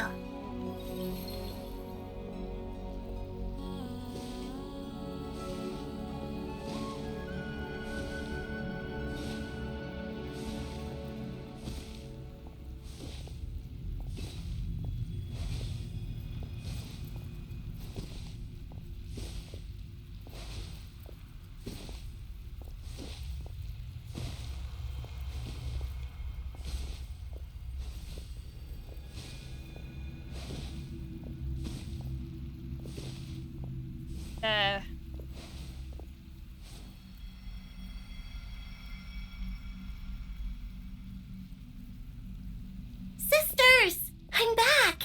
And look who I've brought with me!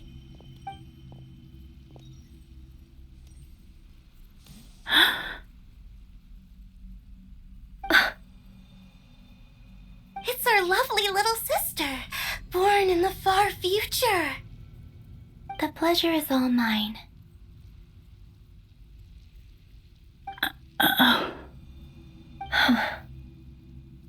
Allow me to introduce you to Columbina Hyposelenia.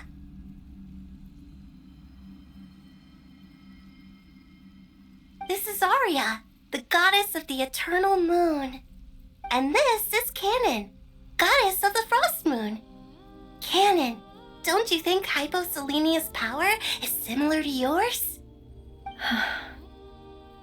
Hello, Columbina. I apologize for our startled reaction just now. And please, forgive our little sister if she's been annoying you. She tends to talk a lot. It's fine. You seem shy. Don't worry, Columbina Hyposelenia. No one can hurt you here. Could you tell me where here is? Please. I must know.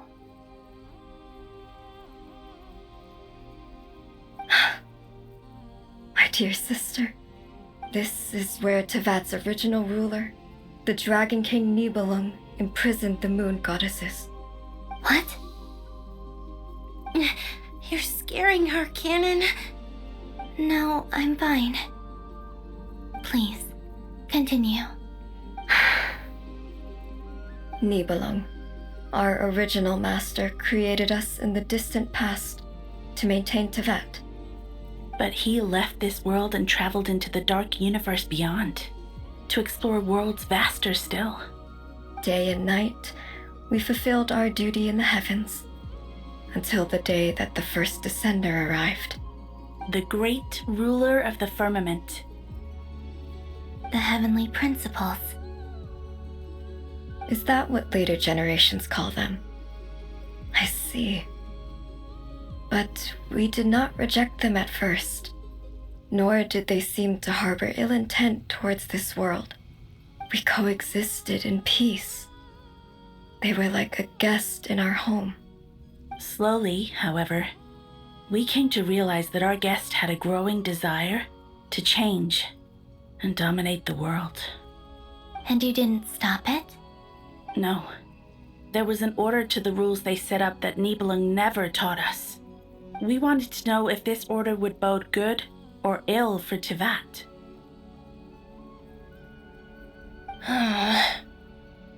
All right. Canon and I wanted to know. Sonnet was against it from the outset. Later, we discovered that this great ruler of the firmament bore an almost paranoid hostility toward the desire of certain life forms to seek power. Or perhaps they feared them. They would even cast down celestial nails as manifestations of their power. punish the civilizations of the world below. Only this was far beyond mere punishment. Right. Their rules brought order, but the price people paid for merely testing the limits of those rules was far too great. I did everything in my power to help the punished escape catastrophe, but still, too many lives were lost. The ancestors of the Frost Moon Scions were some of the ones you helped. But just when we had decided to take countermeasures, the Dragon King, Nibelung, returned. And so began the War of Funerary Flame. So, that's the name the world gave that war in the future. Well, who won in the end?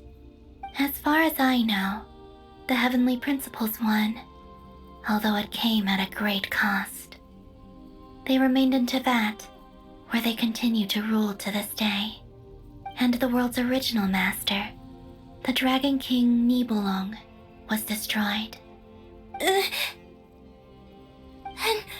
what of the moons? Are there still 3 moons in Teyvat's skies? You can tell us the truth, Columbina. We know we are but remnants of a bygone age. We are prepared for the answer. Only the Frost Moon remains. But it has been cast beyond the false firmament by the Heavenly Principles. The eternal and iridescent moons were both shattered during the war. So death finally came for us in the end. Sonnet. But you're still here, aren't you? A moon goddess cannot live without her moon, Columbina. She's right.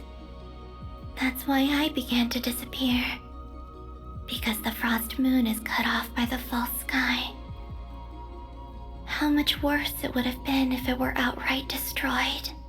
Our souls may endure within this lunar palace, but if our moons are destroyed, then we shall disappear the moment we depart from it. I'm sorry. There's no need to apologize to us, dear sister. If anything, we owe the world an apology. If only we'd decided to act sooner, rather than arguing amongst ourselves. All the more reason not to spend this time in regret and repentance. Instead, we should focus our efforts on how we might help our future sister. Sorry? Don't you see, Columbina, your story is not yet over. Is that not why you are here?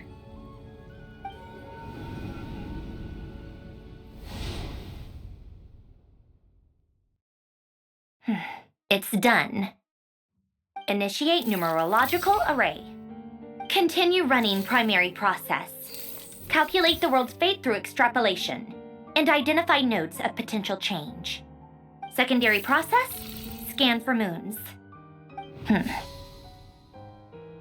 Still 4. The number of moon marrows hasn't changed. Wait, let me think. Is it possible that there's something I've been misunderstanding about the moons all along? Variables. Variables in the world.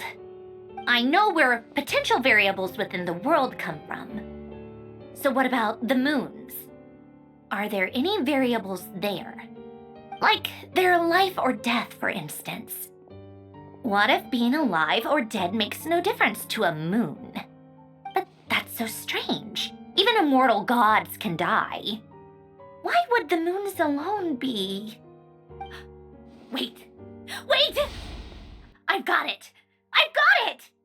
If alive or dead is considered a variable, we might have had this wrong the whole time. No one ever said that a moon marrow equals a living moon. We just made that assumption ourselves. Initiate secondary process. Scan again. This time filtering out interfering perimeter, moon marrow. I don't care if they're natural or artificial. Get them out of my search results! Why? It says 3 moons still exist in Teyvat, even after excluding the moon marrows. But we know for a fact that 2 of them are dead. Redo the scan. Narrow the results to living moons and real moons. No, scrap that. Narrow it down to moons that have lunar authority and remain alive. Why? Why is it still 3? What is this, Columbina? Has the world lied to us? Or are you the one pulling the wool over our eyes?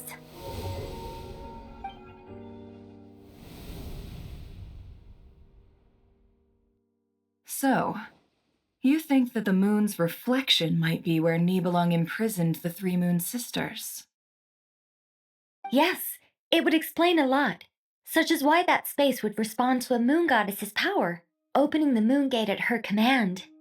It would also explain why Miss Columbina has been unable to leave, and why time flows in reverse there. In the messages she sent, Columbina promised us she'd find a way to return, but we have no way of knowing how, when, or where this might happen. The fact that she still has yet to reappear in this world indicates that returning from that place is no easy feat. We cannot afford to simply wait for her. So you're saying, if she could return by her own power alone, she would have done so long ago? Yes, she certainly wouldn't leave it to this late stage when it's so touch and go. I've been giving this some thought, and I've come to believe that Luanatar might be an anchor that she left behind, as a sort of future waypoint. This could also explain why Luanatar is always by the traveler's side. Sounds like a plausible theory. If that's the case, there must be some criteria we need to fulfill to allow Columbina to return to the present. The question is, what could they be?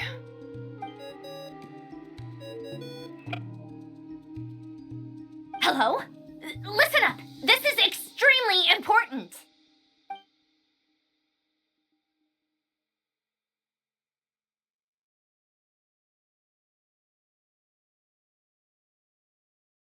Not only is Columbina alive, but she may well exist in a form unimaginable to us. I'm still unclear on the details, but she's done something truly inconceivable in the past. And the clue to what she's done lies in the moon and Tevat sky. Truly amazing. Oh, I'm so delighted for her. I'm sure we all feel the same. And I'm sure Columbina is ready to get back here and fight by our side. I'll keep my calculations going and try to find some way of coordinating with her. But that's not an excuse for everyone else to slack off, okay? All of you had better keep trying to think of solutions. How can the dead moon still live? And Luanatar?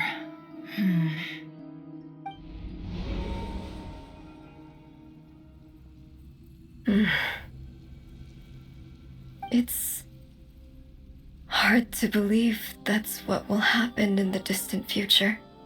Our authority is linked to the most fundamental rules of Tevat. I suppose it's no wonder that many would covet that power. I didn't realize that when you said friends, you meant people who live down in Tevat. That's so lovely. I always wanted to go down there and have some fun. Have you ever tried leaving this prison? Of course. Between us, we've tried everything. But no matter where we go, this space will eventually bring us back here. It's like the center of a whirlpool. Everything ultimately converges here, at the moment when Nibelung imprisoned us. In that case, have you tried using any of those pathways that connect this space to the real world? Sorry? What are those? They're passages through which you can make small-scale changes to reality by using Kuvaki. Or am I the only one who can use those passages? Because part of my soul remains in reality. Kuvaki. What is that? You don't know? It's a unique kind of elemental energy found only in Nod-Krai, the land from which the moons arose. Oh. Well, it's true that the moons first rose up from the part of Tevat you say is called Nod-Krai. But there is no difference in the elemental energy between there and anywhere else. What? Could you show us some of this Kuvaki hyposelenia? Maybe if we see it, it'll make more sense. Okay.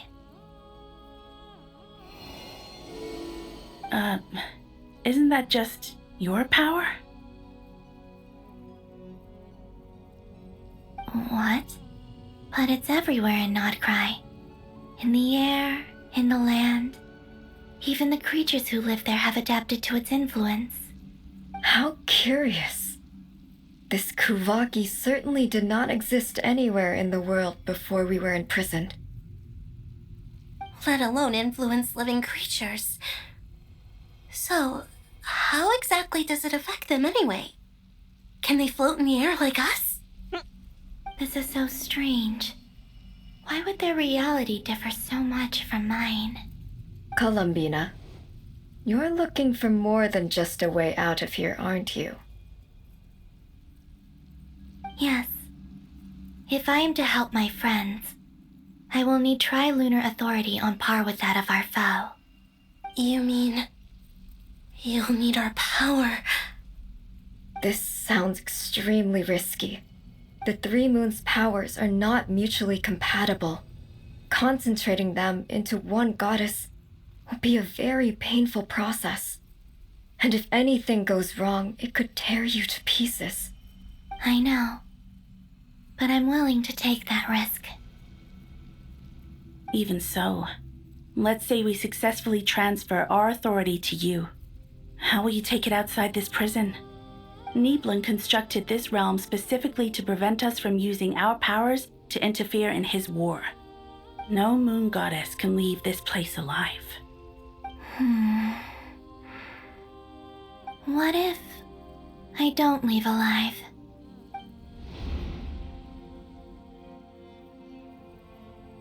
Where do we even start? How are we supposed to figure out what we're meant to do to help Columbina?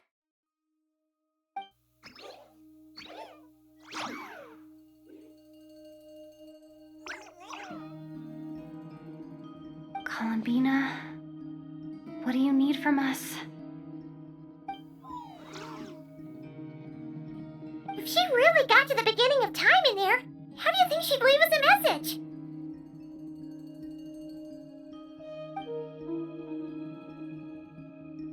You don't think she'd write it down on a stone tablet somewhere in the hopes that we'd find it, do you? Seems unlikely.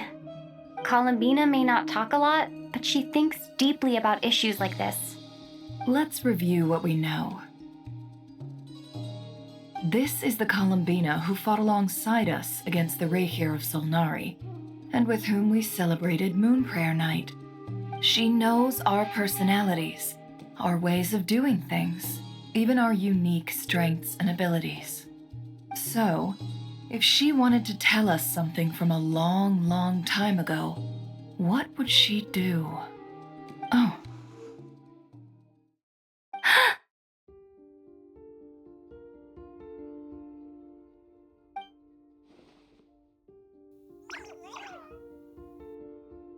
Traveler, you once said that those golden ripples also appeared when Luanatar was born.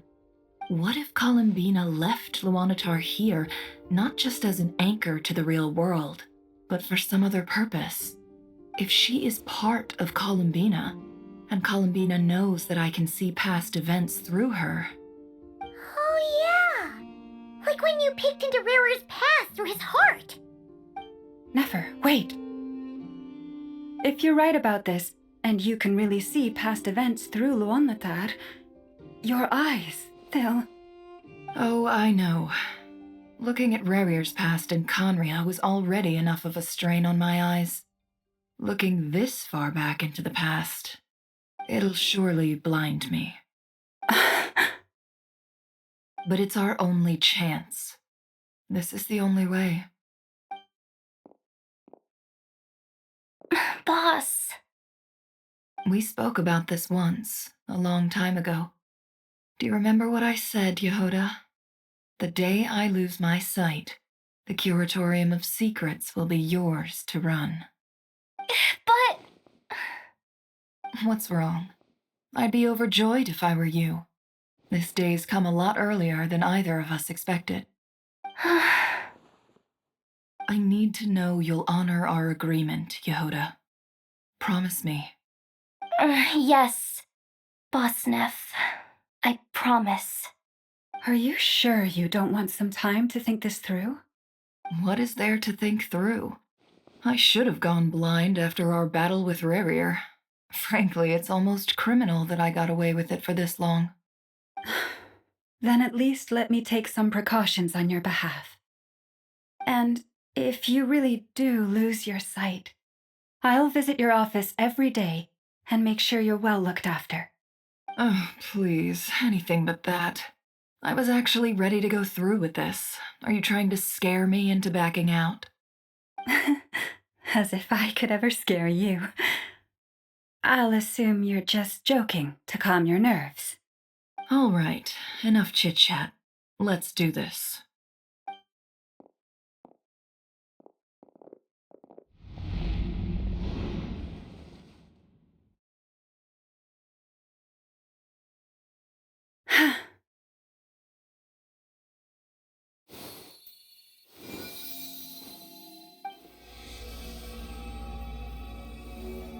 Okay, All what is done. she? Good. Mama, what did you... Now give me some space.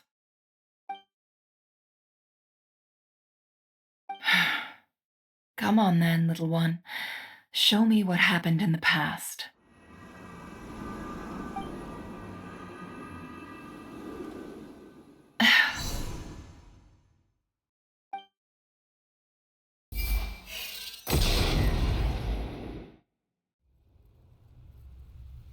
Between the Trilunar Authority, Kuvaki, and the soul-surviving moon, the Frost Moon, I think I might know how to get back.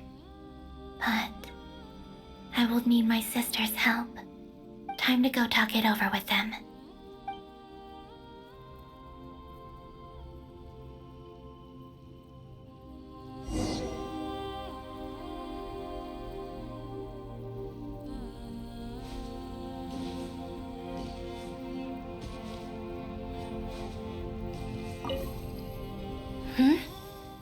Have you decided what to do? I hope it's not too dangerous. You really scared me when you said that thing about not leaving here alive.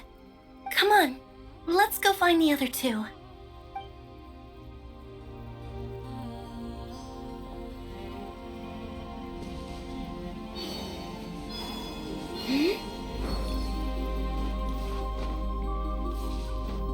Oh, I'm so cute.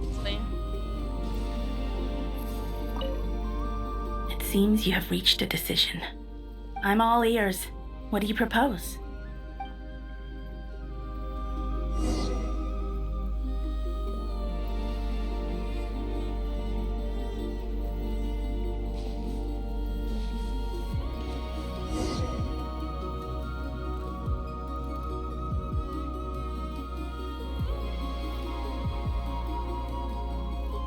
Have you figured it out, Columbina? Tell us, how do you plan to leave this place? I intend to die here, in this moment, and then be reborn in the future with the help of my friends. What? What are you saying? How can the dead be reborn? And how will you inform these future friends of your plans? You can't exactly leave oracles. Nothing can escape this place. Not a single ray of moonlight. And even if you found a way, what if they never find the message you left for them? You'll... No, that won't happen. Come again? They will find my message. I'm sure of it. I'm not following. How exactly will you achieve this? It's quite simple, really. First, I will leave my soul here.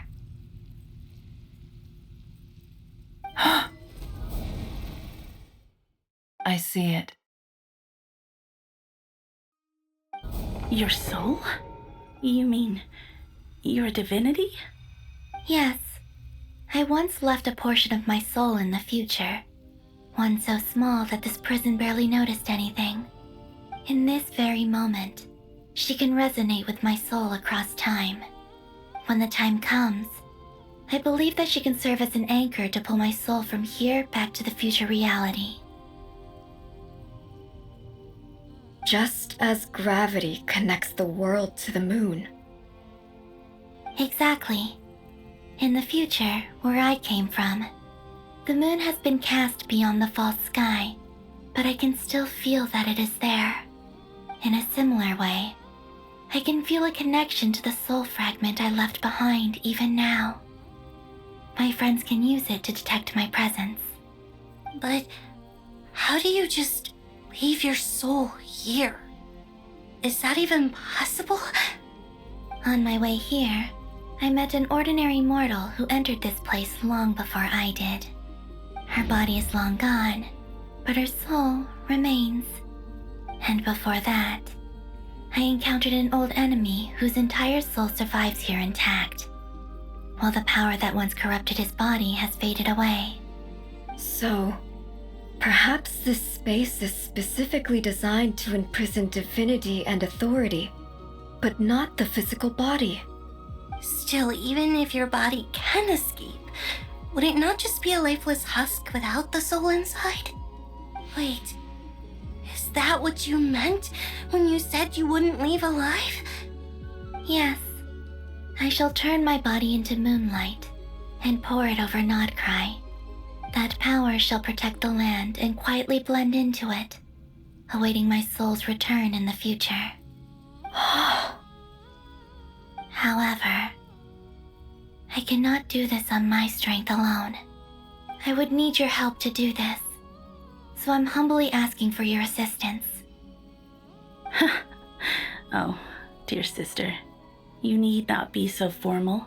As I said before, we are but remnants of a bygone age. You, on the other hand, were born alone in that distant future, and you have walked a long and lonesome road since then. How could I bear to let your story end here in this dungeon? Don't forget, we are your sisters, your family.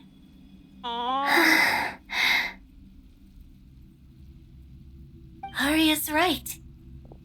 Actually, I've always wanted a little sister. Can you imagine how it's been for me? Getting nagged by two older sisters all the time. Now, I finally get to be the big sis. And not just that, but I get to help you return to your world, too. How could I say no to that? Sonnet.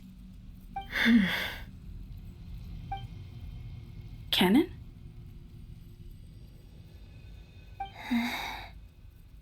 I'm sorry. I know this is a bold request. The Frost Moon is rightfully yours, and it remains intact. Oh, no, please, don't misunderstand me, Columbina. I was just thinking back on the years that the three of us once spent together. You cannot imagine how happy I am to hear of the future world you describe. The Frost Moon Scions, your lovely, kindly friends. For the three of us, whose purpose in life was to maintain the peace in Teyvat. It is a great relief to know that the people of this world live in such an abundant future. If your plan can save them and save Nod-Krai, I will gladly give you all that I can. Besides, the three of us have been together since the day we were born. I could never abandon them to live on alone without them. Canon. Still, I do have one question I would like to ask you before we proceed. Certainly. What is it? Why do you cover your eyes?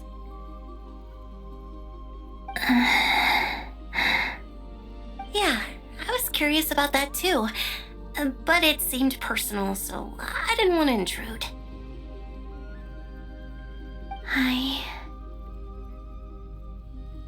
was a time when I refused to look upon the world. I believed it was full of nothing but lies and falsehoods. I wished to hide my feelings, seal my heart, until I could return to my true home. I see. Perhaps that decision saved you from ever having to see the false sky again. But at the same time, you likely missed out on many true and precious things, like the smiles on your friends' faces. Promise me this, Columbina. When you return to the future, open your eyes, take a look at the world around you, and see your friends. I'm sure that you know this already, given that you long to return, but that is your true home. Give me your hand, Columbina. Aria, Sonnet, you too. Okay. All right.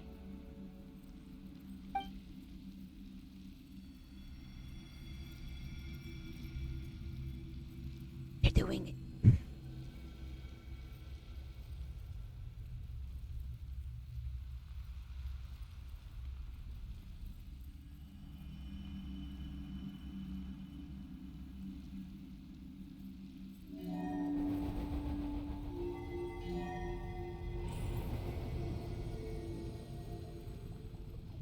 We once were the song sung for eternity, but now it is you who must continue to sing.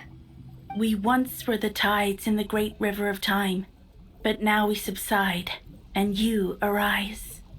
We were the messengers of madness and inspiration, but now the lies have faded, and your truth must endure. We are souls awaiting the sun. You must return to be with those who smile when they see your face.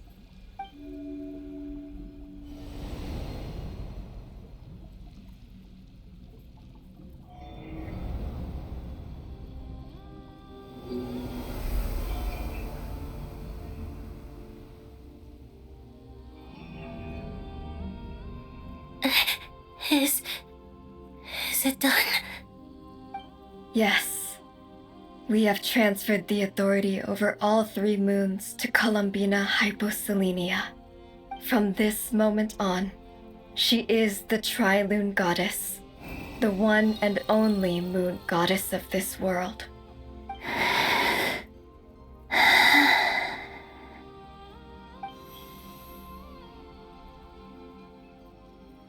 Thank you. Thank you, my sisters. Now go, and do what you believe is right, Columbina Hyposelenia. Be aware that we cannot grant you the power of the 3 moons beyond these prison walls. The conflict that arose over their remains following our disappearance will still take place. I understand. Sisters, oh, my body, it feels... Now that we have given up our power and authority, our bodies are merely mortal shells. This prison is dissolving them as we speak. It's okay, Sonnet. The end must come for every god, just as it does for every human. That's all this is. The final destination of our lives. Canon and I will be by your side the whole way. We have one final request, Columbina. Could you use the 3 moons' power to send us back into the real world? Now that we have lost our powers, I doubt this space will seek to hold us further. It's just... we would like to spend our final moments together in the only place we ever called home. Of course. Gladly.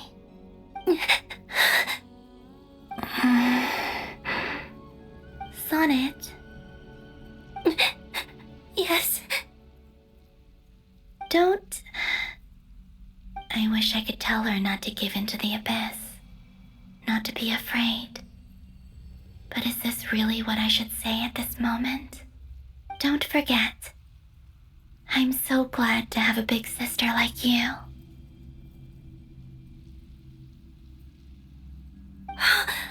No, I will... Thank you. I'm okay. I'm not afraid. As long as my sisters are with me, I won't be afraid.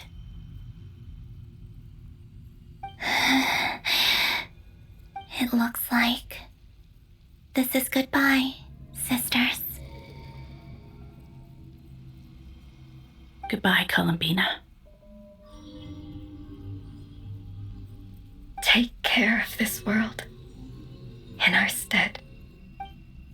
I will.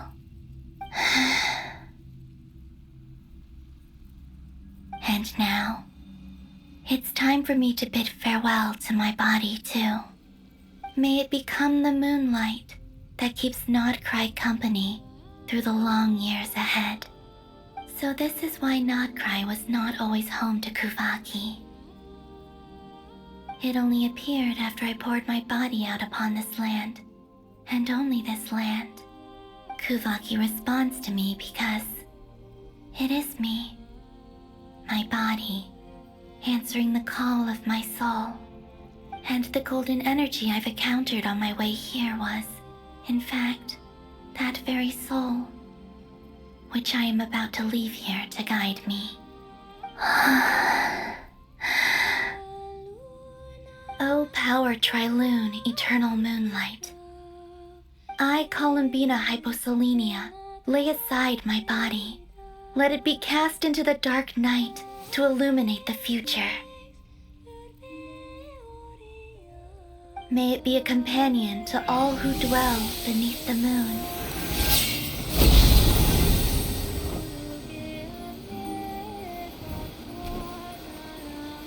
Until the time comes for me to return home.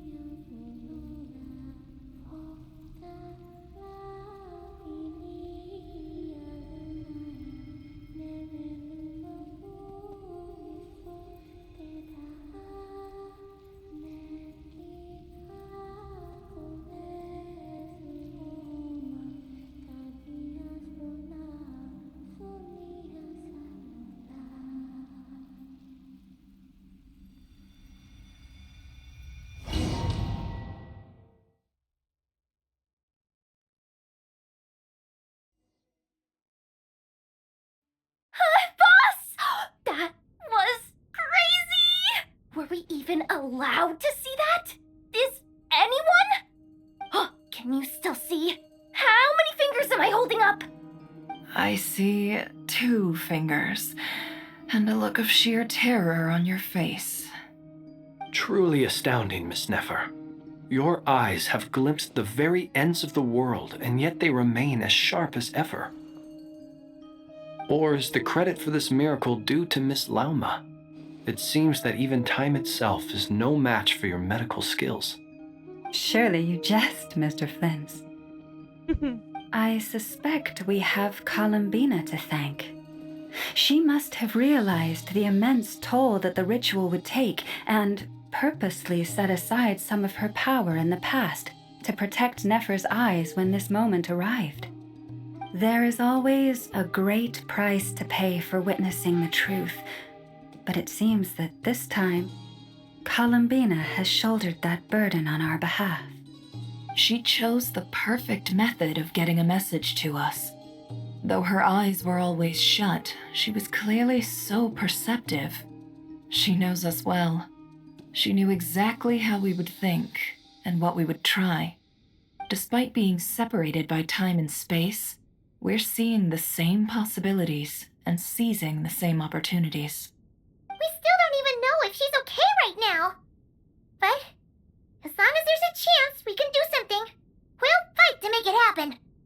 We'll get you back somehow, Columbina.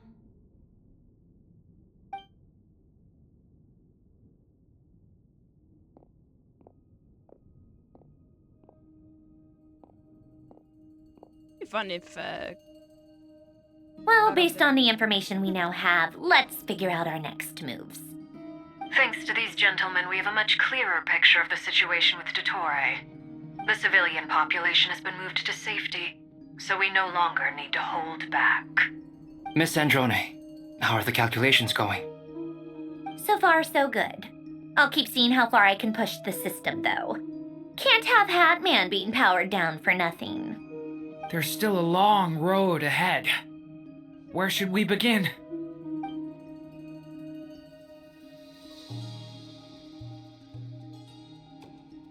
Books that starts this line of attack. The battle ahead is filled with as of power it. We're not about to defeat. Everyone is united and knows that no single person was task get alone. Our only chance of victory lies on every together as a team. Lost friend. Our plan is clear. Time is short, so let's get moving.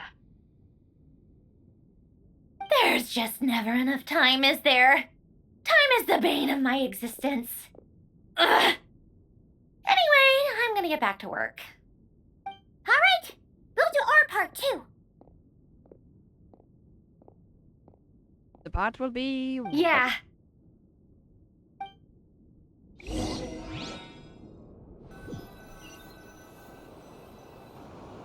Albedo's theory says that elemental energy can dilute the light realm's power, but I'm no expert in building elemental defenses.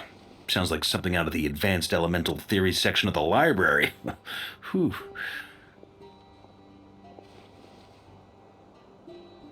You seem quite troubled. Well, yeah. I mean, who doesn't get a little flustered when they're completely out of their depth? You were the very picture of confidence back when you approached the Hexen Circle. Yeah, I could have been faking it through that whole meeting for all you know.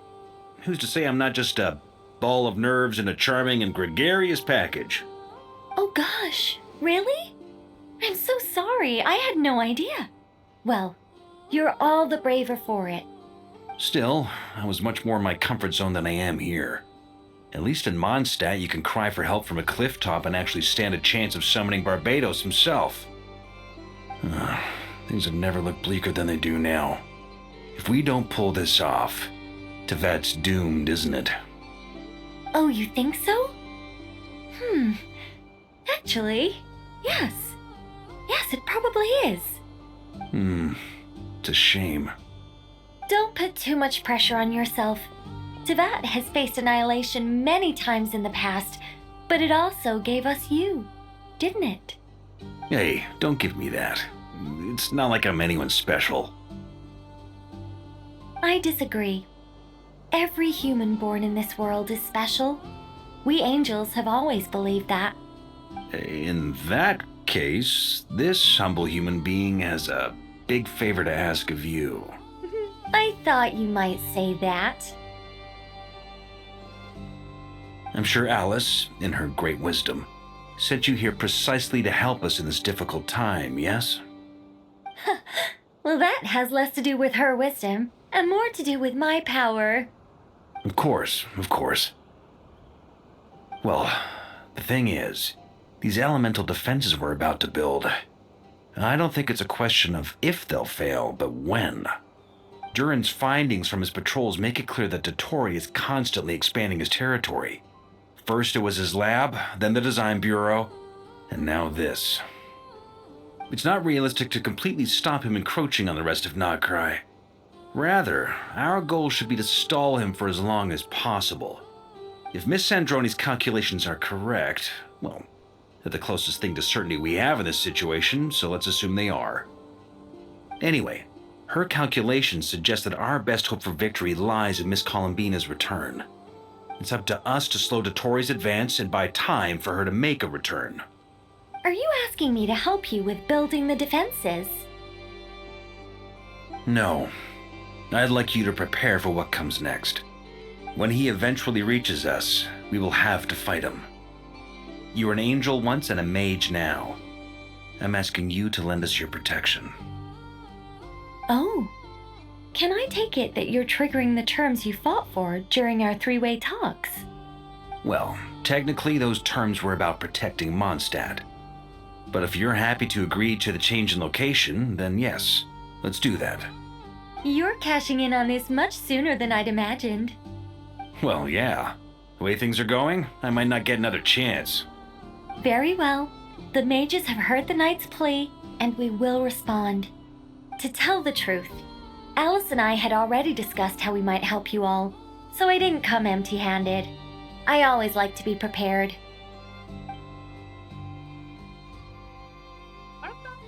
This is... wow. Yeah. This is great. Seriously, thank you. It's been many long years since I had a chance to dazzle humanity with a little divine intervention. To humbly serve as a reliable and responsible guide. Anyway, Knight of Boreas, please accept this gift in recognition of your great virtue.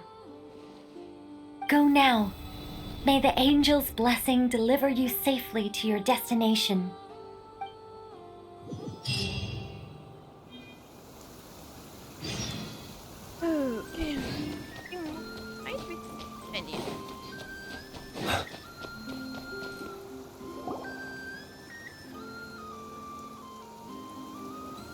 Ah, you're here. Sandrone! How are things going?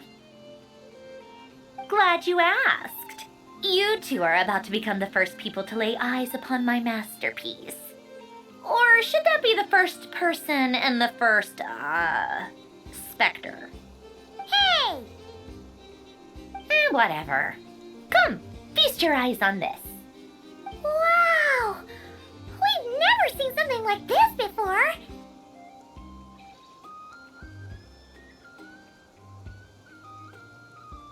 It looks impressive. This meter displays the progress of my formula.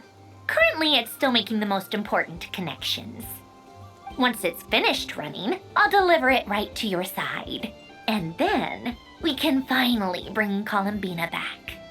What do you mean, deliver it? Can't you just tell us over the Dodo communication device? It'll just be some numbers, right? Ugh, you're such a greenhorn. This isn't the kind of formula you solve in math class.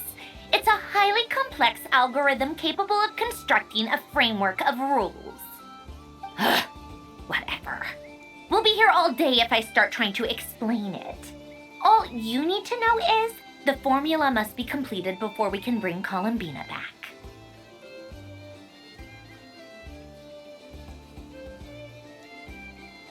Got it. I'll share the data with you. Nicole's agreed to let me use her information channel, so we just need to use the Dodo communication device like so, and there. Now you can check in on my progress. Wow! Look at that! You're amazing, Sandrone! About time you recognized my genius. Took you long enough. Anyway, that's all for me. You should check on the others if you have time. Make sure we don't have any weak links in the chain. That might sound harsh to you, but close supervision is a common practice in the Fatui. Not looking to catch anyone out. I just care about everything going smoothly. That's all. I'm kinda stuck here while the formula's running, so I need you to be my second pair of eyes in the meantime.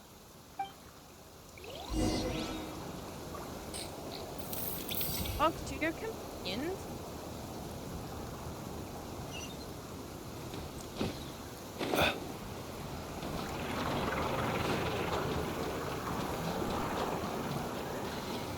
Okay, let's talk.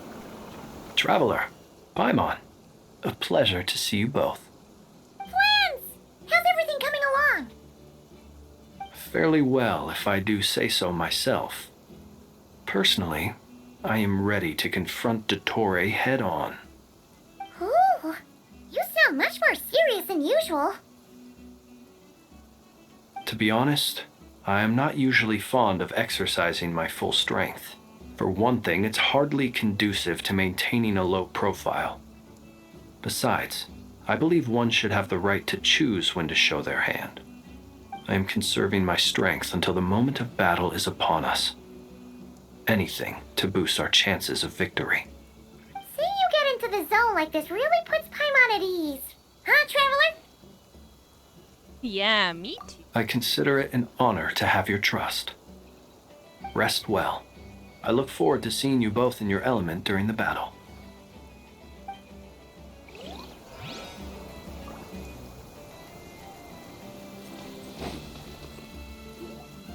Yes, Miss Moonchanter? What are you staring at? You always address me in the strangest ways. Lady Moonchanter one minute, Miss Moonchanter the next.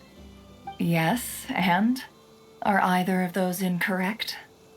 Not as such. It's just that I simply call you Nefer nowadays. Uh-huh. That's my name. What's your point? The point is I don't add any honorifics or titles. Meaning what? That maybe we're on friendlier terms now than we used to be. Is that how you see it? And I thought I was the one with eye damage. Never! Wilma! Paimon, Traveler. Just swinging by to check in on you. How are things going? Did you manage to get some rest? Don't worry about me. I won't slow us down. And I give my all to ensure our victory. Ah, yes. Allow me to give you two a quick checkup.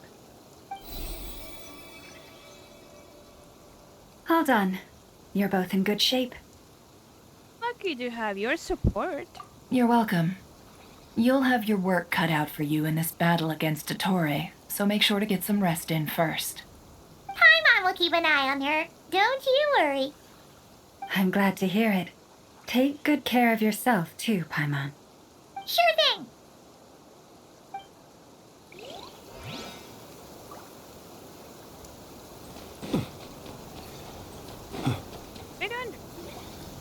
Thankfully, Miss Nicole has come to our aid. Nasha Town is now looking very well defended. Golden Flame. Yes, that's Nicole's power, all right. Based on the latest message from Grandmaster Varka, it sounds like they've reached an agreement. The situation should be more stable with her assistance. Everyone will have at least some degree of protection. Albedo! Duran! Hello there, you two. Are you well rested?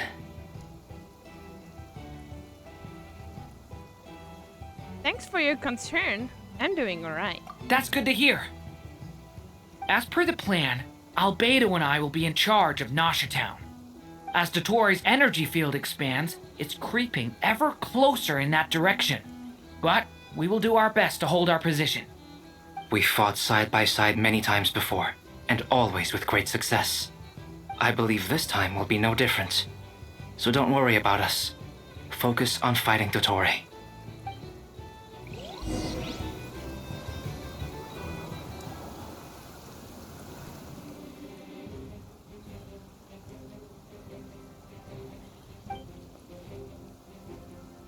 Coming. Are these the doctor's meet?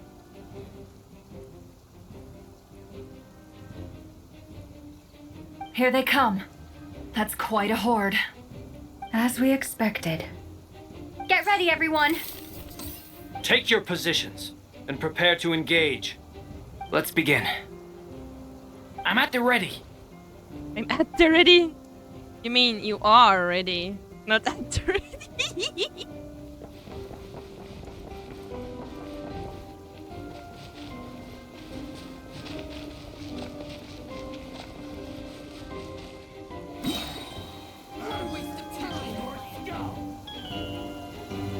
Time for the big Bombs away! Close your eyes. Observe. Do you fear the dark? Be Sayor to dust.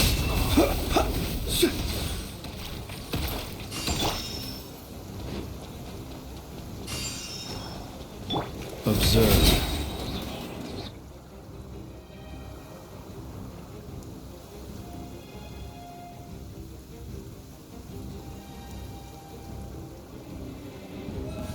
I'm gonna fix your skull! Leave this place.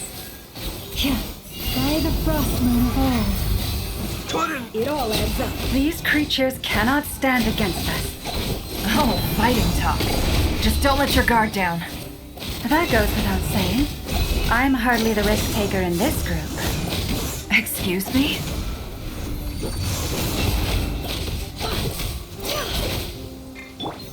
You poor lost land for the everlasting forest. Can't hide the truth.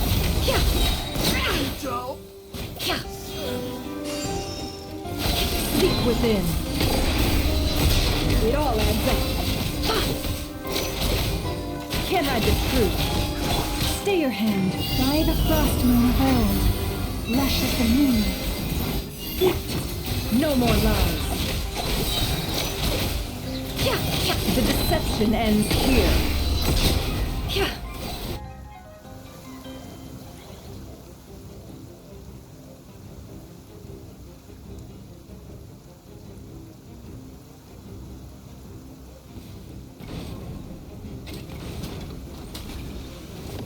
Burst forth! Feel this ancient power!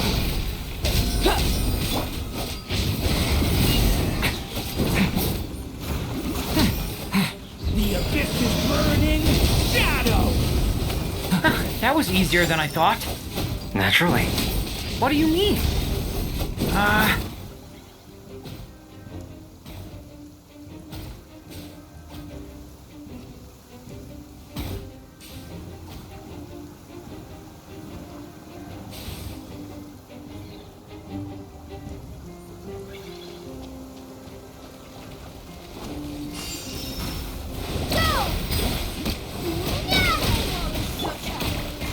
For the everlasting forest. People have always used fire to drive away wild beasts. Wouldn't a lantern work just as well? You read my mind, my dear friend. I was just about to say that. All right then, dear friend. Bring the light.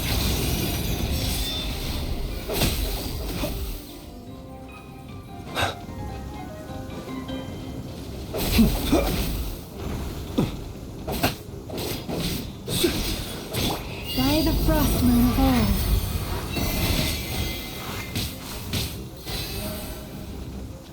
It all adds up.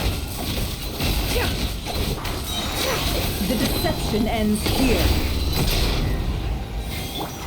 Observe.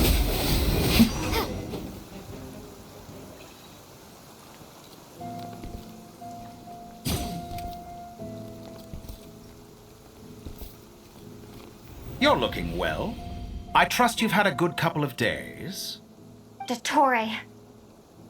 It's actually a good thing, in my view. If the subjects of my experiment were to die prematurely, it would throw quite a wrench in the works. And so, I must thank you all for your resilience. We are no longer on the same level, but you are nonetheless worthy of my respect. A creator god should be merciful and gracious after all. And in any case, it is only right that before I end your lives, the world is informed of the arrival of their new god.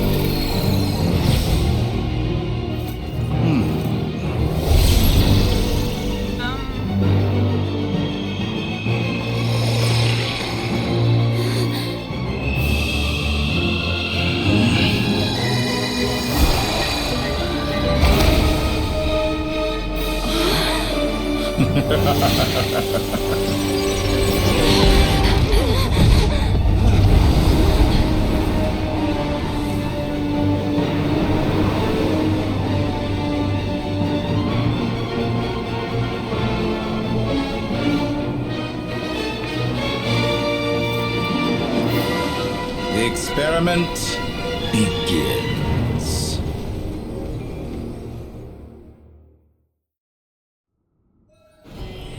With the marrow of the 3 moons in my hand, behold the false moons fall!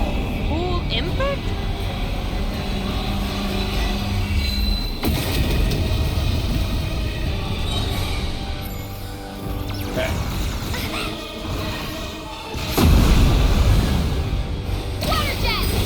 Be shackled! Can't hide the truth.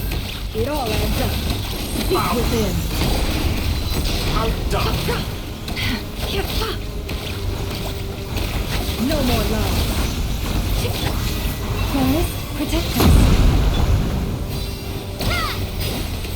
Entropy bends to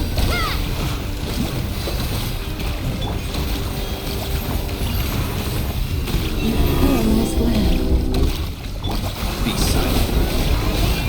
Leaving openings on purpose. Confident moon's remnants fall.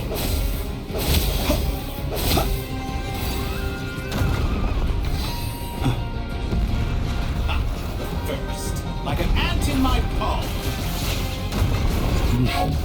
Oh, I've been moved inside another space, and it's sealed off. Looking at the structure of it, it seems like the Tory intends to trap us here. There's no exit. Our endurance is about to be put to the test.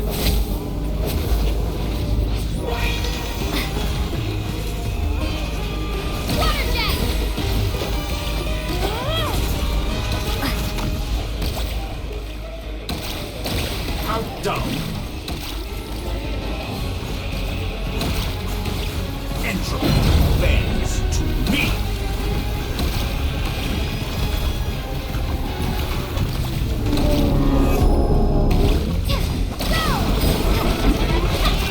Such a simple attack, and you're already you cannot face me. Can't hide the truth. It all adds Did you honestly think that would hit me? shameless. The marrow of the 3 moons in my hand. Behold the false moons fall.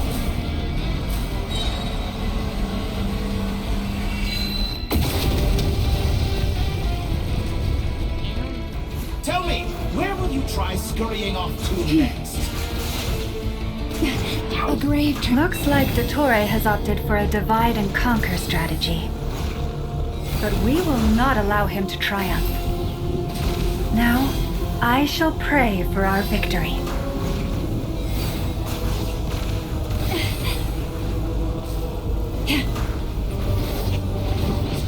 Entropy bends to me. It all adds up. Can't hide the truth. Such a simple attack, and you're already struck. It all adds up.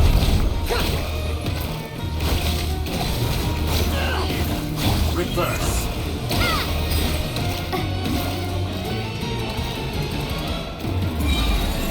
Moon's remnants fall. Good, keep it up. I'm still collecting data. The mystery unravels. No more love. Can't hide the truth. Outdone.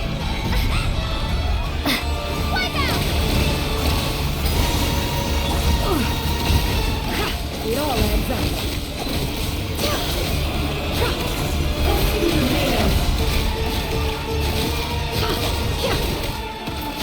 Be annihilated, that which cannot stand against me. What's this supposed to be? A knockoff version of the space Columbina got trapped in? There really is no way out. We'll see about that, Dottore.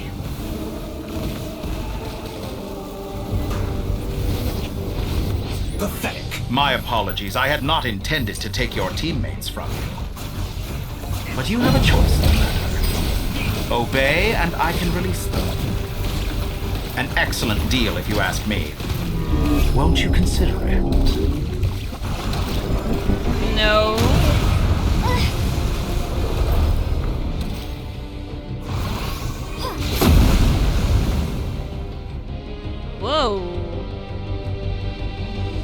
aware you've been working on some little tricks to surprise me with, but it appears that none of them have come to fruition. My guess would be that you're trying to bring Columbina back. But then, where is Sandrone? Or are you trying to buy time for her? I always found their friendship to be a curious phenomenon. Two highly incongruent personalities, and yet they share a deep connection. Speaking of Columbina, I once saw her as like a younger sister. We got along quite amicably while she was with the VIII. But then one day she suddenly decided she would refuse to take part in any further experiments. To this day, I truly don't understand what I could have done to upset her so much. It's such a pity. I could have had a sister, a family. But alas, she grew to dislike me. You're not fit to be family to her. That I can't deny. So many people, all obsessed with playing out the same tired old dramas.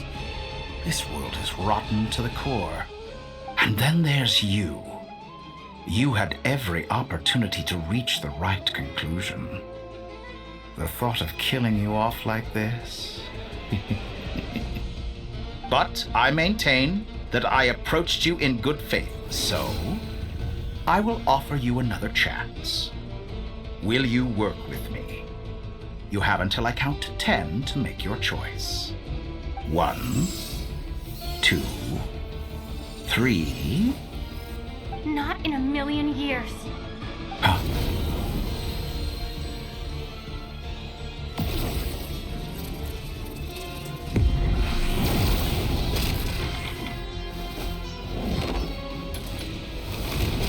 Sandrone, what a pleasant surprise. I didn't think you'd join us all the way up here. You're as sick and twisted as ever. Don't fool yourself into thinking anyone's grateful for the chances you're offering them. Sandrone, but the formula hasn't finished running yet. Funnily enough, I was just discussing a collaboration opportunity with the Traveler, and then I see you, who I must say is a good example of an opportunity gone to waste. Gone to waste? I said that everyone would get one chance, and you've used yours to march right back into the lion's den. So yes, it's an utterly wasted opportunity. And what makes you think I believe a word that comes out of your mouth? I was planning on disposing of your little formula after wrapping up more urgent business here. But since you've taken the trouble of serving it to me on a silver platter, I can simply bring it forward in the schedule.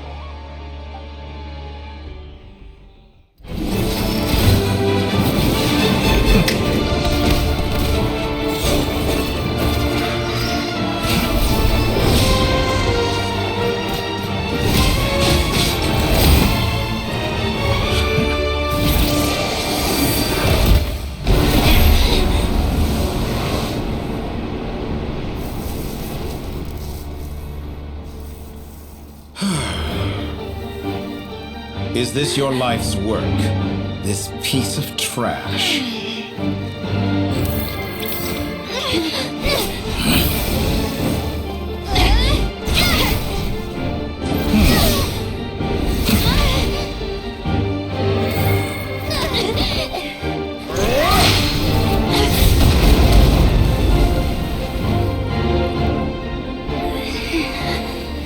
Your formula runs too slowly, Sandrone. You put your hope for success on others instead of fighting dirty. That is why you have failed. Now, whom should I slay first? Any volunteers? No one? How nice of you to leave the decision to me.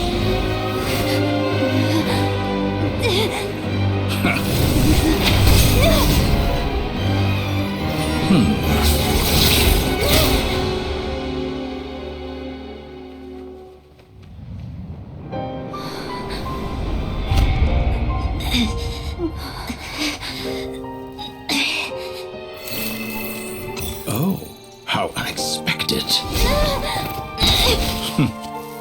Sandrone, any last words for me, comrade?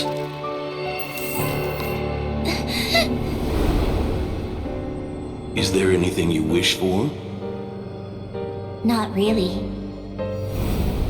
But I've always known what I don't want. Go to hell, Torre.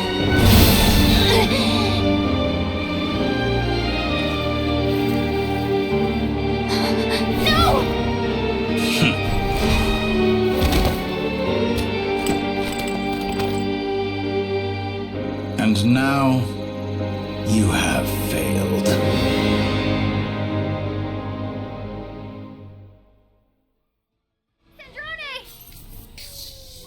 Now you see how fragile mechanical contraptions are. Just a gentle tap, and they fall to pieces. However keen of an inventor Sandrone may have been, her death spells the end of the formula that was running inside her body. Of course, I have to commend her for making it this far. As her colleague, I have to admire her stubborn tenacity. Now, it is time for you to take your place by my side. My count was interrupted, but the second chance I extended to you still stands. Once again, you are welcome to join me. By now, I'm sure you have gained a greater appreciation for the power and authority I wield. What is stopping you from embracing a new world of endless possibilities? Not in the mood to talk? As you wish. You seem less talkative than usual today. I'll change the topic to something more apropos. Sandrone was always like this, never trusting anyone, always so reluctant to share her research with them. Objectively speaking, she had her strengths. It is remarkable how she extracted and even optimized the world formula from so much data. But her inability to trust was her undoing. Had she allowed someone else to monitor or run the formula for her, you might still have a chance at victory even now. But regrettably, she was a stubborn fool. As much as it pains me, she had to go. Dottore, maybe this is news to you, but people can change. Columbina surprised you when she escaped, and I think Sandrone would surprise you too. Change? You can twist the truth however you want, but I see it clear as day. You're the one who can't trust other people. Is that how you see me? By this point, what can you hope to do about it?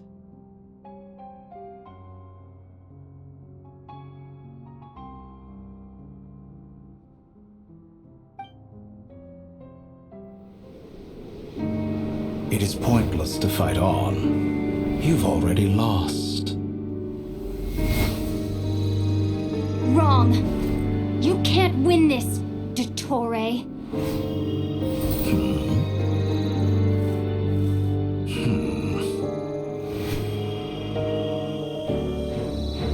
What?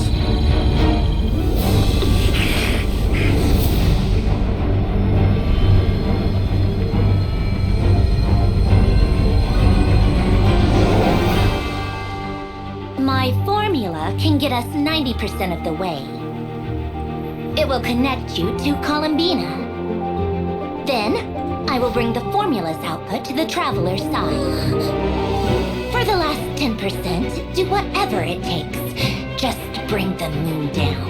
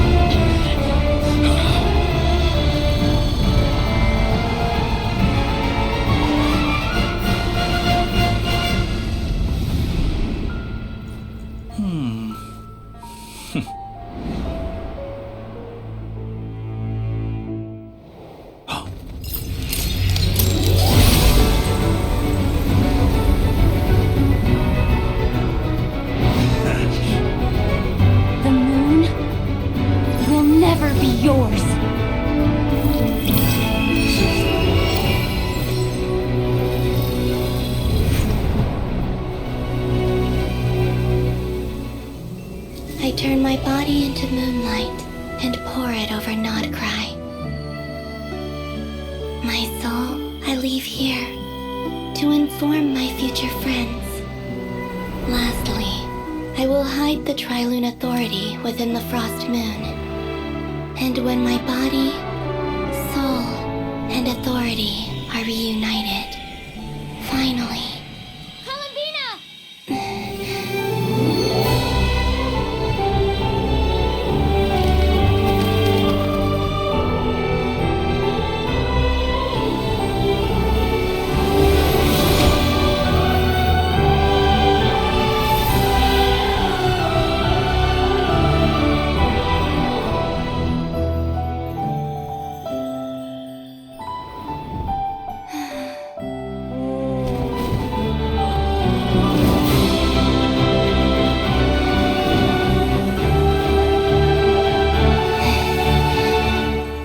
It's been too long. I'm back.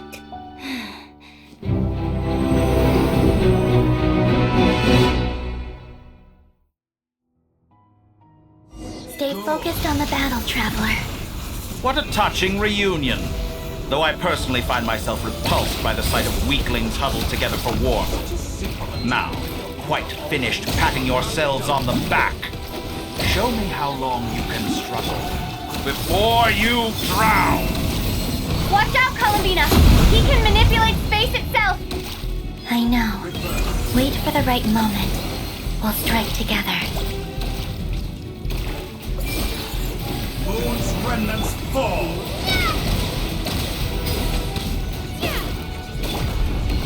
Surge. Did you honestly...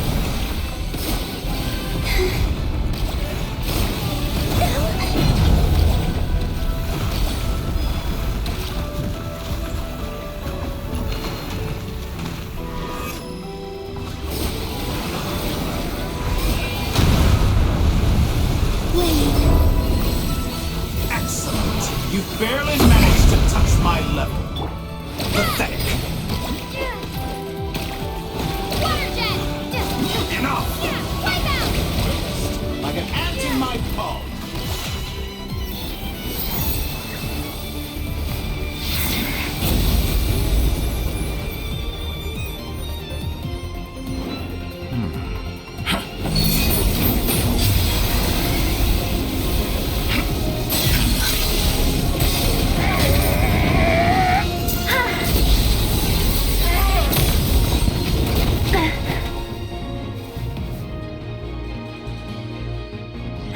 You the new moon's blessing. The new moon shines upon you. I am growing weary of your stubborn resistance. It's over, Dottore!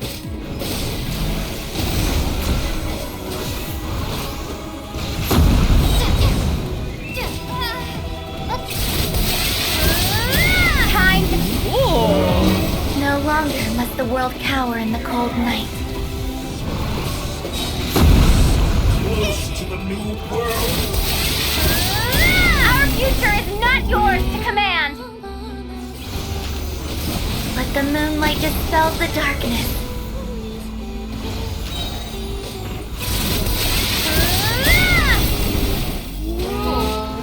Everlasting as the moon.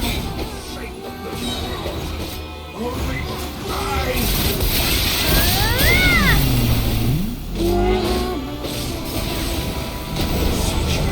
Wallow in this rotten, decaying world!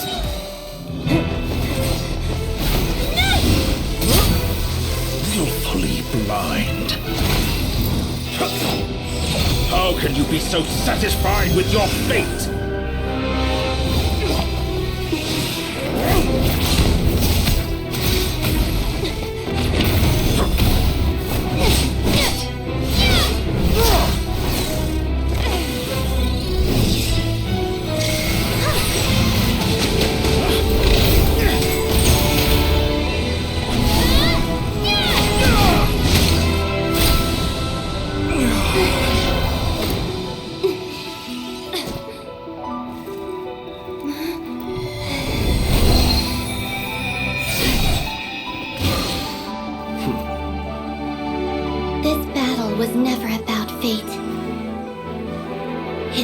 friends, family, and the home you stole from them. So dull. Only the weak rely on each other for comfort. You shall see.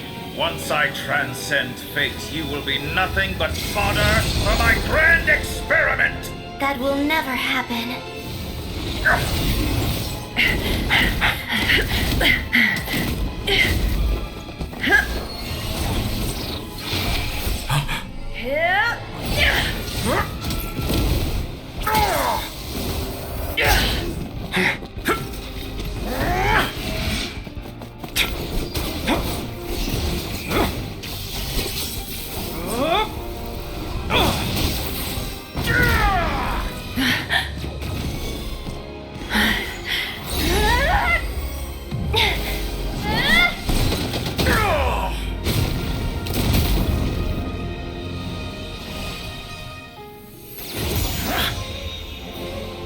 Today, the moon lights up this world once more.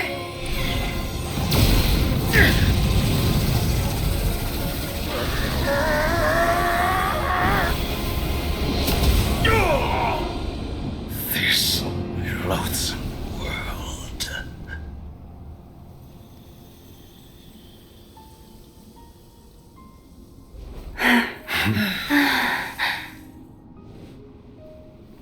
No, this world is our home.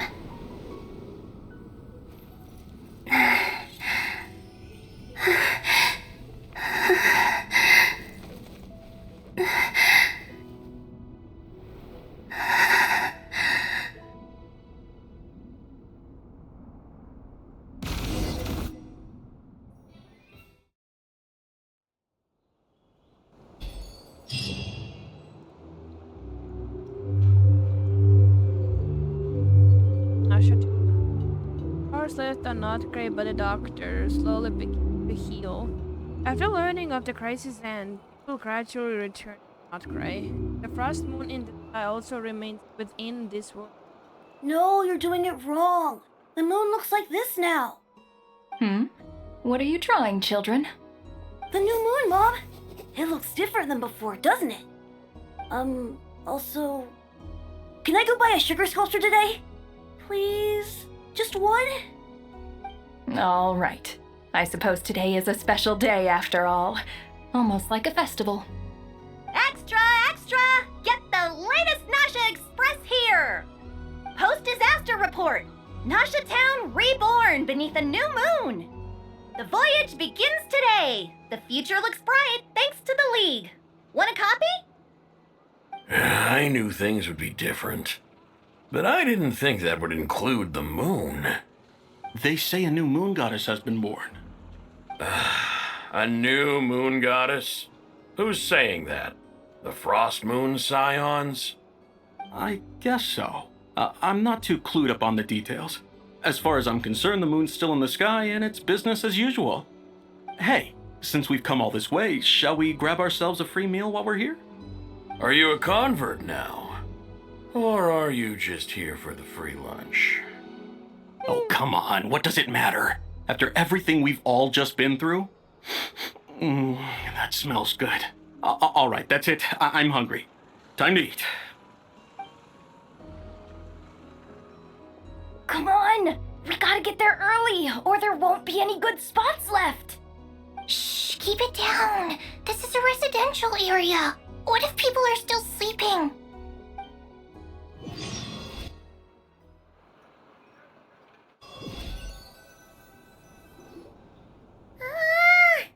Why is it so noisy outside?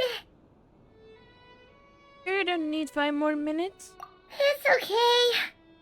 My mom was pretty much awake anyway. It's been so long since we last had a chance to relax, huh? Feels like time is moving slower than usual. What about you? Did you rest well? Well enough. Oh, I wasn't as sleepy as much as I expected. Still winding down from everything that's happened? Or are you wondering how our friends are doing? Or is it about what Dotori said to you? A bit of everything, I think. Okay. if you say so. But don't push yourself, alright? Let Paimon know if you need to talk. What we just went through was a lot. It's totally normal if you need some time to get back in your groove. Luanatar disappeared after Columbina came back. Apparently, she was part of Columbina's soul or something. Still, Paimon kind of misses Luanatar somehow. But anyway, you did great. So did Paimon. We all worked our butts off to contain this disaster, and in the end, we made it. So, chin up, Traveler. You should be proud of yourself. Usually this sharp when just woken up. Hey! Don't poke fun. You should be glad that Paimon's growing as a person. Aw, Paimon. Sorry, one more serious note. I bet you were worried about me again, weren't you? Paimon didn't think you'd mention it. Aw, Paimon. Sorry, Paimon. You have no idea how anxious Paimon was. She was worried sick about you.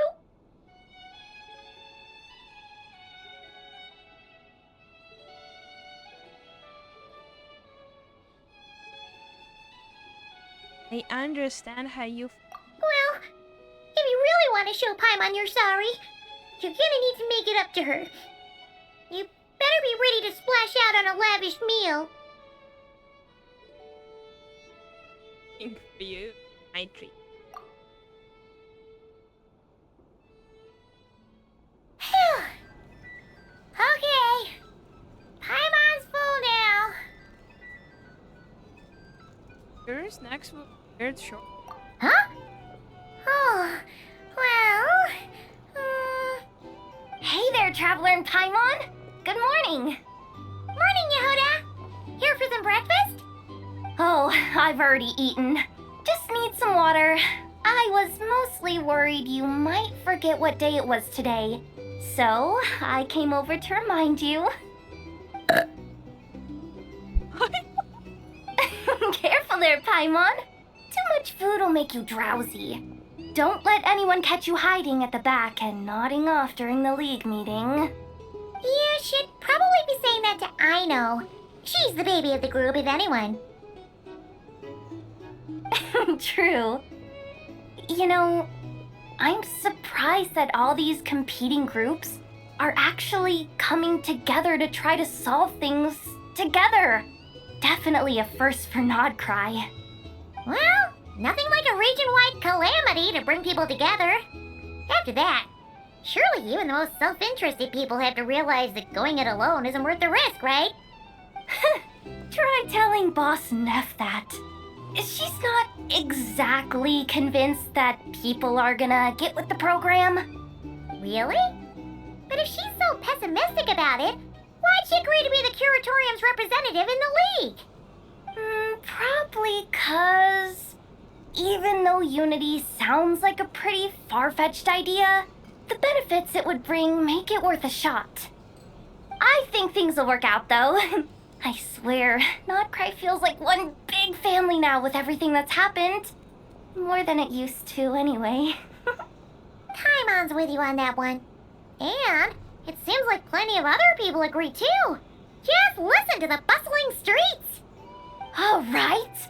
Everyone's been rebuilding these last 2 weeks, and the evacuees have been coming back in droves.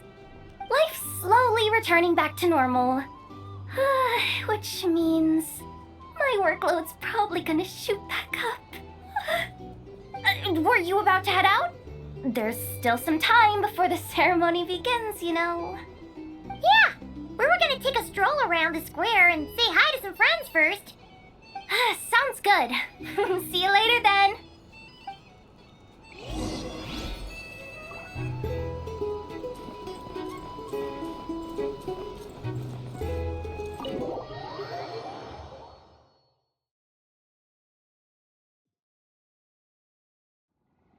Please accept today's boon.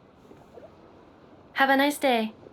Are Paimon's eyes deceiving her? Or is that Inefa handing out food for the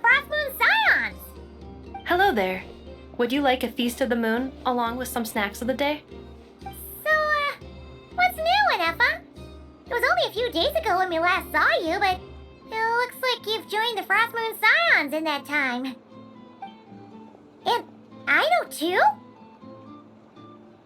What are you talking about, Paimon? We're just here to help, duh. In the wake of the disaster, it's all hands on deck. We responded to Lauma's request for support. At times like these, the smallest good deed can inspire others and help them through the hard days ahead. And we're using eggs and heating tubes to make that a reality, in true Kromkake Craft Shop style! Great work, I know. Enough! Did you hear that? The Traveler said I did good. The Traveler! That's because it's true, I know. Proposal. If you can resist eating today's dessert, I will provide you with compliments too. No way! Well, that proposal got shot down quickly. I need something to get me through the hard times too, you know. Mom! Yes, dear. Go right ahead. Excuse me. Could I take a photo with the robot lady? She helped us get safely out of Nod-Krai, and she helped us get back home too. She's the best. Of course she is! And since I'm the whiz kid who built her, that makes me even better than best, right? But you stole my snacks though. Oops. Shall we move to the open space near the center? The view there is better. I would like to be here. Thank you! Aren't you the better pick for this job, Flint? You underestimate yourself yet again, Master Ilua. Not at all. I rarely come by Nasha Town. I don't know any of the big shots here. All in good time. Socializing is a step-by-step journey. But you're much further ahead on that road, aren't you? You're not seeing the full picture. You know the truth now. My friends do not understand my habits. There is no question about it. The Lightkeepers need a representative in the League. Someone who is upright, cares about other people, and can realize their self-worth through group action. You say it like you wouldn't make the cut. I am most flattered that you think I would. Sigh a little less, Master Ilua, and have more faith in yourself. All the Lightkeepers agree that you're a very promising young man. That is precisely why Starshina and Nikita felt safe delegating such important work to you. I'm sure we all also agree that we would sooner die of dehydration than manage to wrangle anything out of you in a discussion. My apologies.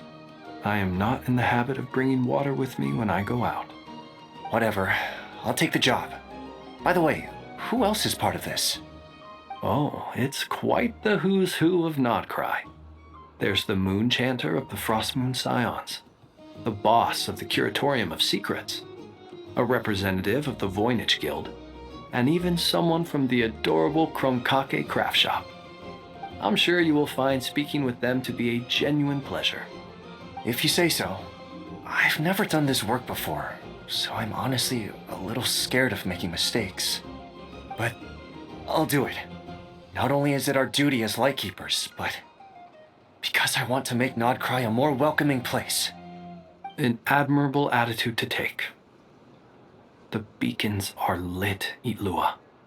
We're but one step away from breaking through the blizzard. We have the chance to band together and build our shared homeland into an Elysium. This is unprecedented for Nod-Krai. An opportunity not to be missed. Yeah.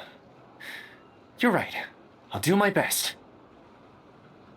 Quite a few familiar faces have arrived. Let's go, shall we?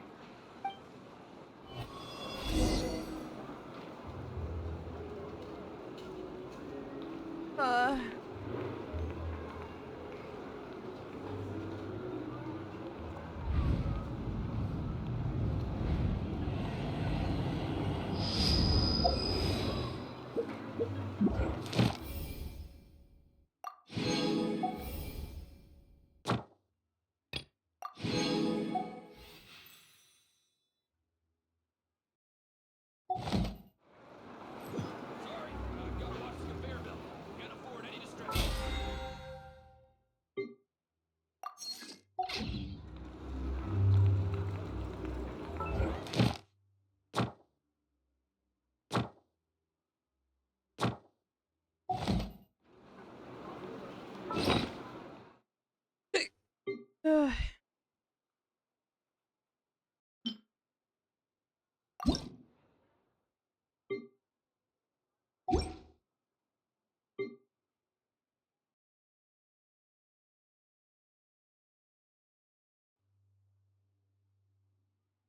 Ika?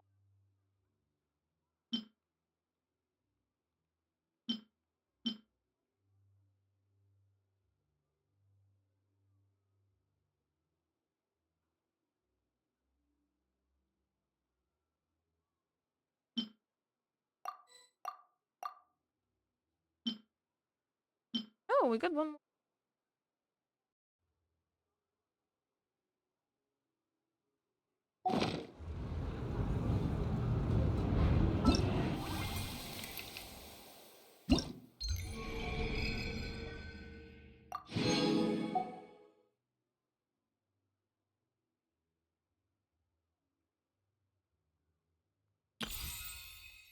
But who the hell is that?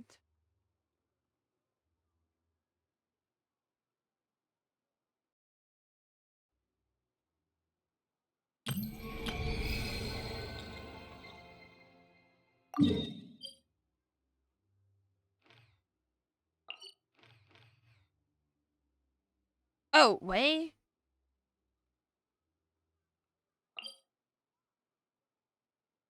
Of the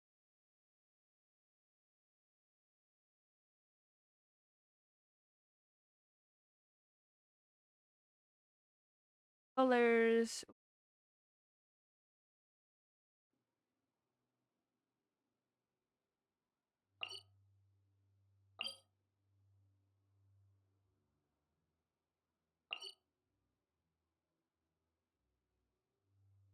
A of oh, everything.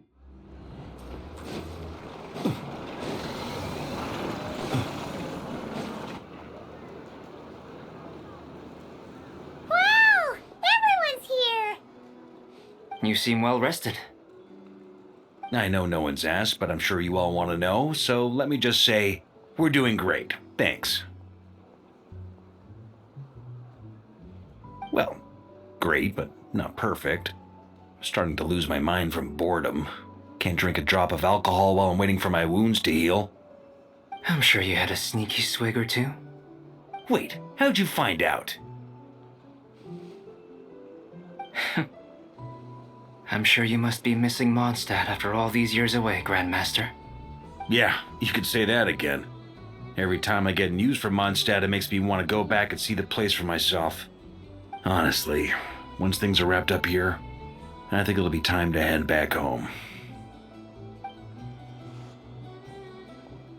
Hey, looks like someone's taking the stage. Can everyone see okay? Anyone need a boost? I'll just listen from the back. It's fine. You're taking this pretty seriously, huh, Durin?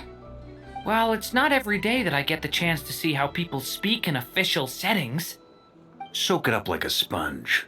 I'll make sure you get a chance to practice for yourself later down the line. Actually, I know just the thing. You can debrief the Knights of Favonius for me. Mr. Varka, are you forgetting that I'm not a Knight of Favonius? I can knight you. Any particular title you'd like? Is he joking? I really can't tell. You'll have to figure this one out for yourself. It'll be a good learning experience. It is my honor to host the opening ceremony for the League, and to have this opportunity to speak to you all in my capacity as Voynich Guild representative. Could this person also have been pushed onto the big stage by the real big shots? Guess I'm not the only one then.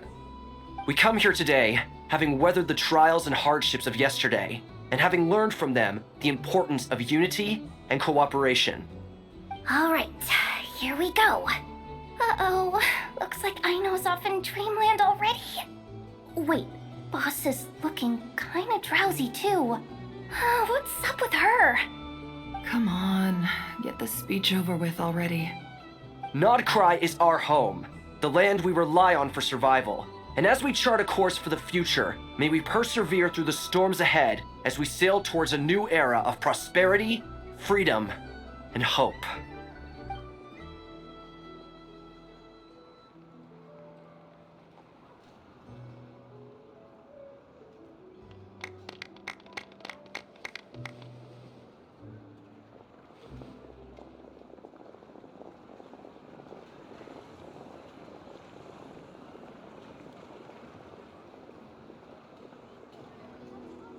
Looks like we'll have more opportunities to travel in the future.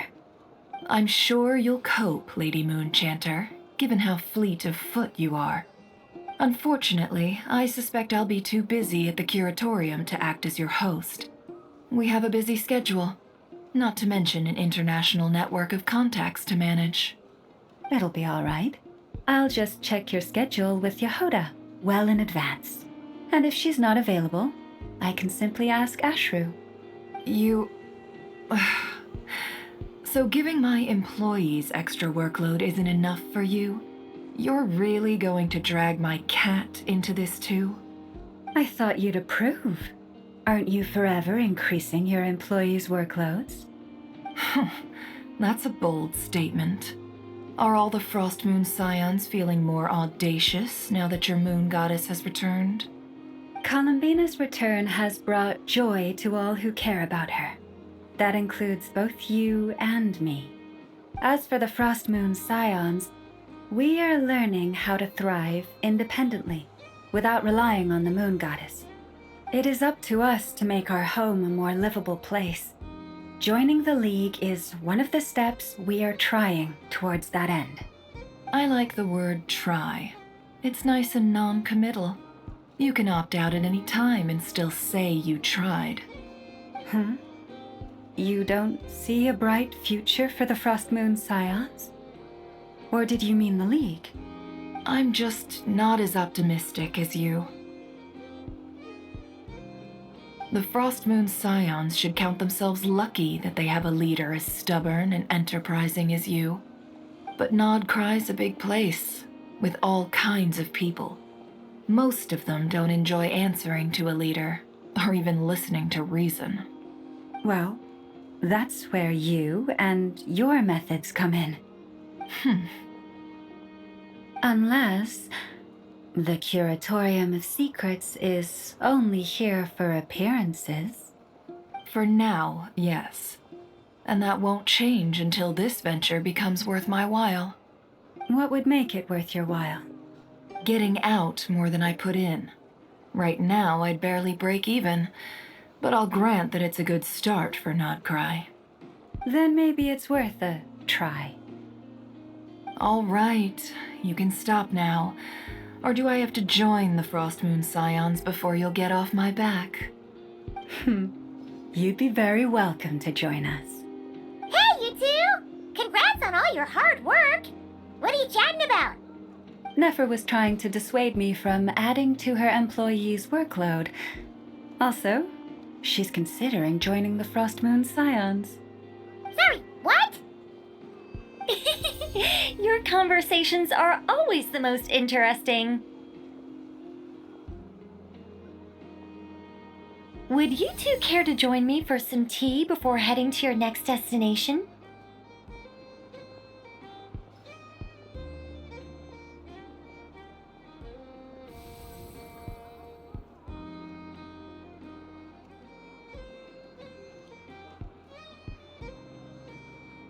Nicole? Wait, where are you? Aren't you gonna show up today? Sadly not. I'm otherwise occupied right now. I'm sorry, Paimon. I can hear how disappointed you are. If it's any consolation, let me say that how things appear on the surface is a far cry from what they are at their core. Perhaps you'll feel better if you focus on the fact you have a special line of communication with the great mage herself. Okay? Has something happened? No, or not yet, anyway. Well, that's not ominous at all. Here's something out for. Not for the time being. Just think of this as a general check-in to make sure this communication system is still running smoothly. Besides, it's good to chat once in a while if we want to maintain our friendship. You could have just said so.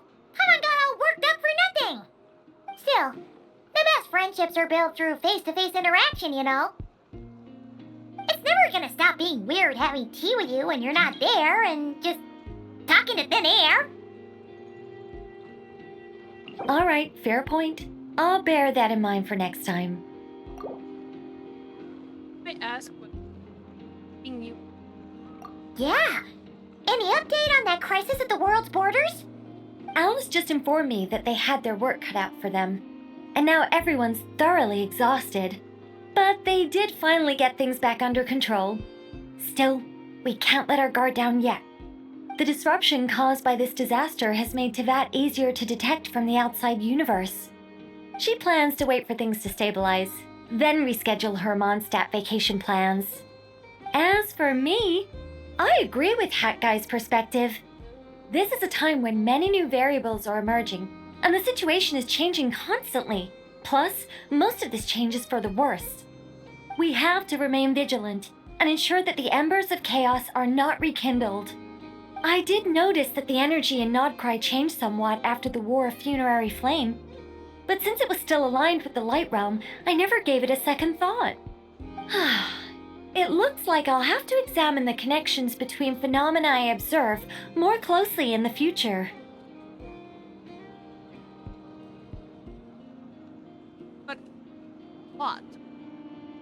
Just doing my duty. It's more or less second nature by now. Of course. To give you the full picture, I'd have to start with the substance from which angels were formed. Never mind. Paimon's right. Showing off my knowledge would be much more satisfying in person. By the way, you did receive the gifts from the Hexen Circle, yes? I'm not trying to claim credit or anything, but my pride demands that I at least mention it.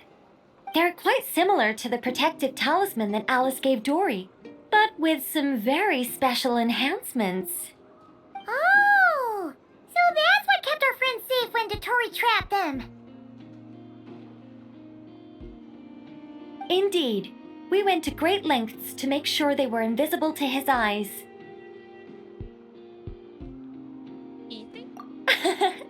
I'm so happy they came in handy. Still, not fishing for gratitude, by the way. I just want you to be aware that sometimes your friends may be protecting you in ways you cannot perceive. Anyway, I'll contact you if anything else crops up. If not, you know what they say, no news is good news. Oh, my angelic instincts are tingling. They say you should head to the docks next. Your friends are about to board their ship home.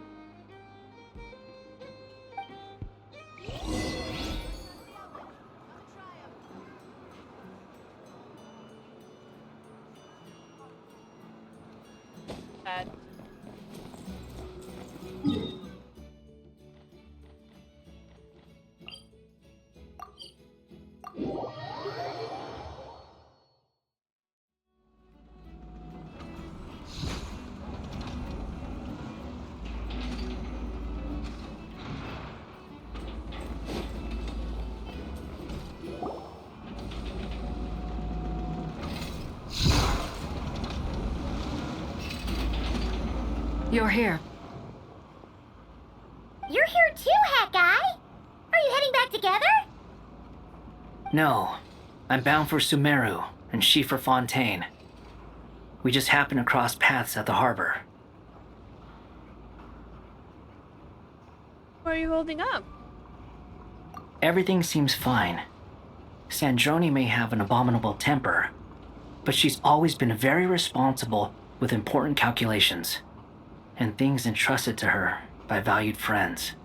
You always speak as if you know us inside out, Mr. Hat Guy. Maybe I'm just a good judge of character. I certainly hope that's all there is to it. Regardless, you have been a significant help in this matter. For that, you have my gratitude. I didn't do anything special. Sandrone's the one who completed a seemingly impossible formula and turned the tide of the entire battle, even giving her life in the process.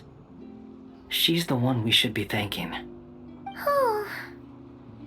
Even we were unaware that Sandrone had hidden the real formula inside Polonia's body. She managed to fool Dottore into thinking the formula was running in her system by installing an identical-looking decoy within her.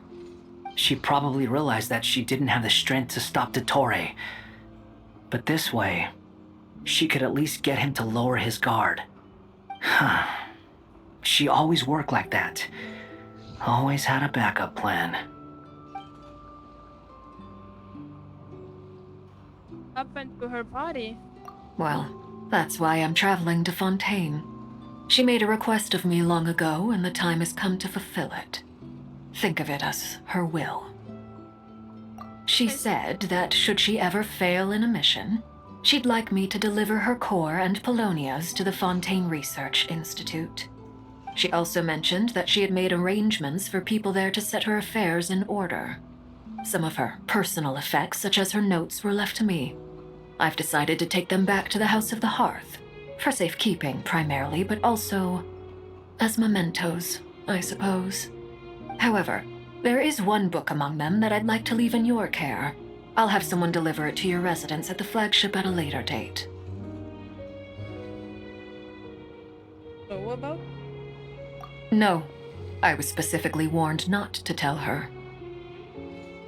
This is her last wish, and I will abide by it. Backup? I can only hope so, but none of us here can know for certain. I bade farewell to Columbina earlier today. As promised, she turned the iridescent moon's marrow over to me. She spent a long time with Sandrone's body, saying her goodbyes. Oh, is she alright? Sandrone's passing has left a great wound in all of our hearts.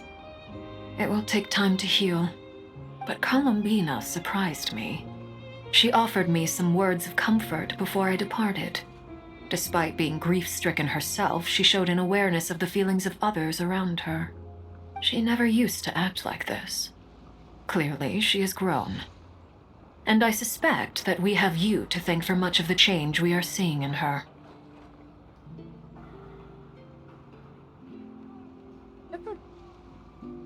Huh. After these recent events, the Tsaritsa has revoked the Pale Star Edict. Snezhnaya now realizes that the arrest warrant for Columbina was just a ploy by Dottore, who coveted her powers.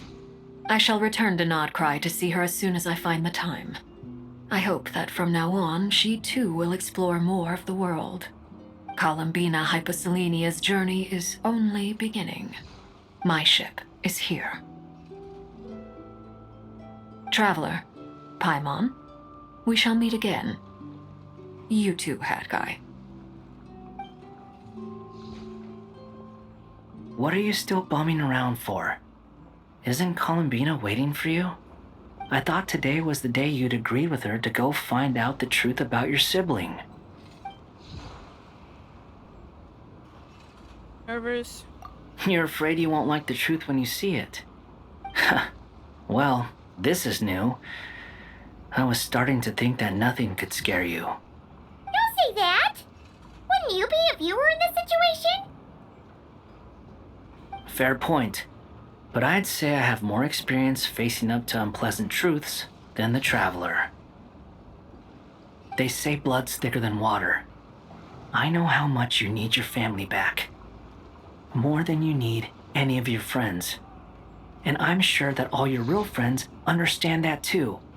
No matter what the truth turns out to be, they will stick by you and support you, whatever decision you make. Finding the truth is important. But more important still is what you choose to do once you've found it. At least, that's the life lesson I've learned from my experience, grappling with the truth. I don't know that. What? Now that Dottore's dead and gone? A little, I guess. But it hasn't solved everything. Maybe I regret not getting to end his life with my own hands. Or maybe it's something else. But for whatever reason, I still feel like I have a chip on my shoulder. Either way, I'm going back to Sumeru. Lesser Lord Kusanali is gonna need help dealing with all the chaos Dotori left in his wake. Not just from this incident, but everything he did in the past, too. You should continue with your journey, as you've always done. Who knows? Maybe we'll meet again someplace else. So, what should we do now? If you want to explore a bit more to steady those nerves, Paimon's game! After all, when Columbina said she knew where your ship was hidden, Paimon promised to give you two some alone time with the truth. It hasn't been all that long since we were last apart, sure, but with Columbina there, Paimon's sure things will be just dandy.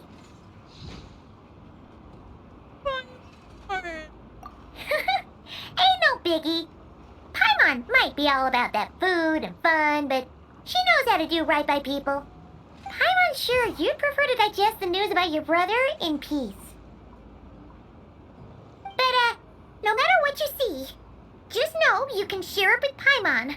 Of course, as long as it's not super private. If you can't make sense of something, let's give it some thought together. And even if we both can't figure it out, Paimon can at least treat you to a nice meal. You're my best companion after all. Glad to hear it. Feel better now? Well, thanks to you. Alrighty. Next up, time to meet with Columbina.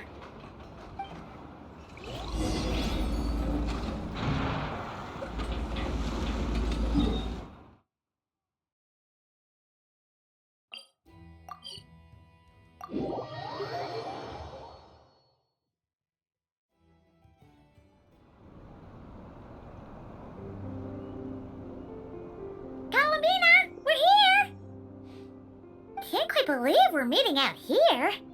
We've gotten used to walking over to Silver Moon Hall whenever we go see you. Well, you're still welcome to go there whenever you want to see me. It's just, now that it's all over, I've decided to make some changes. Try and fit in with the Frost Moon Scions, like Lama suggested.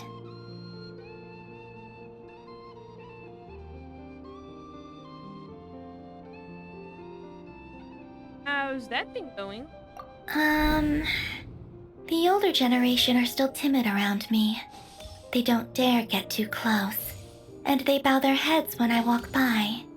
But things are much better with the children. I see more curiosity in their eyes. Hopefully, by the time the next Moon Prayer Night comes around, I can enjoy the festival with them as myself, without having to pretend that I'm only dressed up as the Moon Goddess. You'll do fine, Columbina. Paimon's sure they'll realize you're super nice once they get to know you better. You really think so? When we first met, you thought I was a little up in the clouds. Oh, we were just starting out then, come on! So Lama told you, huh? I'm only teasing.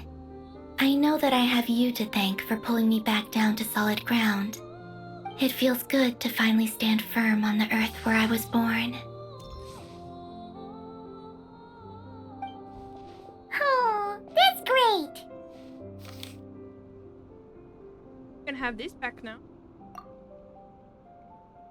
Thank you. I'll make sure not to lose it this time. Well then, are you ready? Ether, what happened to our spaceship back then? Why did you leave? It's time to learn the truth at last. I'm ready as I'll ever be. Good. Then let me open the way for you.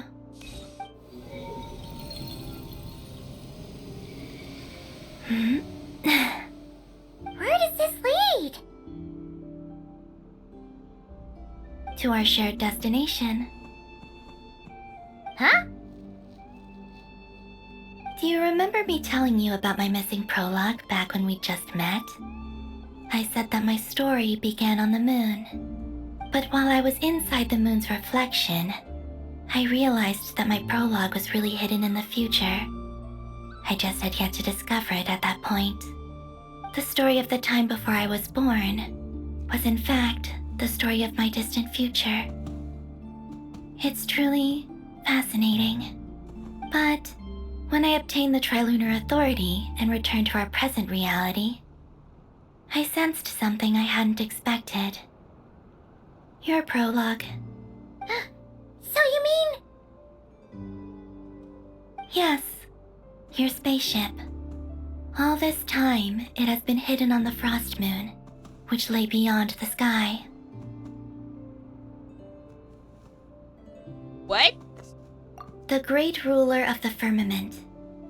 The heavenly principles. Wait, them? Why would they do that? I don't know. Perhaps your ship contains something that is incompatible with Teyvat. Or something that cannot be known. Oh, did I pick a bad time to say this? I know it must have been hard to work up the courage to do this. Maybe I should have waited until you were on the moon, with no chance to back out. That would have been kind of mean, you know.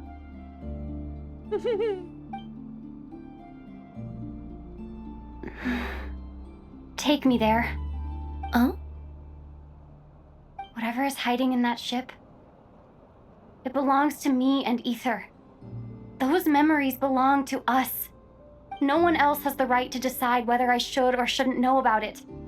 Not even the heavenly principles. Very well. Then let's go. You two take care, alright?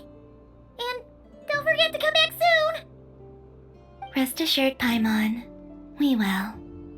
Traveler, after you. Thinking about the story that we'll find hidden on the moon? Yes. And hoping that it has a happy ending. Stories like that don't exist, you know? You don't believe in happy endings? I don't believe in endings.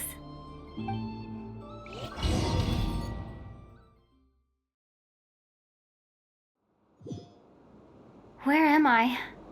This is the pathway I built between Teyvat and the Frost Moon. The moon is very far away from us, so it could be a long journey.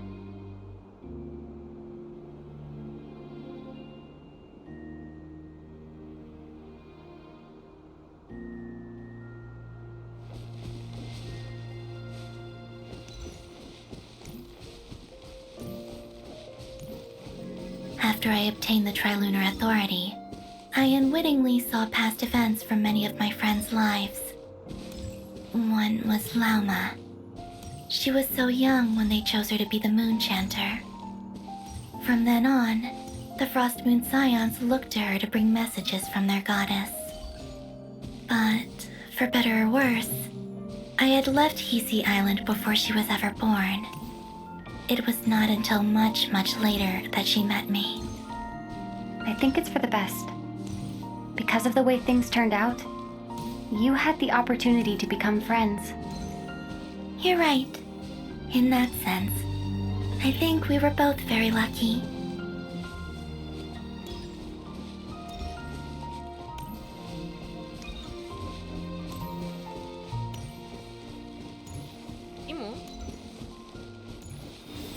Oh, and about that mage, Nicole. I only recently learned that she has lived in Teyvat since the time of the Three Moon Sisters. The moon goddesses always had a good relationship with the angels. I suppose our friendship continues that tradition.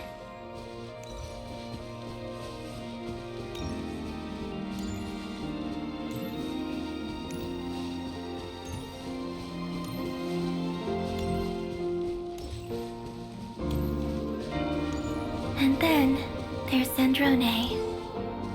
I never knew that much about her, beyond the fact that she was created by someone called the Lord Artificer. She, too, suffered for a long time before joining the VIII.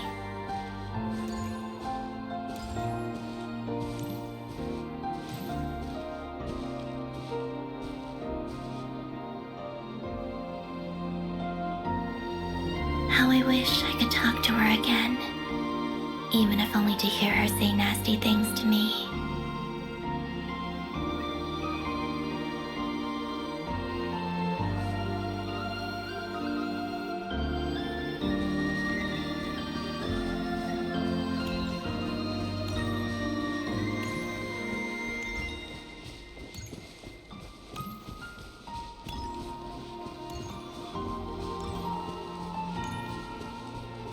Also, I saw your sibling's story. I'm afraid I didn't see much. It seems that he rarely came to the surface where the moonlight shines. But I did notice that back when you first set out on your journey, he would often appear nearby, gazing at you from afar with a guilty look in his eyes. Ether. Let us speak no more of the past. I probably shouldn't reveal so much about my friends. It's not my place. Let the moonlight carry us forth. We are very close now.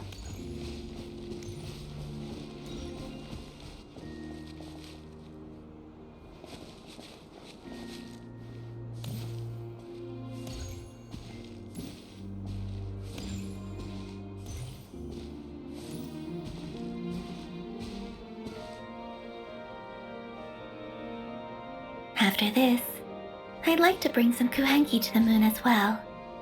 If they're willing, of course. What about your other friends? Will you bring them to visit too? Certainly. But I'll need to tidy the place up first. This home hasn't received any guests in a long, long time.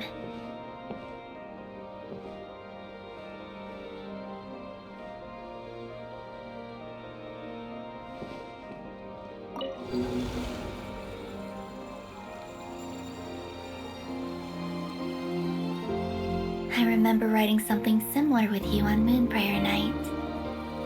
I believe it was called Dodoko's Whirligig. Yes, that was it. You asked me if I was afraid to return to the moon, and I said that I was. The idea that I had gained something precious, only to lose it so quickly, that frightened me. But I'm not afraid anymore.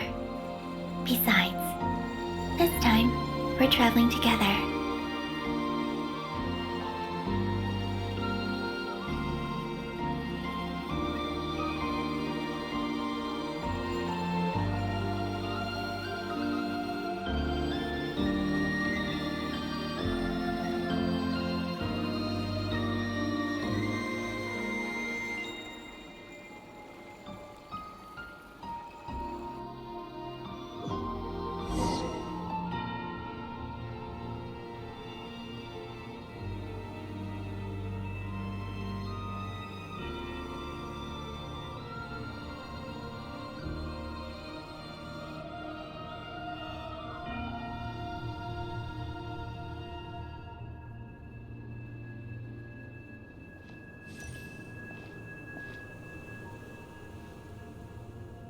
We're here.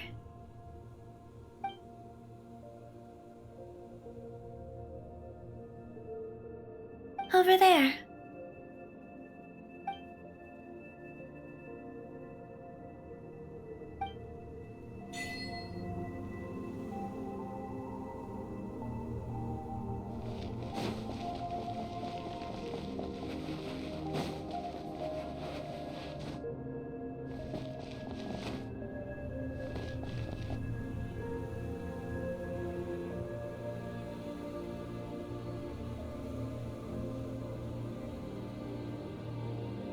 Our spaceship.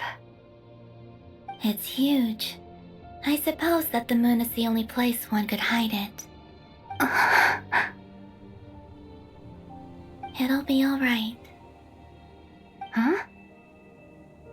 The way you feel in this moment, I went through it too, on Moon Prayer Night.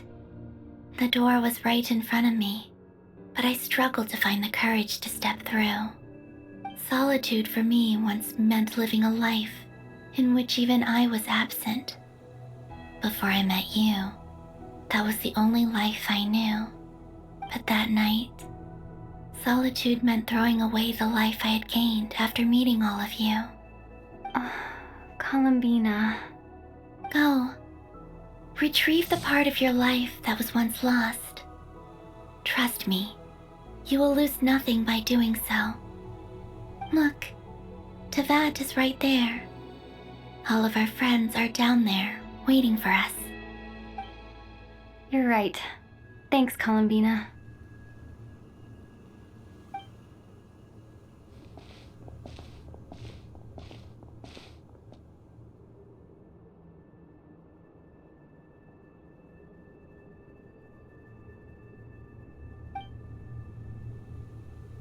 Are we also going?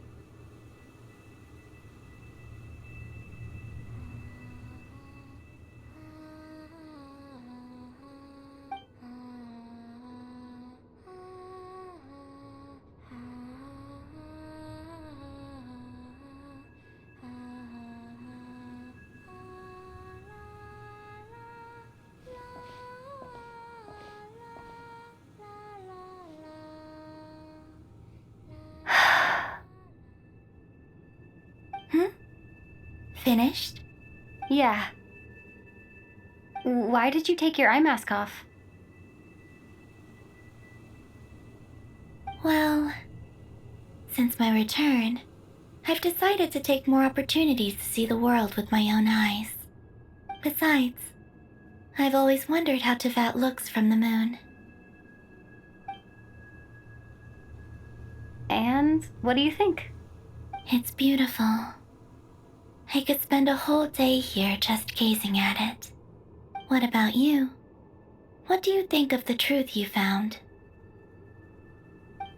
I haven't looked at another person's expression in a long time, but I think yours is saying it was neither good nor bad. Keep this up, and it won't be long before you give Nefer a run for her money. Oh, I don't think that's going to happen. I'm much more used to sensing what's going on around me with Kuvaki. I think I'll save my eyes for seeing special moments I really want to remember. I read the spaceship's flight logs. I always assumed that this was my first time in Tevat. I thought that Ether and I must have been hibernating in space for centuries on end. But the logs show that our spaceship flew over the skies of Tevat once before. A long, long time ago. Flew over? So you didn't land? No. The ship barely came to a stop before flying on again. After that, it continued traveling through space for a long time. Some of the data is corrupted, but I suspect that it kept flying for thousands of years. It was only after that that the ship made a forced landing in Nod-Krai. When Ether found me, he came from outside the ship. Could this mean that he left the ship long before I did? Maybe even during our first pass over Tevat? Are you all right? Yes. I can feel that the truth is coming together, one small piece at a time. I remember Ether telling me that when he first arrived in Conria, he could not recall the past. So this might be something that even he doesn't know. Here, I made some space for you. Your mind must be racing, and this seems like the perfect place to relax and clear your head. Oh, wait, there's one more thing. What is it? Wait here a moment.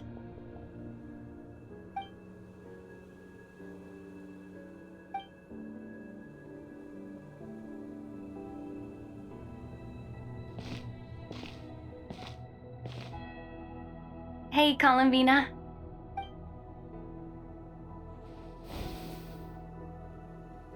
What?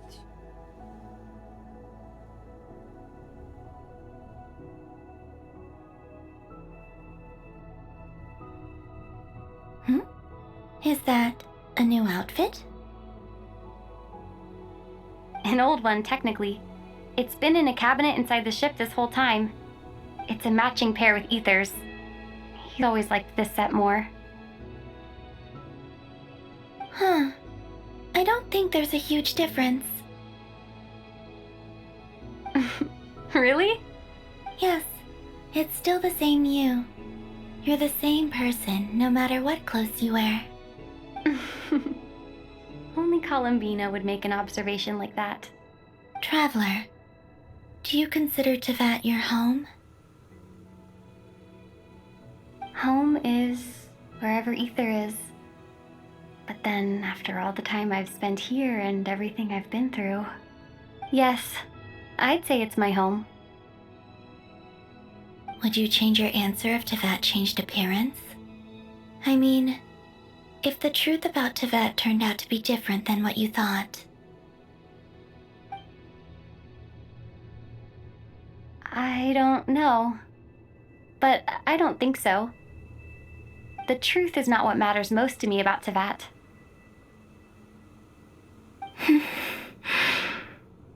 When I was first born, I longed for a home.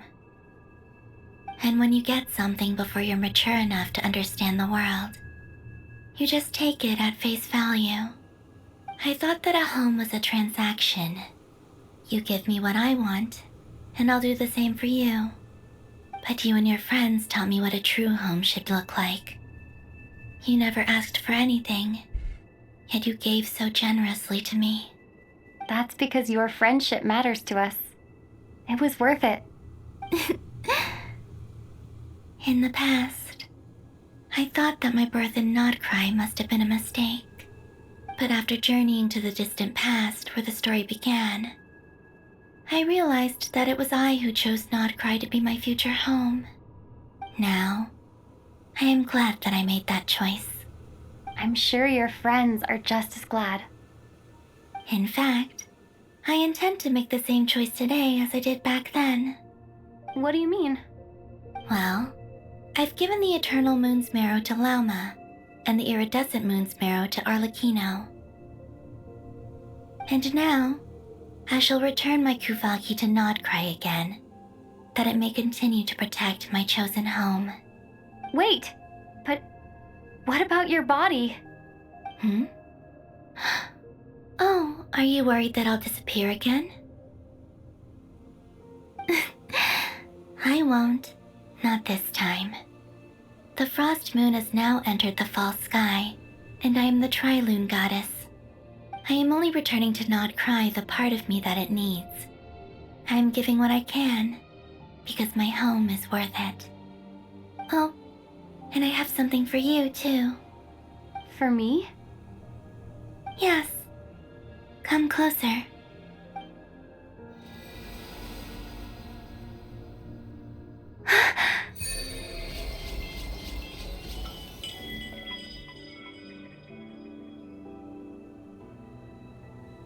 What? Foreign Starfire? Have all elemental types. Attack is increased by 20%. Additionally, when nearby party members trigger Night Soul Burst, Traveler will receive 1 blade of the Secret Flame Stack.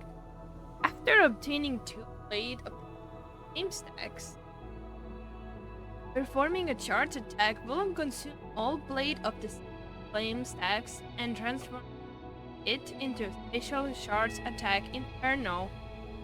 Healing increased Night Soul aligned pyro damage. Whoa! Rain Agualis, travel all elemental types. Is increased by 20. When nearby party members HP increased or decreased by 5%, Traveler received 1 blade of main water stack. After obtaining 3 blade of main water stack, performing a charge attack will consume the old blade of mini waters stack and transform it into a special charge attack, Tight Pound. Dealing increased hydro damage when Traveler's HP is no less than 10% of Traveler's max HP will be consumed to increase damage dealt by this attack. Traveler's HP is lower than 50%. Traveler's HP will be restored when enemies are hit. Elemental Mastery.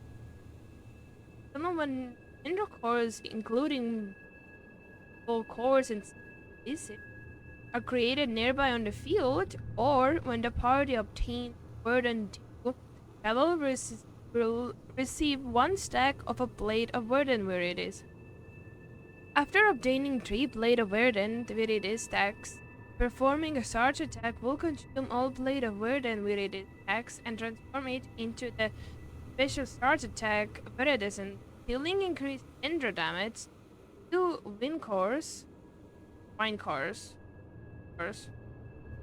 will also be created on the spot, which will explode after 4 seconds, effectively deal Endra damage.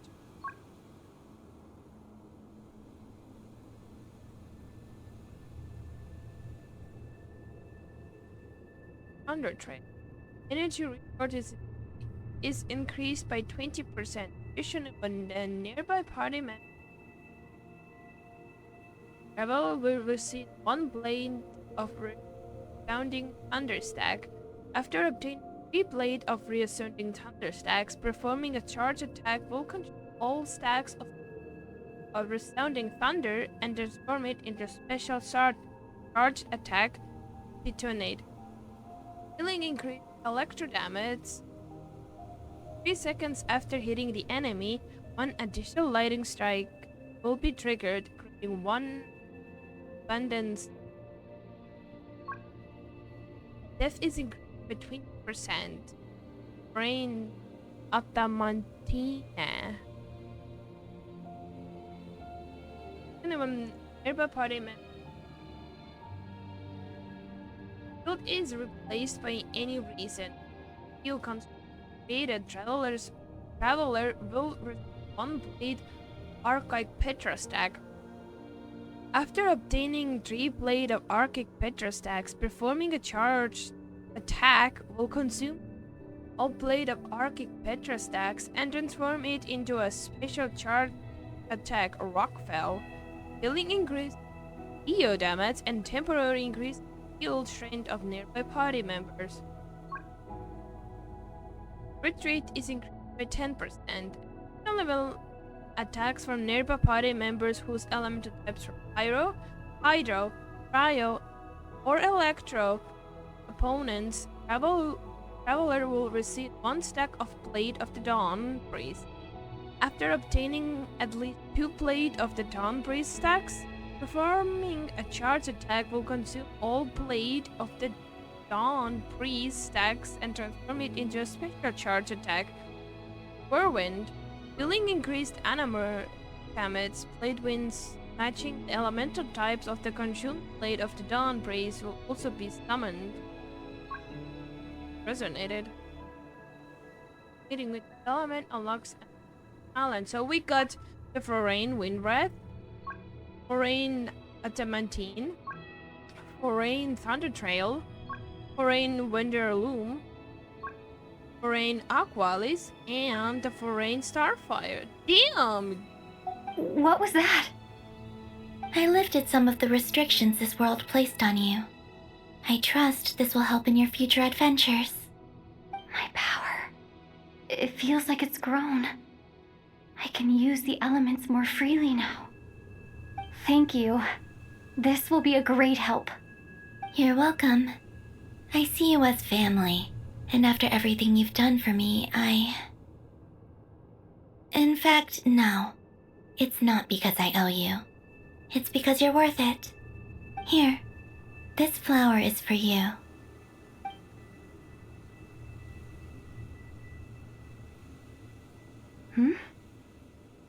Isn't this a moon prayer blossom? Yes. Don't worry. You will never see these flowers lose their color again. I'm finally discovering the joy of giving. How I wish I'd learned this sooner. Hey, better late than never. What are you thinking about now? Why don't you take a guess? You get 1 shot. I don't think I'll get it in 1 guess. But I'm sure it's a happy thought. That's kind of a sneaky answer. I can't say you got it wrong. Down into that, the moon seems so far away. I felt it might always lie beyond my reach. But on the moon, everything feels so close by. The haze that once enshrouded the skies has finally been dispersed. I feel like a traveler on a winter's night, starting a new chapter in my tale by the warmth of a bonfire. I don't have a lot of luggage, but I do have a lot of hope for the future. Well, what's next? Next? To start with, I want to stay here just a little longer. After that, let's return home and continue our journey.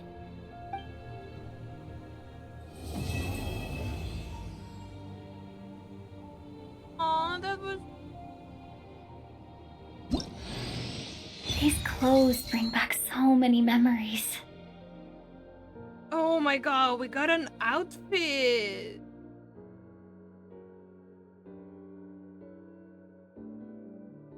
An outfit! Cool! As heaven and earth are made...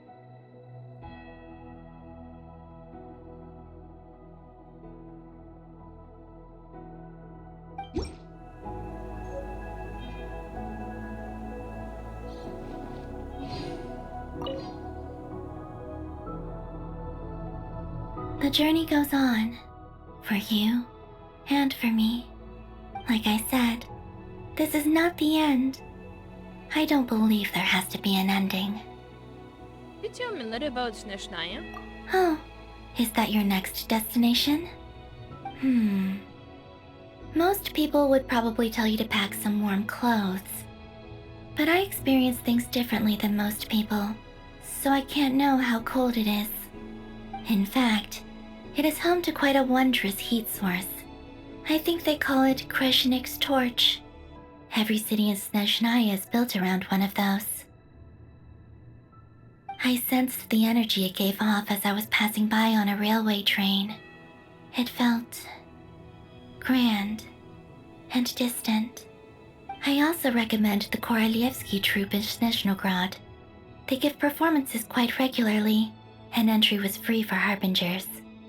I liked them a lot. Know about the... Ice cold and sharp. Crystal clear in some ways, yet profoundly unfathomable in others. Like the thick layer of ice on top of a frozen lake. That's just the impression that Tsaritsa gives me. I was never able to glimpse what truly lies beneath that icy exterior. In fact, I don't think the people of Snezhnaya even know what kind of power their god wields. Maybe that's because the Tsaritsa herself has never acknowledged, nor accepted that power. About... Oh my god. Ice... In fact, maybe that's because the Tsaritsa herself has never acknowledged, nor accepted that power. There's Regrator, the Rooster, and the Jester. Between them, they control a lot of what happens in Snezhnaya, but I could never wrap my head around how exactly power is split between them. I just know they are each responsible for many specific domains. I noticed that the Rooster and Regrator often appear to get along on the surface, while working against each other in secret, and theirs is not a friendly rivalry. But I wasn't particularly interested, so I tended to keep my distance. Now that I think about it, the term Mistelton often seemed to come up in connection with Project Stuja. Once things settle down in Nod-Krai, I'd like to explore the world beyond Snezhnaya. You've told me so many stories about the other places you've been to, and all the friends you've made there. I'm curious to visit those nations and see them for myself. It would also help me learn more about the journey that has made you into the person you are today. Okay. As you continue on your journey, don't forget to gaze up at the moon once in a while. It is, after all, no longer an illusion. It shall cast down its true moonlight, connecting us in truth.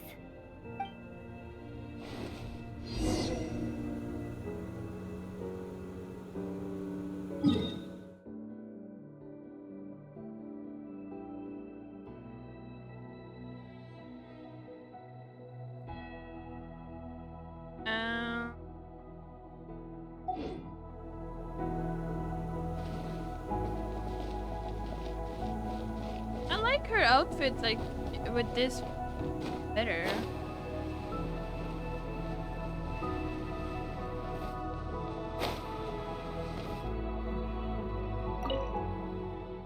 Return to bed now?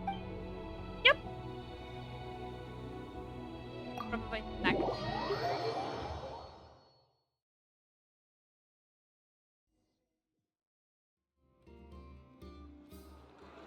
To Jean, acting Grand Master of the Knights of Favonius.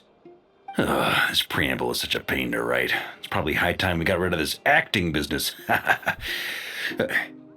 I trust that Dern has updated you all on recent events. Hope we didn't worry you too much. The good news is, we managed to come together and put a stop to the Doctor's evil schemes. With that, I think it's safe to say that Nod-Krai is finally out of the woods. As for the Fatui, not counting the damselette, aka the Moon Goddess, who has left their organization, we found ourselves allied in this instance with both the Knave and Marionette. May she rest in peace. As ever, we find ourselves better off for making friends rather than enemies. But until we can ascertain the Tsaritsa's true intentions, the future remains uncertain. In a short while... Wait. How am I meant to surprise everyone if I tell them in the letter that I'm heading home? Well, that would be a huge waste. Okay, got it. I will begin sending the expeditionary team back home in waves. I'm sure they'll be able to answer any questions you still have. I hope they won't gloss over the details of my many heroic deeds. But if they do, I'm sure it'll be because they're just too exhausted from the long journey. I think of Mondstadt daily. Please give everyone my best regards. P.S. The honorary knight went above and beyond this time. Are there any other honors we can give her? I'll leave it with you. P.P.S. Please be extra nice to Klee for the foreseeable future. I cashed in on the last favor that the Hexen Circle owed us, so we need to earn some more goodwill. If there's any serious problems, feel free to stick me in solitary confinement when I get back. I'll do the time for her. Whew. And that, as they say, is all she wrote. End of an era. And with the moon shining down brighter than ever, I think everyone is going to sleep well tonight.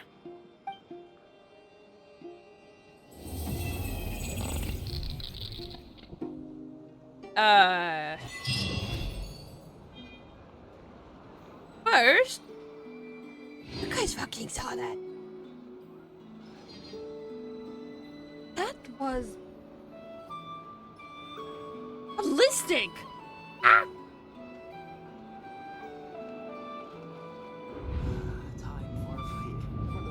So there's not going to be? Wait, is it still like a false sky or something? I'm confused. Well, it looks like that was it. But I didn't.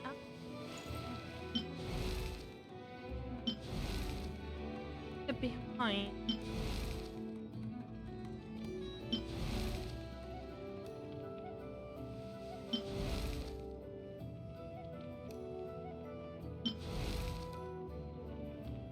Wait, I don't understand. Ah, here you see those, like here is the bigger, but here it's shorter. Huh? Run by the traveler which has a stars in their journey to those worlds. And yet not grasp the purpose of the cosmos. So sure every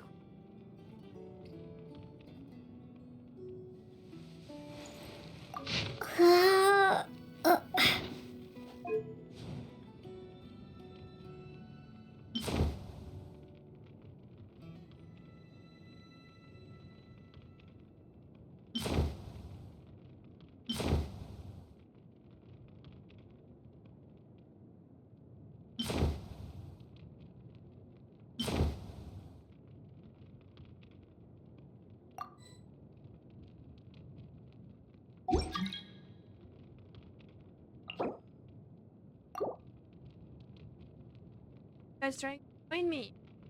Ah!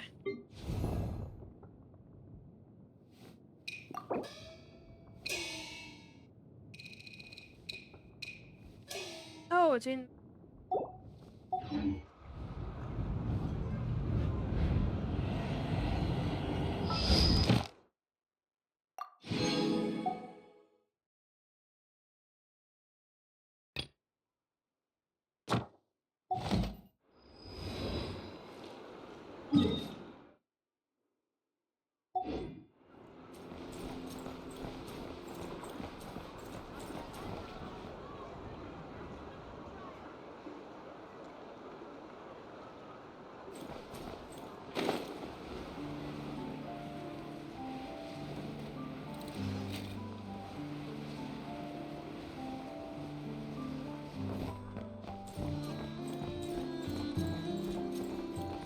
Ad Astra Abyssosk.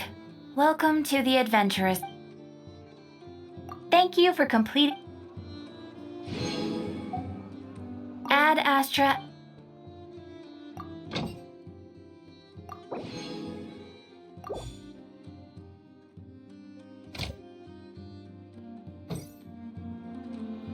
Ad Astra.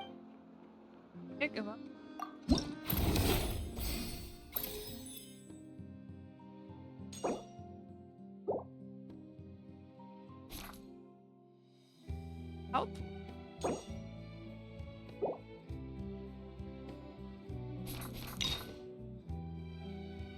It's your outlook. Oh.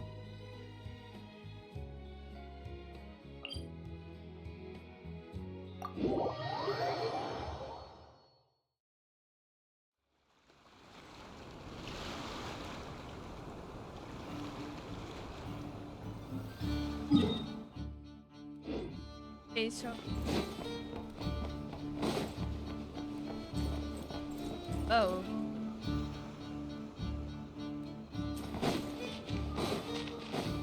Hey.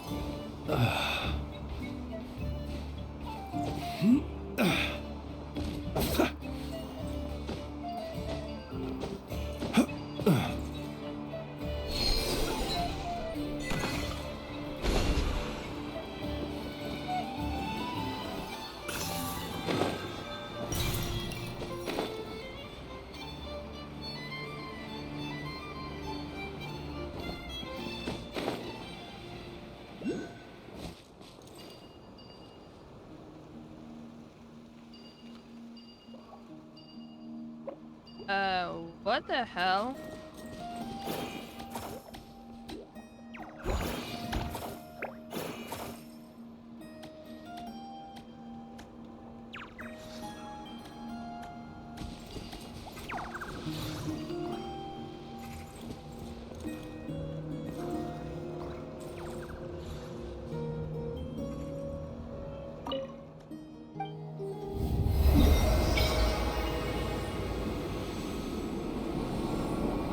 Oh, that's the map what we saw.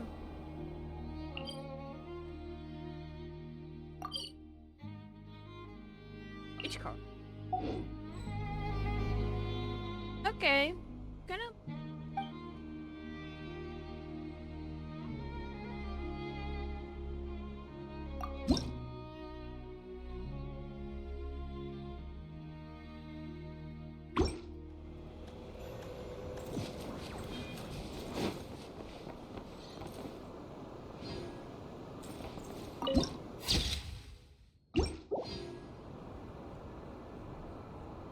Since I'm here, that force is up on the mountain. The headquarters of the Lightkeeper.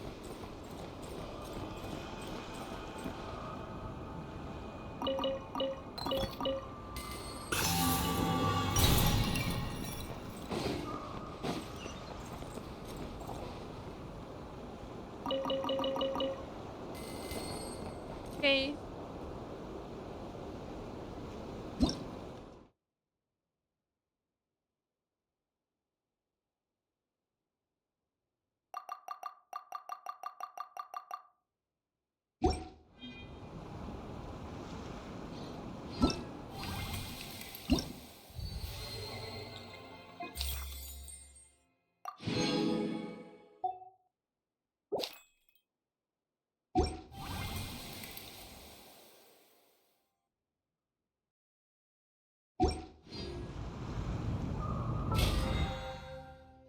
So, okay. They don't have a tutorial. I understand any.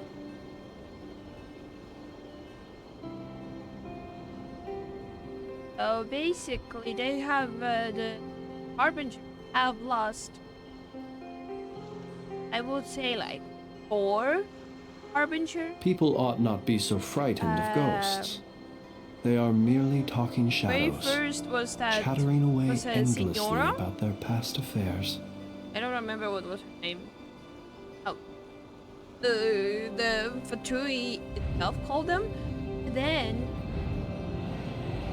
they lost the Damselette, the Dottore,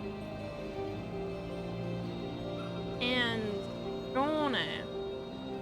So they had lost 4 Harbinger. Karitsa have.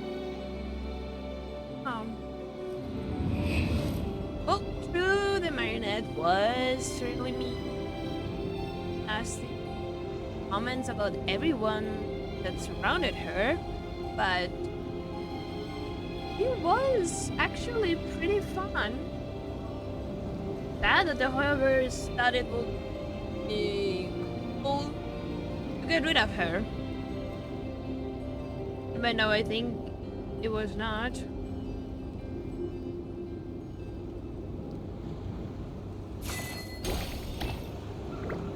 Don't drop it.